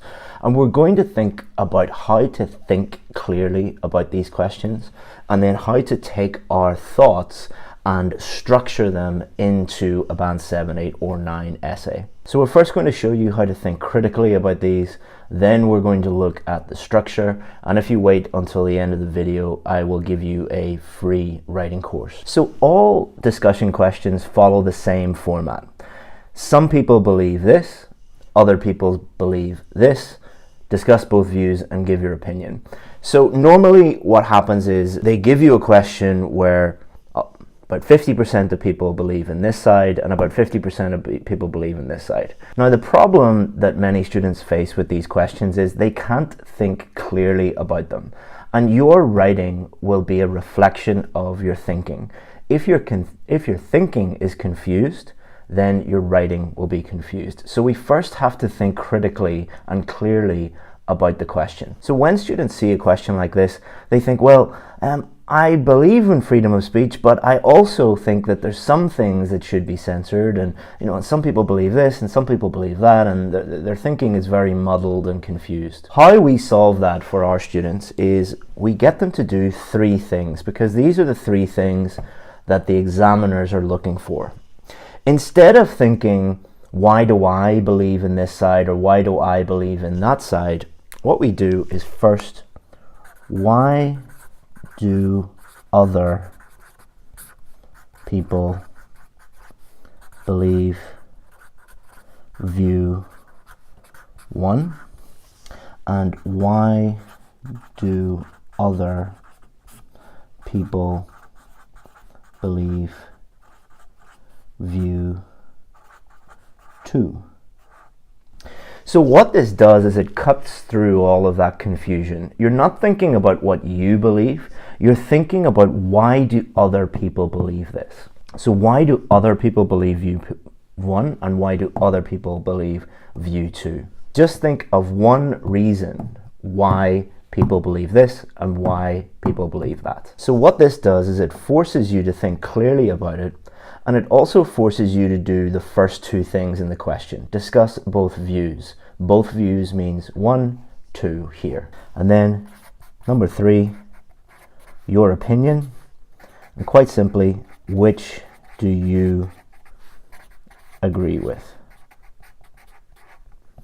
Keep it very, very simple. Don't be like, well, I kind of agree with this and I kind of agree with this, and in this situation I do this, and in this. Don't do that. You don't have time to do that. Just pick one side that you agree with, think of why you agree with it, and then that's done. So let's now look at how we would take those thoughts and structure them into an essay. So we're going to start off with our introduction. So we have our first point of view here, and then we have our other point of view here. Okay. So we're going to take the point of view that we disagree with, and we're going to put it here in our introduction. Although why people believe view 2, so I disagree with view 2. And then we're going to put in here, I agree with view 1 because why people believe view 1. So what this introduction does is it does those 3 things. Discuss both views and give your opinion. Here's view 2, so I've discussed that. Why do people believe that? So I just give one reason. My opinion, I agree, and I've discussed view 1. So I've discussed both views and I've given my opinion. Then we're going to move on to main body paragraph 1. And we're going to take why people believe view 2 and we're going to put it in here. So why people believe view 2. Then we'll explain why they believe it and we'll give an example. So all we're doing here is saying, why do other people believe in censorship? Then we can move on to main body paragraph 2. And we're simply going to take this from the introduction. So why people believe view 1. We're going to explain why people believe that. We're going to give an example of that. And then we're going to take our opinion. I agree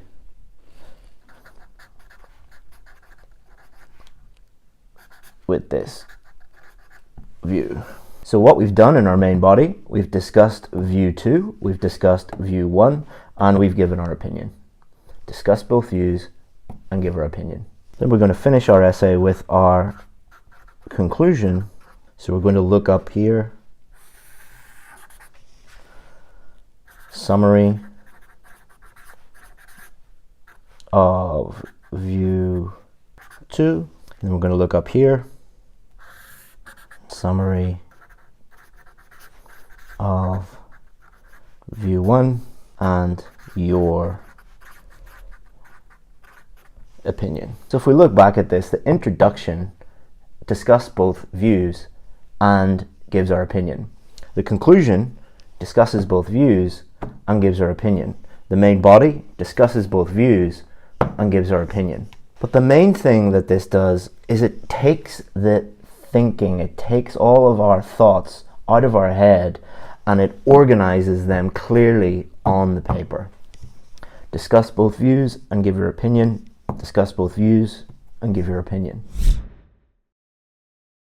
In this video, I'm going to share with you 100 real Band 7, 8 and 9 essays. These essays have been marked by real ex-IELTS examiners, and the students that wrote them all went on to get either a Band 7, 8 or 9 in the real test. But our goal is not to just give you a bunch of essays. Our goal is to help you improve your writing score. So on top of giving you these essays, what we're going to do is do 2 more things that are going to help you improve your writing scores using these essays. So we're going to first show you what not to do when using these sample essays. Number 2, most students are unaware of great strategies and techniques that they can use. So we're going to share with you 10 strategies that you can use that will help you use these samples to improve your writing skills and improve your writing score. To make sure that we're only helping the students that want help and want to improve, you will only get access to these essays by watching the whole video.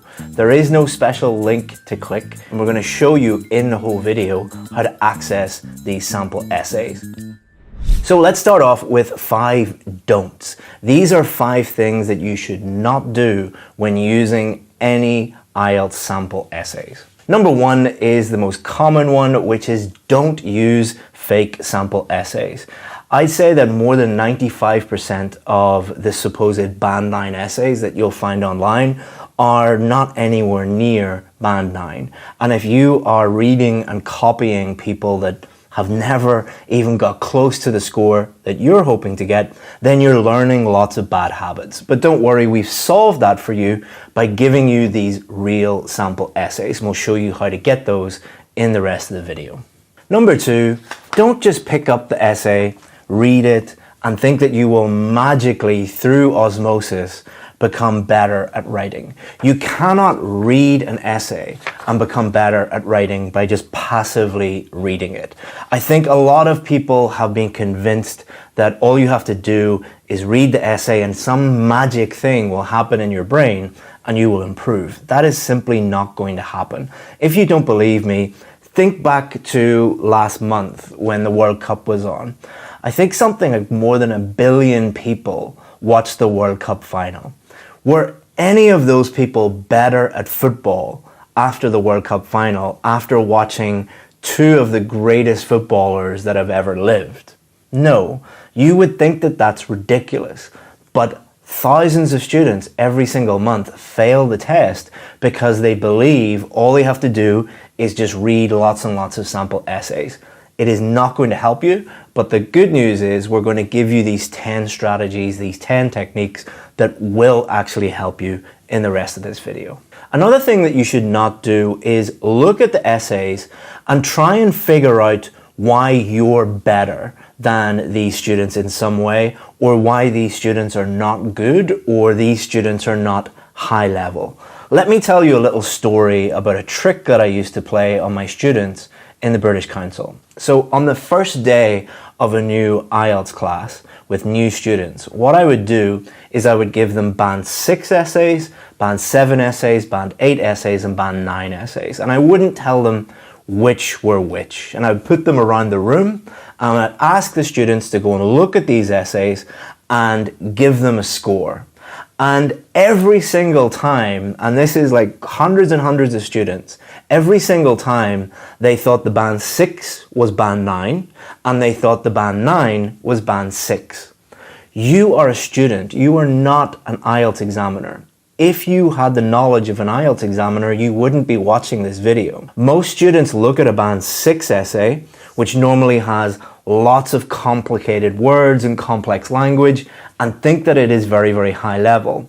Most students look at Band 9 essays and think that they are low level. Band 9 essays are actually quite simple and easy to understand and very, very clear. Most students look at Band 7 essays and think there's lots of grammar mistakes, there's lots of vocabulary mistakes. This must be a really low level student. Band 7 essays have mistakes in them. Please do not waste your time and your energy trying to find out why you think these are not good.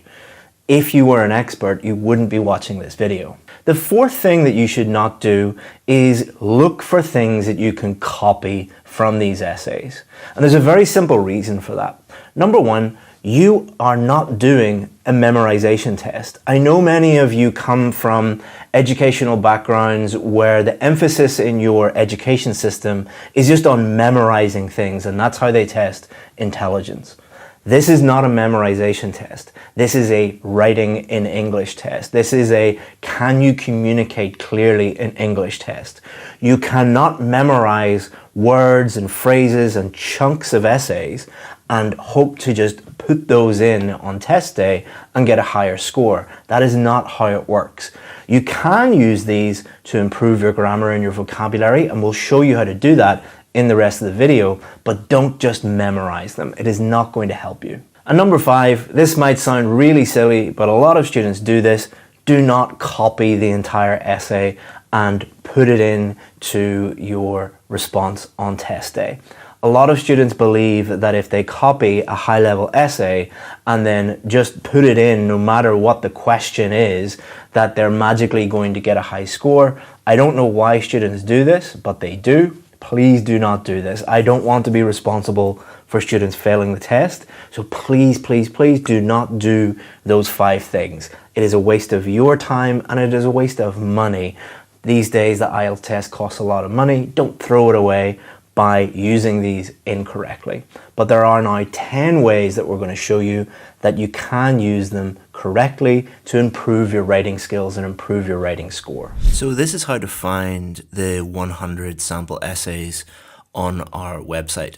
I've purposely hidden them so that only students that are serious about getting the scores that they need will find them. First thing you want to do is go to Google and type in IELTS Writing Task 2. It will bring up a list of different websites, and what you want to do is find the IELTS Advantage one. It might be number 1, it might be somewhere on this page. Just click on the IELTS Advantage one. That should bring you to this page on our website, IELTS Writing Task 2 in 2023. That's step 1. Now continue to watch the video and I'll show you in step 2 how to find the essays. So I'm going to give you these 10 things that you can do, these 10 techniques, but you don't have to use all 10 of them. What I would recommend doing is watching them all and picking the one that you think is your biggest weakness. That's what you should always start with, not just for writing, but for all areas of the test. Don't work on things that you're already comfortable doing. Don't work on your strengths, work on your weaknesses. I know that's tough, and I know as human beings we don't like to do difficult things, but this is the best way for you to pass the test as quickly as possible and then move on with your life and you never have to think about this silly test again. So I'm going to go through these 10 now, watch them all, and then pick the ones that you think are most difficult for you or you think that you need to work the most on. So the first thing that we're going to teach you is how to use sample essays for improving your idea generation. A lot of students really struggle with this area. And once you start to see what real Band 7, 8 and 9 ideas look like, it removes a lot of the stress because what you will notice is most of them are a lot simpler than you think. You don't get extra marks for coming up with complex ideas. You get extra marks for thinking of ideas that answer the question, that are relevant to the question. And most of the time, these are going to be simple ideas. So the first thing that you can do to improve your idea generation is don't look at the answer to the question. Don't look at the actual essay. Take each one and cover up the actual essay and just look at the question. And what we've done here is we've limited the number of questions. We're giving you like 100 essays, but I think there are only like 10 questions. So that will mean that you see a wide variety of different ideas. So what you're going to do is you're going to look at the questions and think of ideas yourself. So what I would recommend doing is not brainstorming. What I would recommend doing is simply look at the question and think, what is the simplest idea that answers this question? What is the most obvious idea, the most straightforward idea? If I asked 100 people this question, what would be the most popular answer? And if you write down a few of them and then look at the answer, identify the main ideas. They will normally be in the introduction, and they will be in the main body paragraph, and they will be normally in the conclusion. Identify those main ideas and then compare with your ideas. If you're getting similar ideas to these students that got band 7, 8, and 9, then you're probably on the right track. If you have different ideas, that doesn't mean that you're wrong, doesn't mean that your ideas aren't relevant, but think about whether they are relevant or not. Are you getting different ideas because they're just different relevant ideas? Or think about whether your ideas are relevant or not. If you think about them and you compare them and you're like, actually, my ideas are completely irrelevant, that might mean that you didn't understand the question, so you have to work on that more. Or it could mean that you're just complicating everything and making your ideas way more complicated than they need to be. So that's technique 1. The second thing that you can work on would be idea development. So this is taking ideas and developing them into main body paragraphs.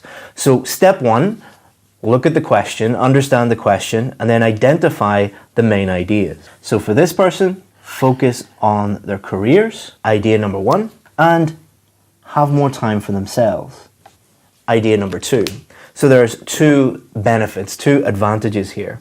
And then what you do is you do not look at the main body. So you just identify those 2 main ideas. And then what you could do on this blank piece of paper, you could pick one. So for example, you could write an explanation, you could write an example, and then you could compare that with what the student has done in this essay. So here, focus on the careers. This is because they have less responsibility and distractions in their lives compared to the couples that have a child. So if it's the same, then you're probably on the right track, but you could also make this better. You might think, well, I could maybe explain this a little bit more.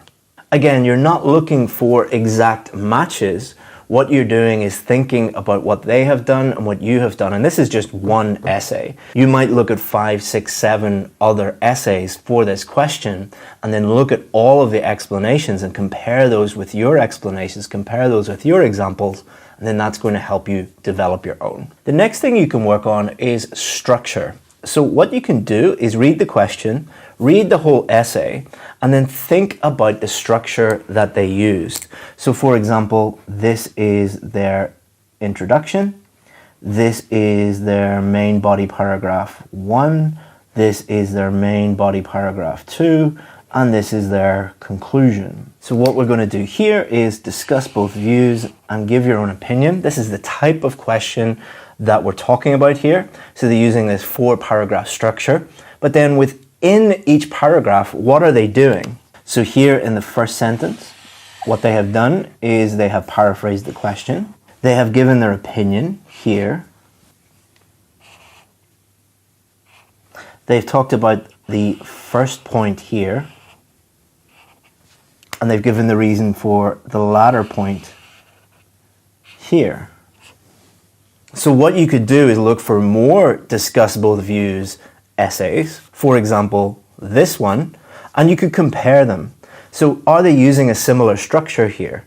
Well, it seems like they actually are. They've paraphrased the question in the first sentence here.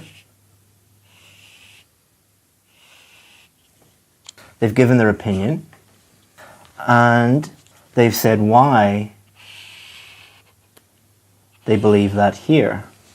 They are slightly different, but again, if you look at 7, 8, 9, 10 of those, you'll be able to see similar structures. And then that is going to help you write your own structure. So what you could do is actually go through them all if you wanted, analyze the structures, and then look at all of the differences between the different types of essays. So you could go and look at, for example, here we have a causes and solutions essay. Where do they put the causes? Where do they put the solutions? What do they put in their conclusion? Are there any similarities between the different students answering this same question? And you'll start to learn the different structures and then use them yourself. It's a great way to actually learn structures rather than just looking at them. As if you give students just a bunch of structures, they tend not to be able to use them on test day. But if you do it this way, it kind of internalizes it a lot better and they're able to use them rather than memorize them. Okay, so when you're on this page, what you want to do is scroll down. There's a lot of information on this page, so keep scrolling until you get to here, sample essays. Now we have a lot of different options here. Continue to watch the video and I'm going to show you which one to click in step 3. The next thing you could do is work on your coherence and cohesion by identifying linking words or cohesive devices. Some people call them cohesive devices, some people call them linking words. So for example, with this one, you could identify that there are only really 4 linking words or cohesive devices here. In other words, for example, for instance, and in conclusion. If you were to look at another 10 band 7, 8, and 9 real essays, and you only seen linking words are used very sparingly, there are not that many, then that would be a clear indication that that's what you should do. Most of these essays are not going to have lots and lots and lots of linking words in them because lots and lots and lots of linking words actually lower your score. They don't increase it. Another thing that you could do is think about why they used each cohesive device.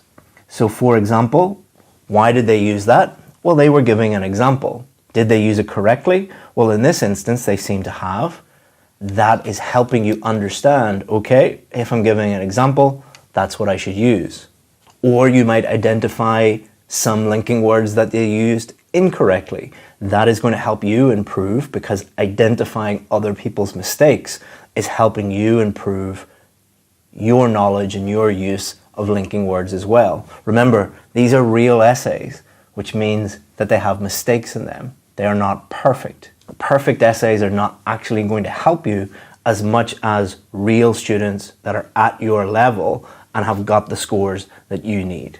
And that brings us on to number 5, which is identify grammar mistakes. As I've just said, one of the best ways to improve is to identify other people's mistakes. So what you would do is you would go through and highlight any mistakes that they have made. So for example, this one, you could write here, this is an article mistake.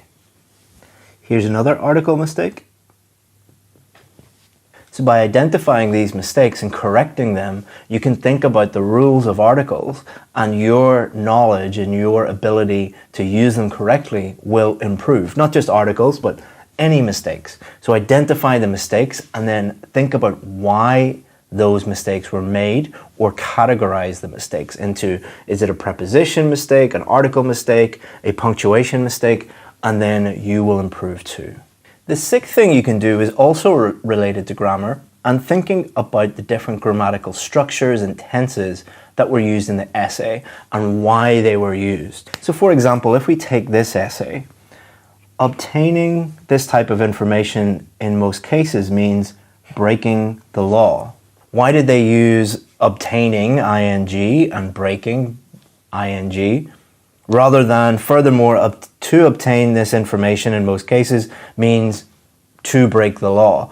And this will force you to think about whether this is correct or incorrect. If you think that it is incorrect, what is a better way to use it? And why do you think that? Or if it's correct, why did they use that? Here's another one. However, not only are paparazzi hired to invade properties belonging to politicians to take photos without their permission, but also. Not only, but also. What does that not only, but also grammatical structure allow this student to do? Why did they choose this grammatical structure? What were they able to do? Is it correct? Could you use this grammatical structure in your essay? Again, not copying it, not blindly copying this and inserting it into your essay, but adding tools to your toolbox. The more tools that you have in your toolbox, grammatically and for vocabulary, then the better able you are able to build your essay on test day yourself. Number 8 is vocabulary and improving the range of your vocabulary. And you can do that simply by reading the question, reading the essay, and identifying any unknown vocabulary or collocations or phrases that you're unsure about. You're not 100% sure what they mean or how to use them in a sentence. So for example, you might see the collocation discover their talents. What does that mean, to discover their talents? Here's another one, potential talents. What's the difference between discovering your talent and a potential talent? What does potential mean? What does potential talent as a collocation actually mean? So you would note down those words or phrases or collocations, and then you would guess the meaning from the context. So you would read the whole sentence, read the whole paragraph, and try and guess what that word means. That is going to help with your reading skills. It's going to help you identify and understand unknown words in the reading test, and it will also help you improve your vocabulary, because you can take those new words or phrases, put them into a vocabulary book, add all the new information like the meaning, the synonyms, the example sentences, and then after a while, if you do this, you're going to have a massive bank of new words and new phrases. And then if you review those and use those in your own essays, then you're improving your ability to write essays. Another thing you could do with vocabulary, number 9, is identify any vocabulary errors.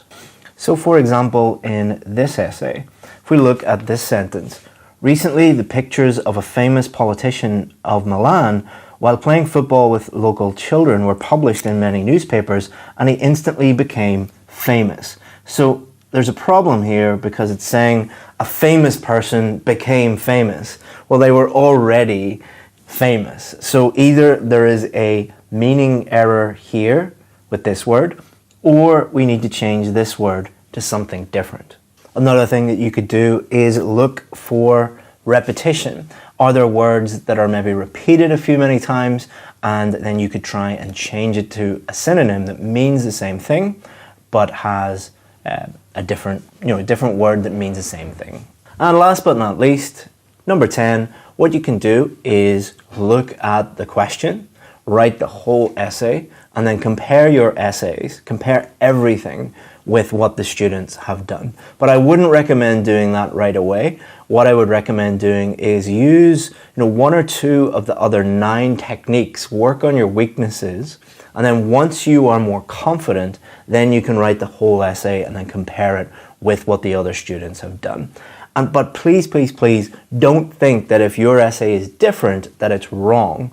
There are hundreds of different ways that you can write a Band 7 or a Band 8 essay. It is not mathematics. It is not, there's only one answer to the question. So don't look at these essays and think that you're on the wrong track just because yours are different. What you're looking for are the main things, like the ideas, are they relevant? Is the structure similar? Did you develop your ideas in a similar way? If you focus on those big things, then your essays will be fine and you will really, really improve. Okay, so you should be here. The one that you want is this one, how to use Task 2 sample essays.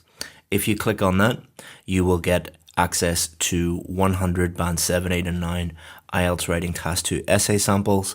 It will introduce them, it will tell you how to use them, and then it will give you all of these samples. So thank you very much for watching the video, and I hope that you enjoy using these samples and they help you improve your score. Well done for making it this far. It is a very long video, so congratulations for making it this far. You have my respect. As a special bonus, I'm going to share with you something I've never released before. It's a live recording of me doing the actual writing test. What you should do is watch and listen to me talk through how I would think about the question and how I would answer the question. This is not only a great way for you to review all of the things within this video, but really get inside the head of someone who has got a band 9 in IELTS writing and somebody who does this for a living. I also made 2 errors. I made 2 mistakes when I was writing.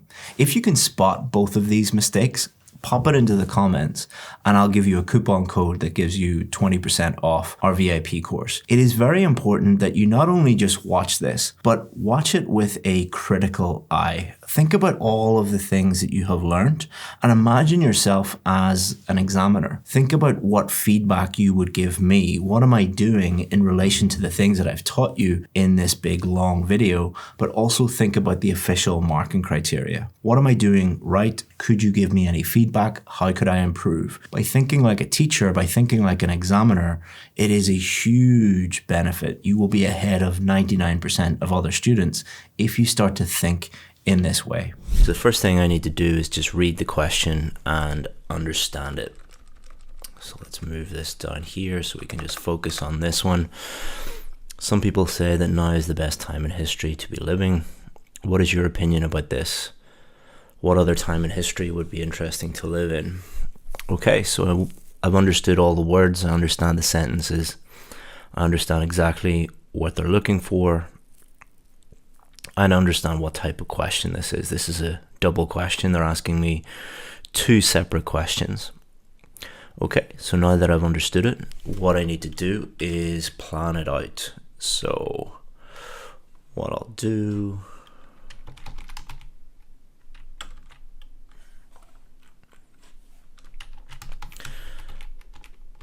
so I'm going to paraphrase.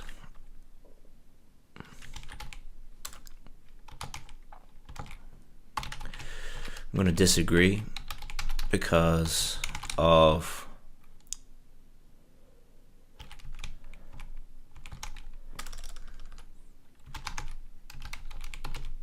social media.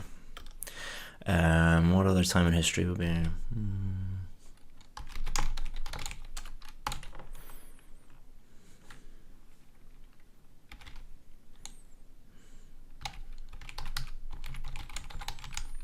Okay, so it doesn't really matter what I choose here. It's just something that is easy to write about. It's easy to write about why social media makes this not the best time to be living in history. I also need to make sure that I reference other times, because really what it's asking us to do is compare now with all the other times in history. So I'm just putting that in just as a quick note. Other time, 60s because of music. Now I could have chosen World War II because I know a lot about that period, but it's a bit difficult to say why that would be interesting because a lot of people were dying. The 60s, I know a lot about music in the 60s, so I'm not picking the definitive answer. This is not a intelligence test or a general knowledge test. This is a writing test. So I'm just going to be writing about something that's easy for me to write about. So the best time, keyword there is best, and keyword there is interesting. So it's about the best time and an interesting time. Okay, so that's my introduction planned out, and basically this plans out the rest of my essay. Just keep an eye on the time. I think I started at about 5 past. Okay, so I've got, okay,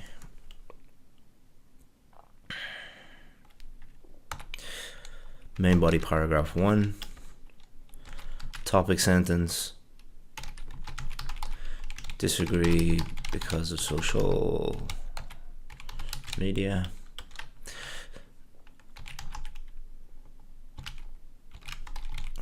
Okay, so why? Why does social media make it not the best time to be living?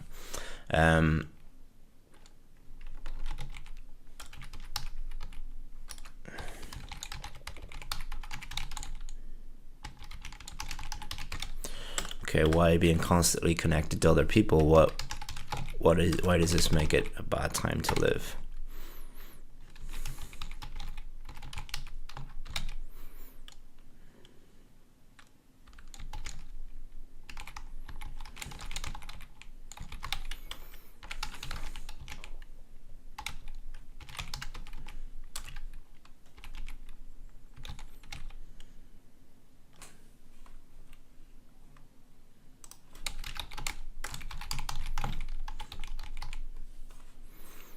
Okay, I'm happy with that one.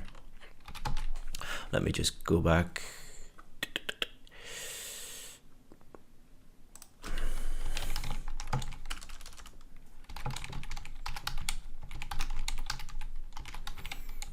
So I'm just adding little ideas that are popping into my head, but I'm constantly going back to the question.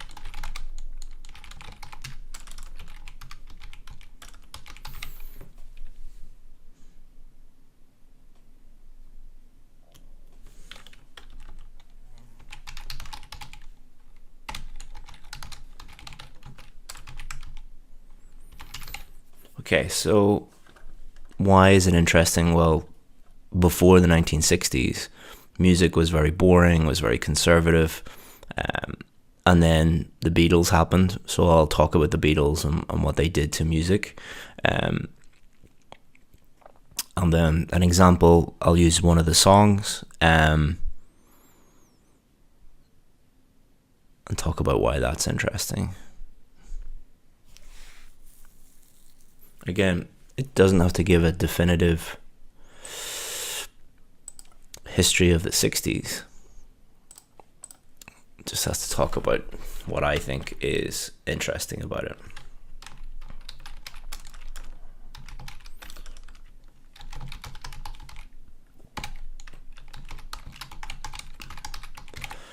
Okay, I know what I'm going to put in the conclusion, so I'm not going to spend too much time. Okay, how am I for time? That took me about 7 minutes, so I think I'm just looking at the watch on my wrist to try and make it realistic. Okay.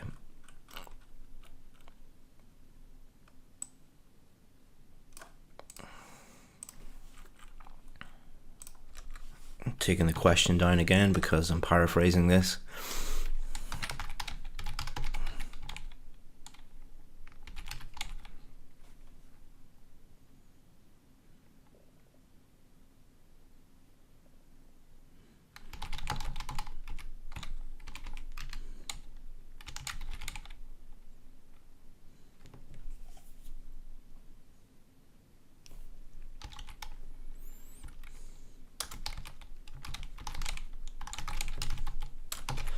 Okay, many believe that the modern era is the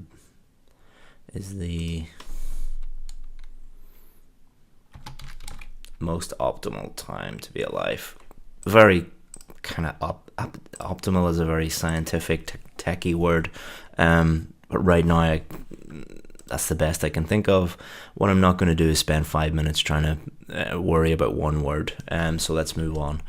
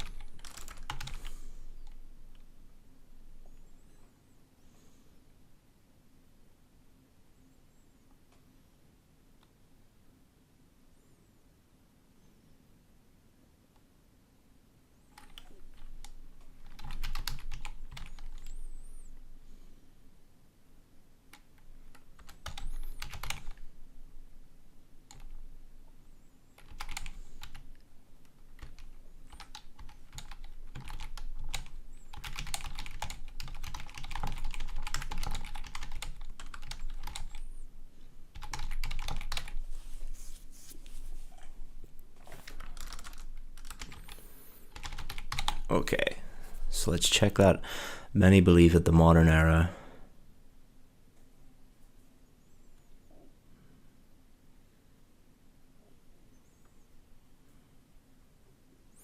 is the most optimal time to be alive. I strongly. I've turned off spell check to make it hard. I strongly disagree with this statement due to the stress, social media causes, and the 1960s would have been a more interesting decade to live through.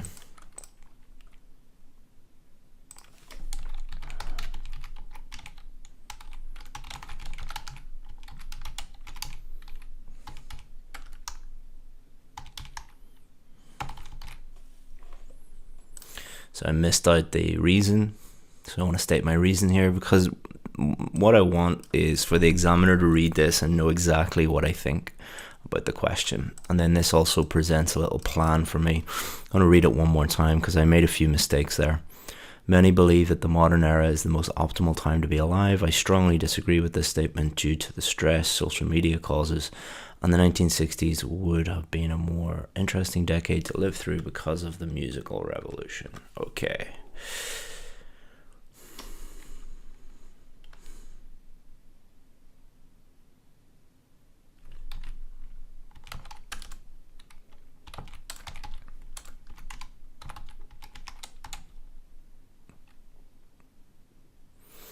Why did that automatically? I thought I turned that off.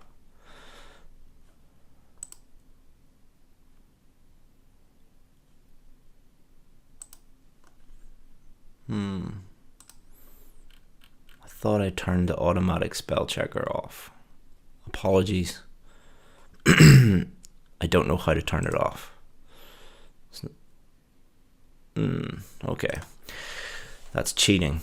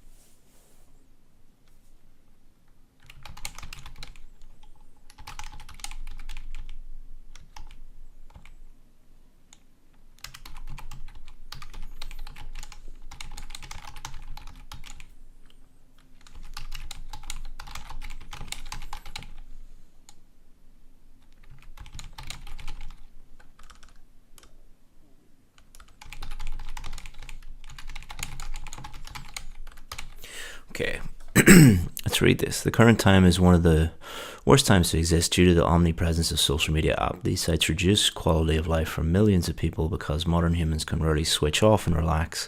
It is important for people to have time alone in order to refresh themselves and look after their mental health. Constant notifications increase anxiety and make people feel inadequate due to the impossible task of competing with everyone else. So I need to explain this a little bit. For example, Instagram portrays impossible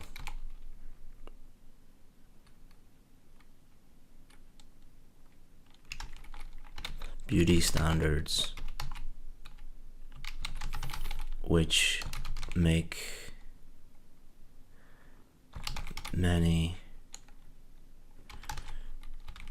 young men and women feel they are less than those they follow.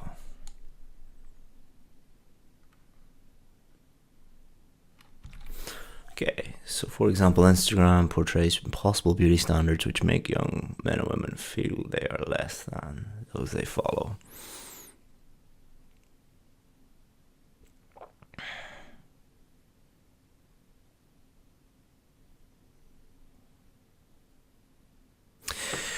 So my main point is about kind of never being able to switch off and connect. Is this a okay, this is related, but is this more peer pressure and comparing yourself to others rather than... Okay, let's change this a little bit. For example,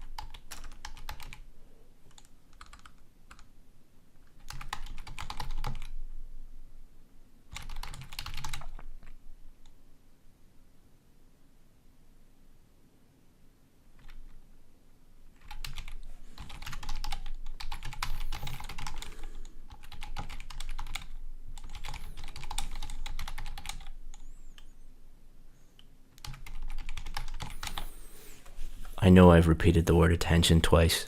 I know many of you are freaking out. Don't worry. All right. The current time is one of the worst times to exist due to the omnipresence of social media apps. These sites reduce quality of life for millions of people because modern humans can rarely switch off and relax. It is important for people to have time alone in order to refresh themselves and look after their mental health. Constant notifications increase anxiety and make people feel inadequate due to the impossible task of competing with everyone else in the world. For example, Instagram notifies you when someone likes your picture, and many young people feel stressed if they do not get enough attention, but also can't stop checking their phones.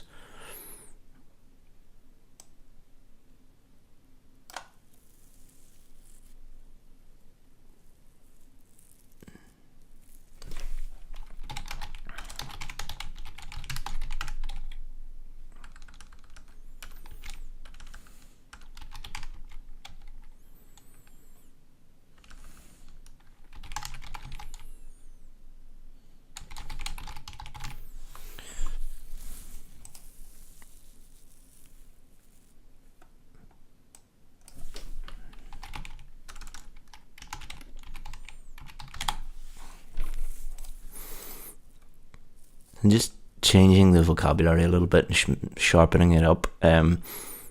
Check their feeds. This isn't like check is a simple word. There is a simple word, but feeds is a very topic specific word. And to use this correctly, indicates to the examiner that, you know, you really know this topic, you know social media, and if you have the ability to use this type of vocabulary, even though it's not a very long, complicated word, it is very topic specific. Okay, so I am 20 minutes in and I'm halfway through. I might have made some mistakes here. I don't know, but I'll check at the end. What other time?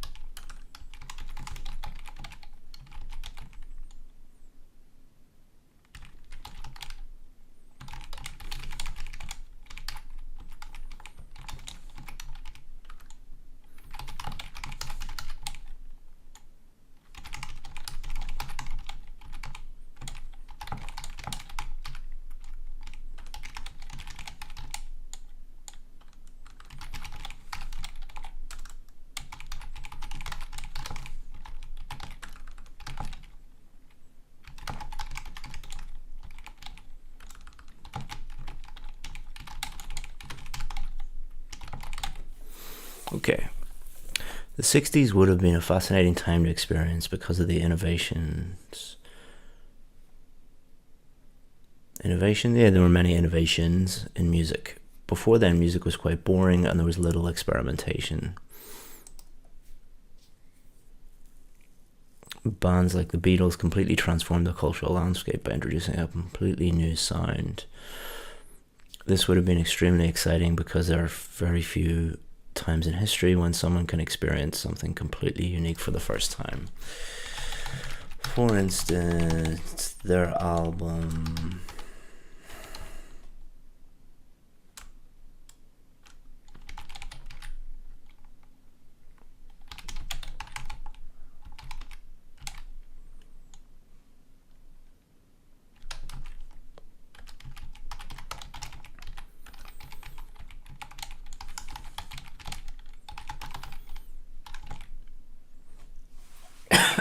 excuse me.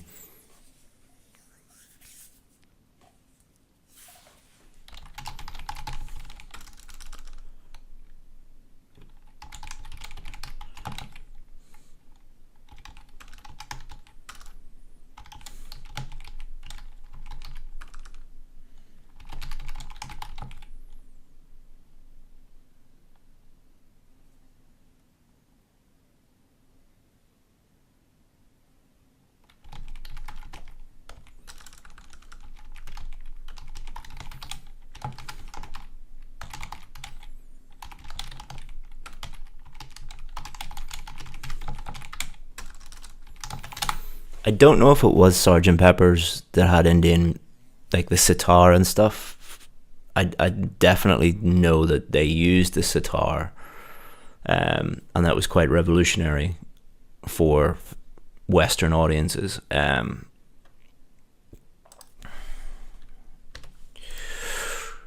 So, but it doesn't matter because it's not a Beatles or a music test. So,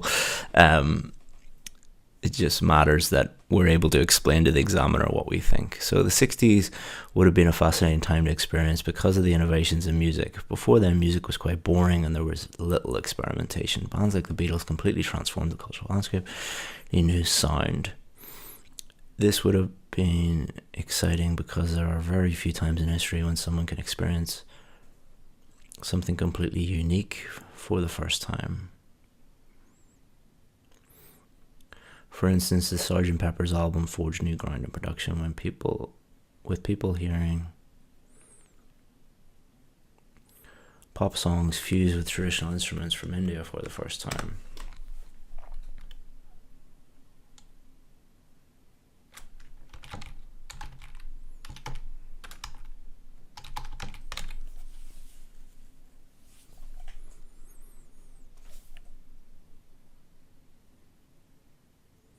Okay, so I've got about 12 minutes left, so I better finish this up.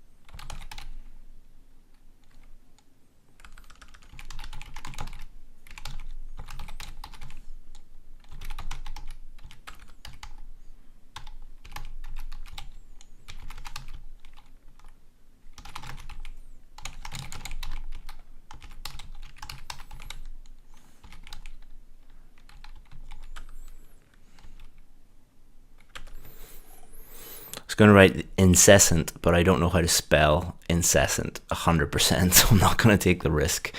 Because believe it or not, I'm not checking the dictionary or anything like that. I have a pretty good idea how it's spelled, but I don't want to take any risks.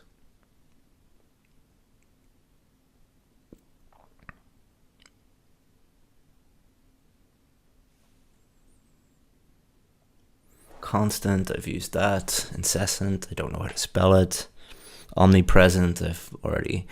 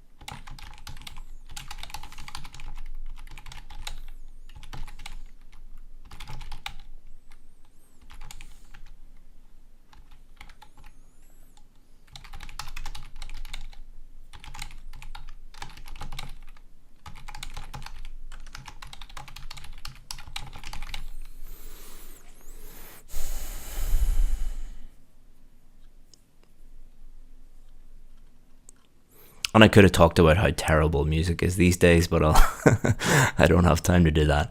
It is truly terrible. So, all right. In conclusion, although this current time has experienced many technological breakthroughs in the digital space, companies like Facebook and Twitter have a detrimental impact on our mental health, making it one of the worst times to be alive. So I'm linking it back to the question. I would have preferred to live through the 1960s because of how exciting new music was back then. So interesting, exciting. Okay. Let's check the word count. So I've got about 7 minutes to check this. So I'm on time. 308. So sweet spot is kind of between 260 to 300. So I'm a little bit over, but that's not a big deal at all. Once you're going much over 300, then you get into problems, but 8 words over 300 is not a huge deal. What I'm going to do is read it all again, because it's very difficult to spell check, grammar check, vocab check whenever you're thinking about writing at the same time.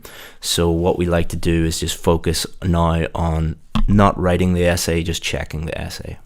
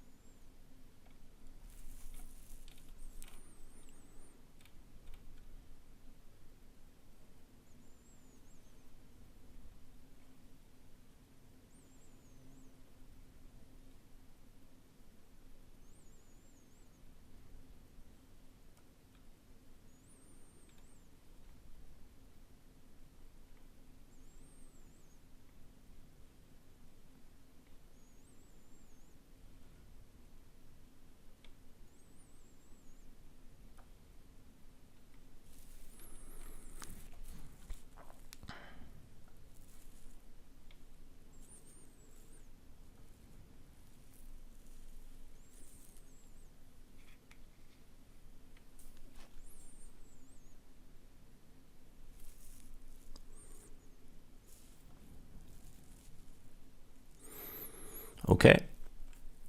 I hope I haven't missed anything or made any mistakes. I'm sure I'll be told. It's social media. One of the detrimental effects of social media is nasty comments. So hopefully I haven't made any mistakes, but I'm sure you'll tell me if I did. All right, I still have 5 minutes. So what I want to do is just go through this and look for, are there any improvements that I could make to the vocabulary?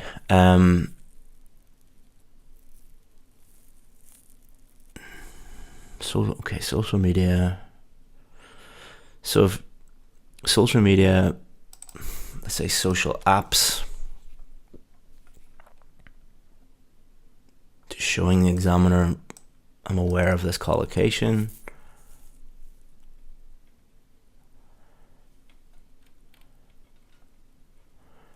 Okay, I talked about Facebook and Twitter instead of social media, so that's fine. 1960s,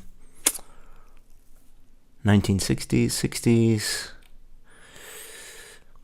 the 1960s.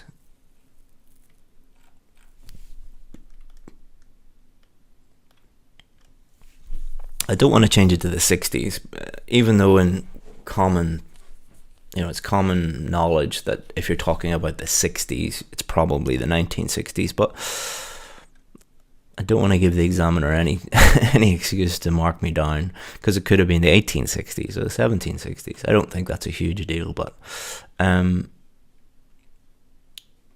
quality of life, notifications.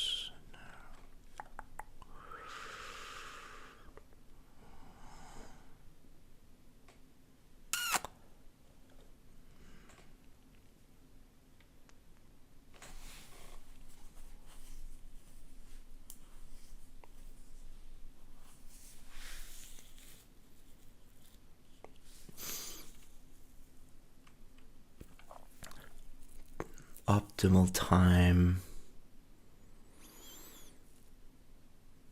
fascinating time, current time. So I've got time a lot, but it's not just time. It's a lot of collocation. So current time, fascinating time, interesting time, interesting decade, fascinating, stuff like that. For the first time, current time. So the examiner's not going, hopefully, the examiner is not going to look at this and go, you repeated time, 4 times or whatever. They'll look at it and think, okay, collocation.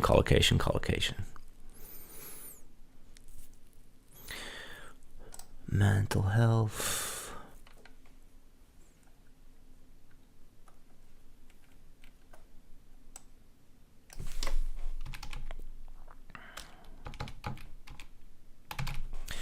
Well-being.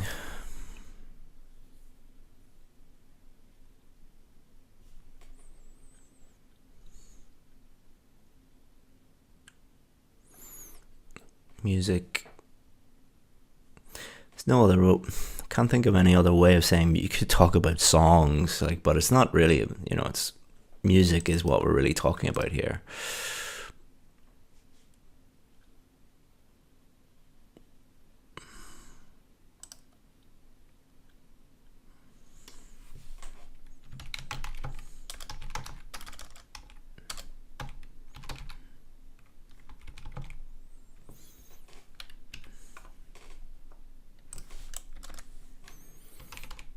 Musical. I'm just changing stuff for the sake of changing it. I don't think that improves the essay, but I just know that many of you will be screaming, "Oh, you used the word music 4 times."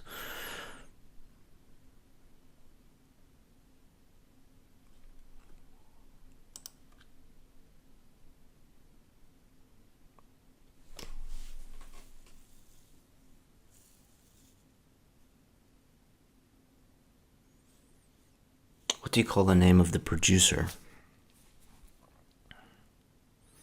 George someone. Might remember it later on.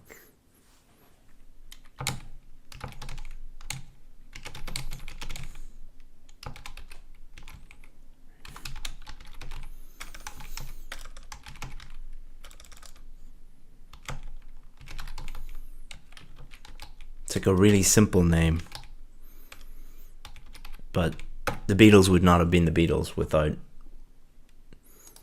their producer.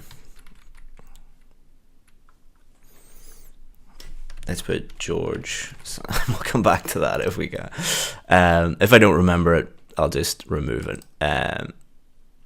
Okay, so I'm running out of time. I spent about 40 minutes. My watch is saying 45, it's 6:45 a.m. I started at 6:05 a.m. So we just need to move on. And if we spend too much time on this, we're not going to have enough time to get this done. So what I do is I first read this. Your friend has been offered a place on a course at the university where you studied. He or she would like your advice about finding a place to live. Okay. So I'm going to use my real university where I actually studied.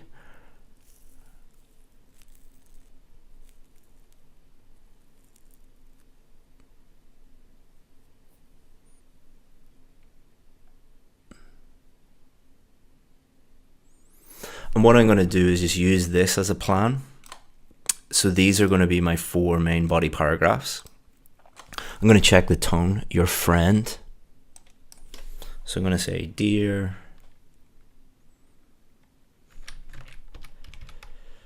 Will.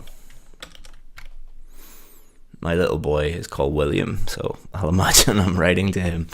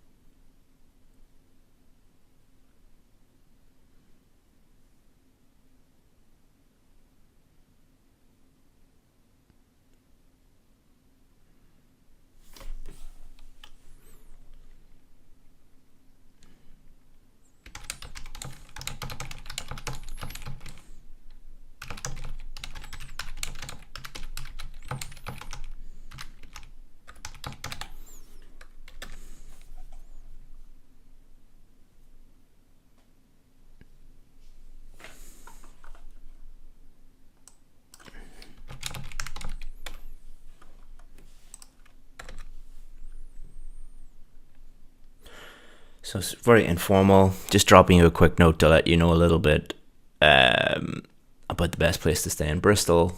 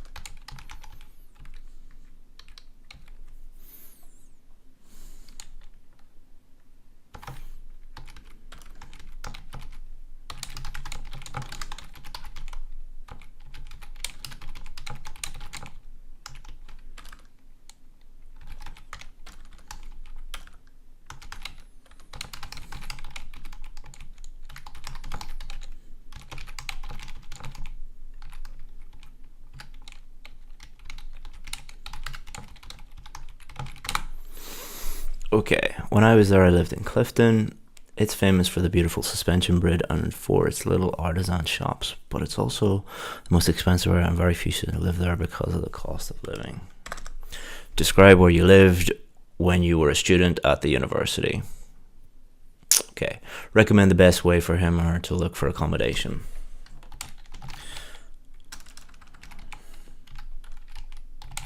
Again, I'm using informal language because it's a friend. I reckon the best place for you to look is on the University of Bristol's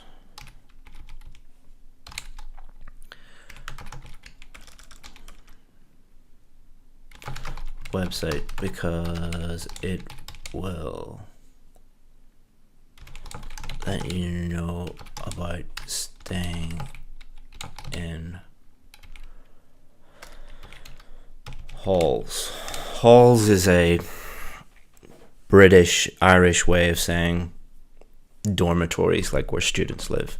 I reckon the best place for you to look is on the University of Bristol's website because it will let you know about staying in halls. They'll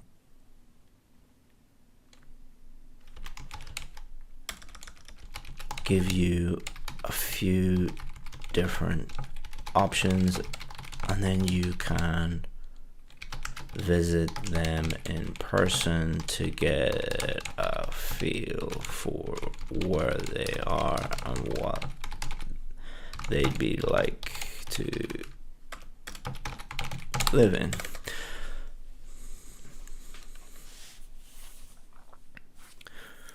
So I'm using lots of contractions, they'll, they'd, I'm, because it's an informal letter. Recommend the best way for him to look for accommodation. Warn him, her of mistakes students make when choosing accommodation.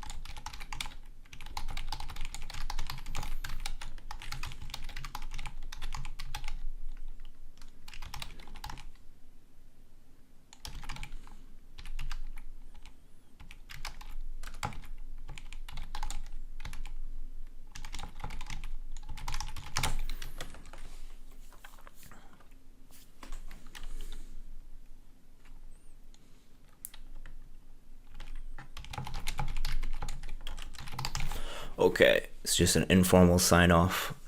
All right, so that took me 9 minutes, so probably a little bit too fast actually.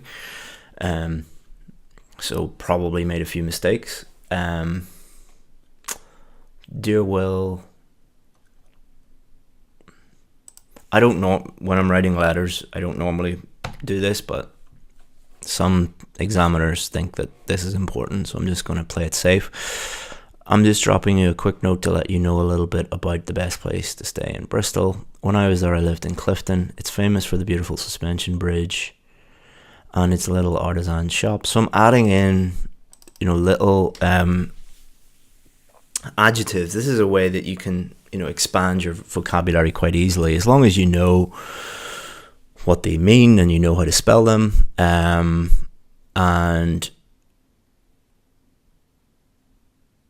they are appropriate, but it's also the most expensive area of the city, and very few students live there because of the cost of living. Okay, I reckon the best place for you to look is on the University of Bristol's website, because it will let you know about staying in halls.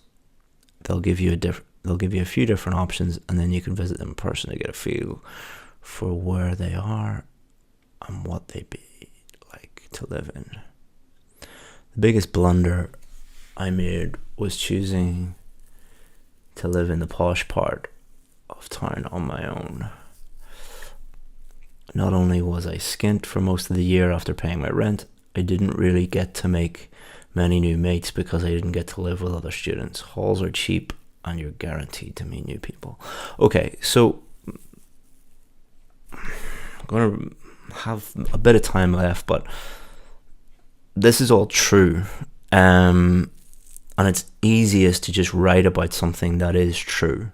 I went to the University of Bristol. I lived in Clifton. It was too expensive. I lived on my own. That was a mistake. So it's just easier to write about.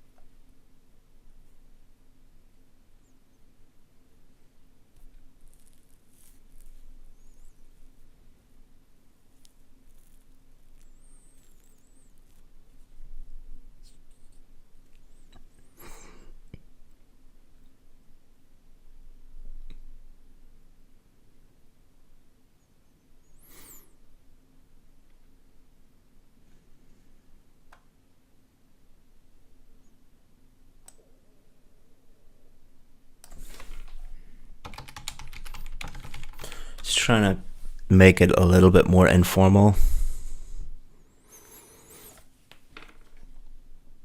And this is only like a 3-letter word, but only, very high-level English learners or native English speakers would really know how to use that word. So just demonstrating that it's not about using big, long, complicated words. Sometimes, a 3-letter word can be way more impressive than a big, long, complicated word.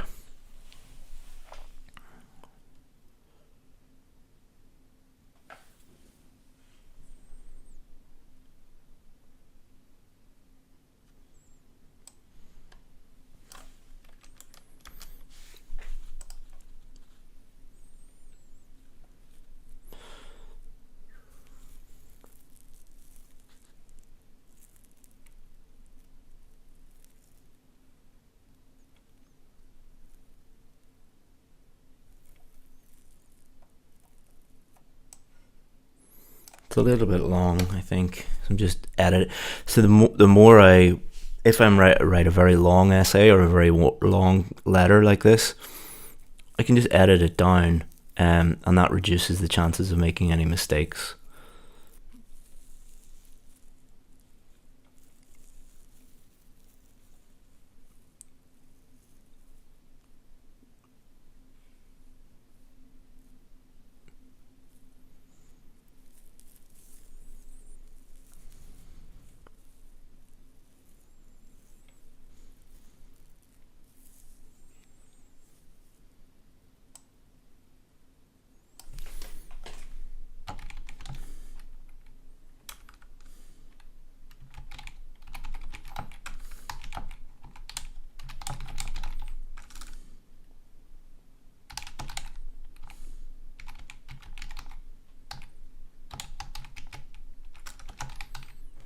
Freshers is like new people, first years, freshers. They have parties. Well, everyone has parties at university. But I'm just trying to add in as much topic-specific vocabulary as possible. Halls are cheap and you're guaranteed to make friends at the epic freshers parties.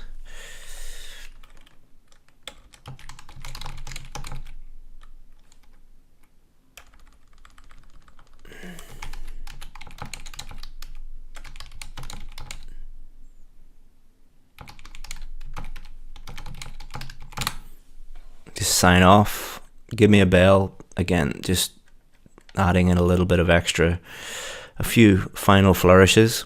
Give me a bell means call me. So in a formal letter, it would say, please phone me if you need anything else. In an informal letter, you can do something like that. So we're all done, I think. 5 minutes early. Still can't think of that name. Producer George Martin. I think it is. I knew it was a really simple name. Let's check. Beatles producer George Martin. Got it. Alright, I forgot to check the word count for this one. 193. So that's perfect. The sweet spot for these is kind of between 160 and 200. And it's much better to write a essay around that kind of word count and spend a lot of time thinking about it and shortening it, and maybe not shortening it, but just tightening it up and improving it. I'm sure that I've made some mistakes in here. Remember, to get a band 9, you're allowed to make some slips. So please don't look at this if I have made some mistakes and go, oh, you're a terrible teacher, you don't know what you're doing. Hopefully that was useful. But apologies that I couldn't talk you through absolutely everything, but I wanted to make sure that it was a good essay at the same time as it being educational. So apologies if there was a lot of dead noise where I wasn't actually talking, but it's difficult to write and talk and think all at the same time. Hopefully that was useful, guys, and it was definitely useful for me to kind of see what the challenges are for students and do this myself and put myself under pressure, and let's see if there's any negativity. Hopefully not. Hopefully it was useful. Thank you.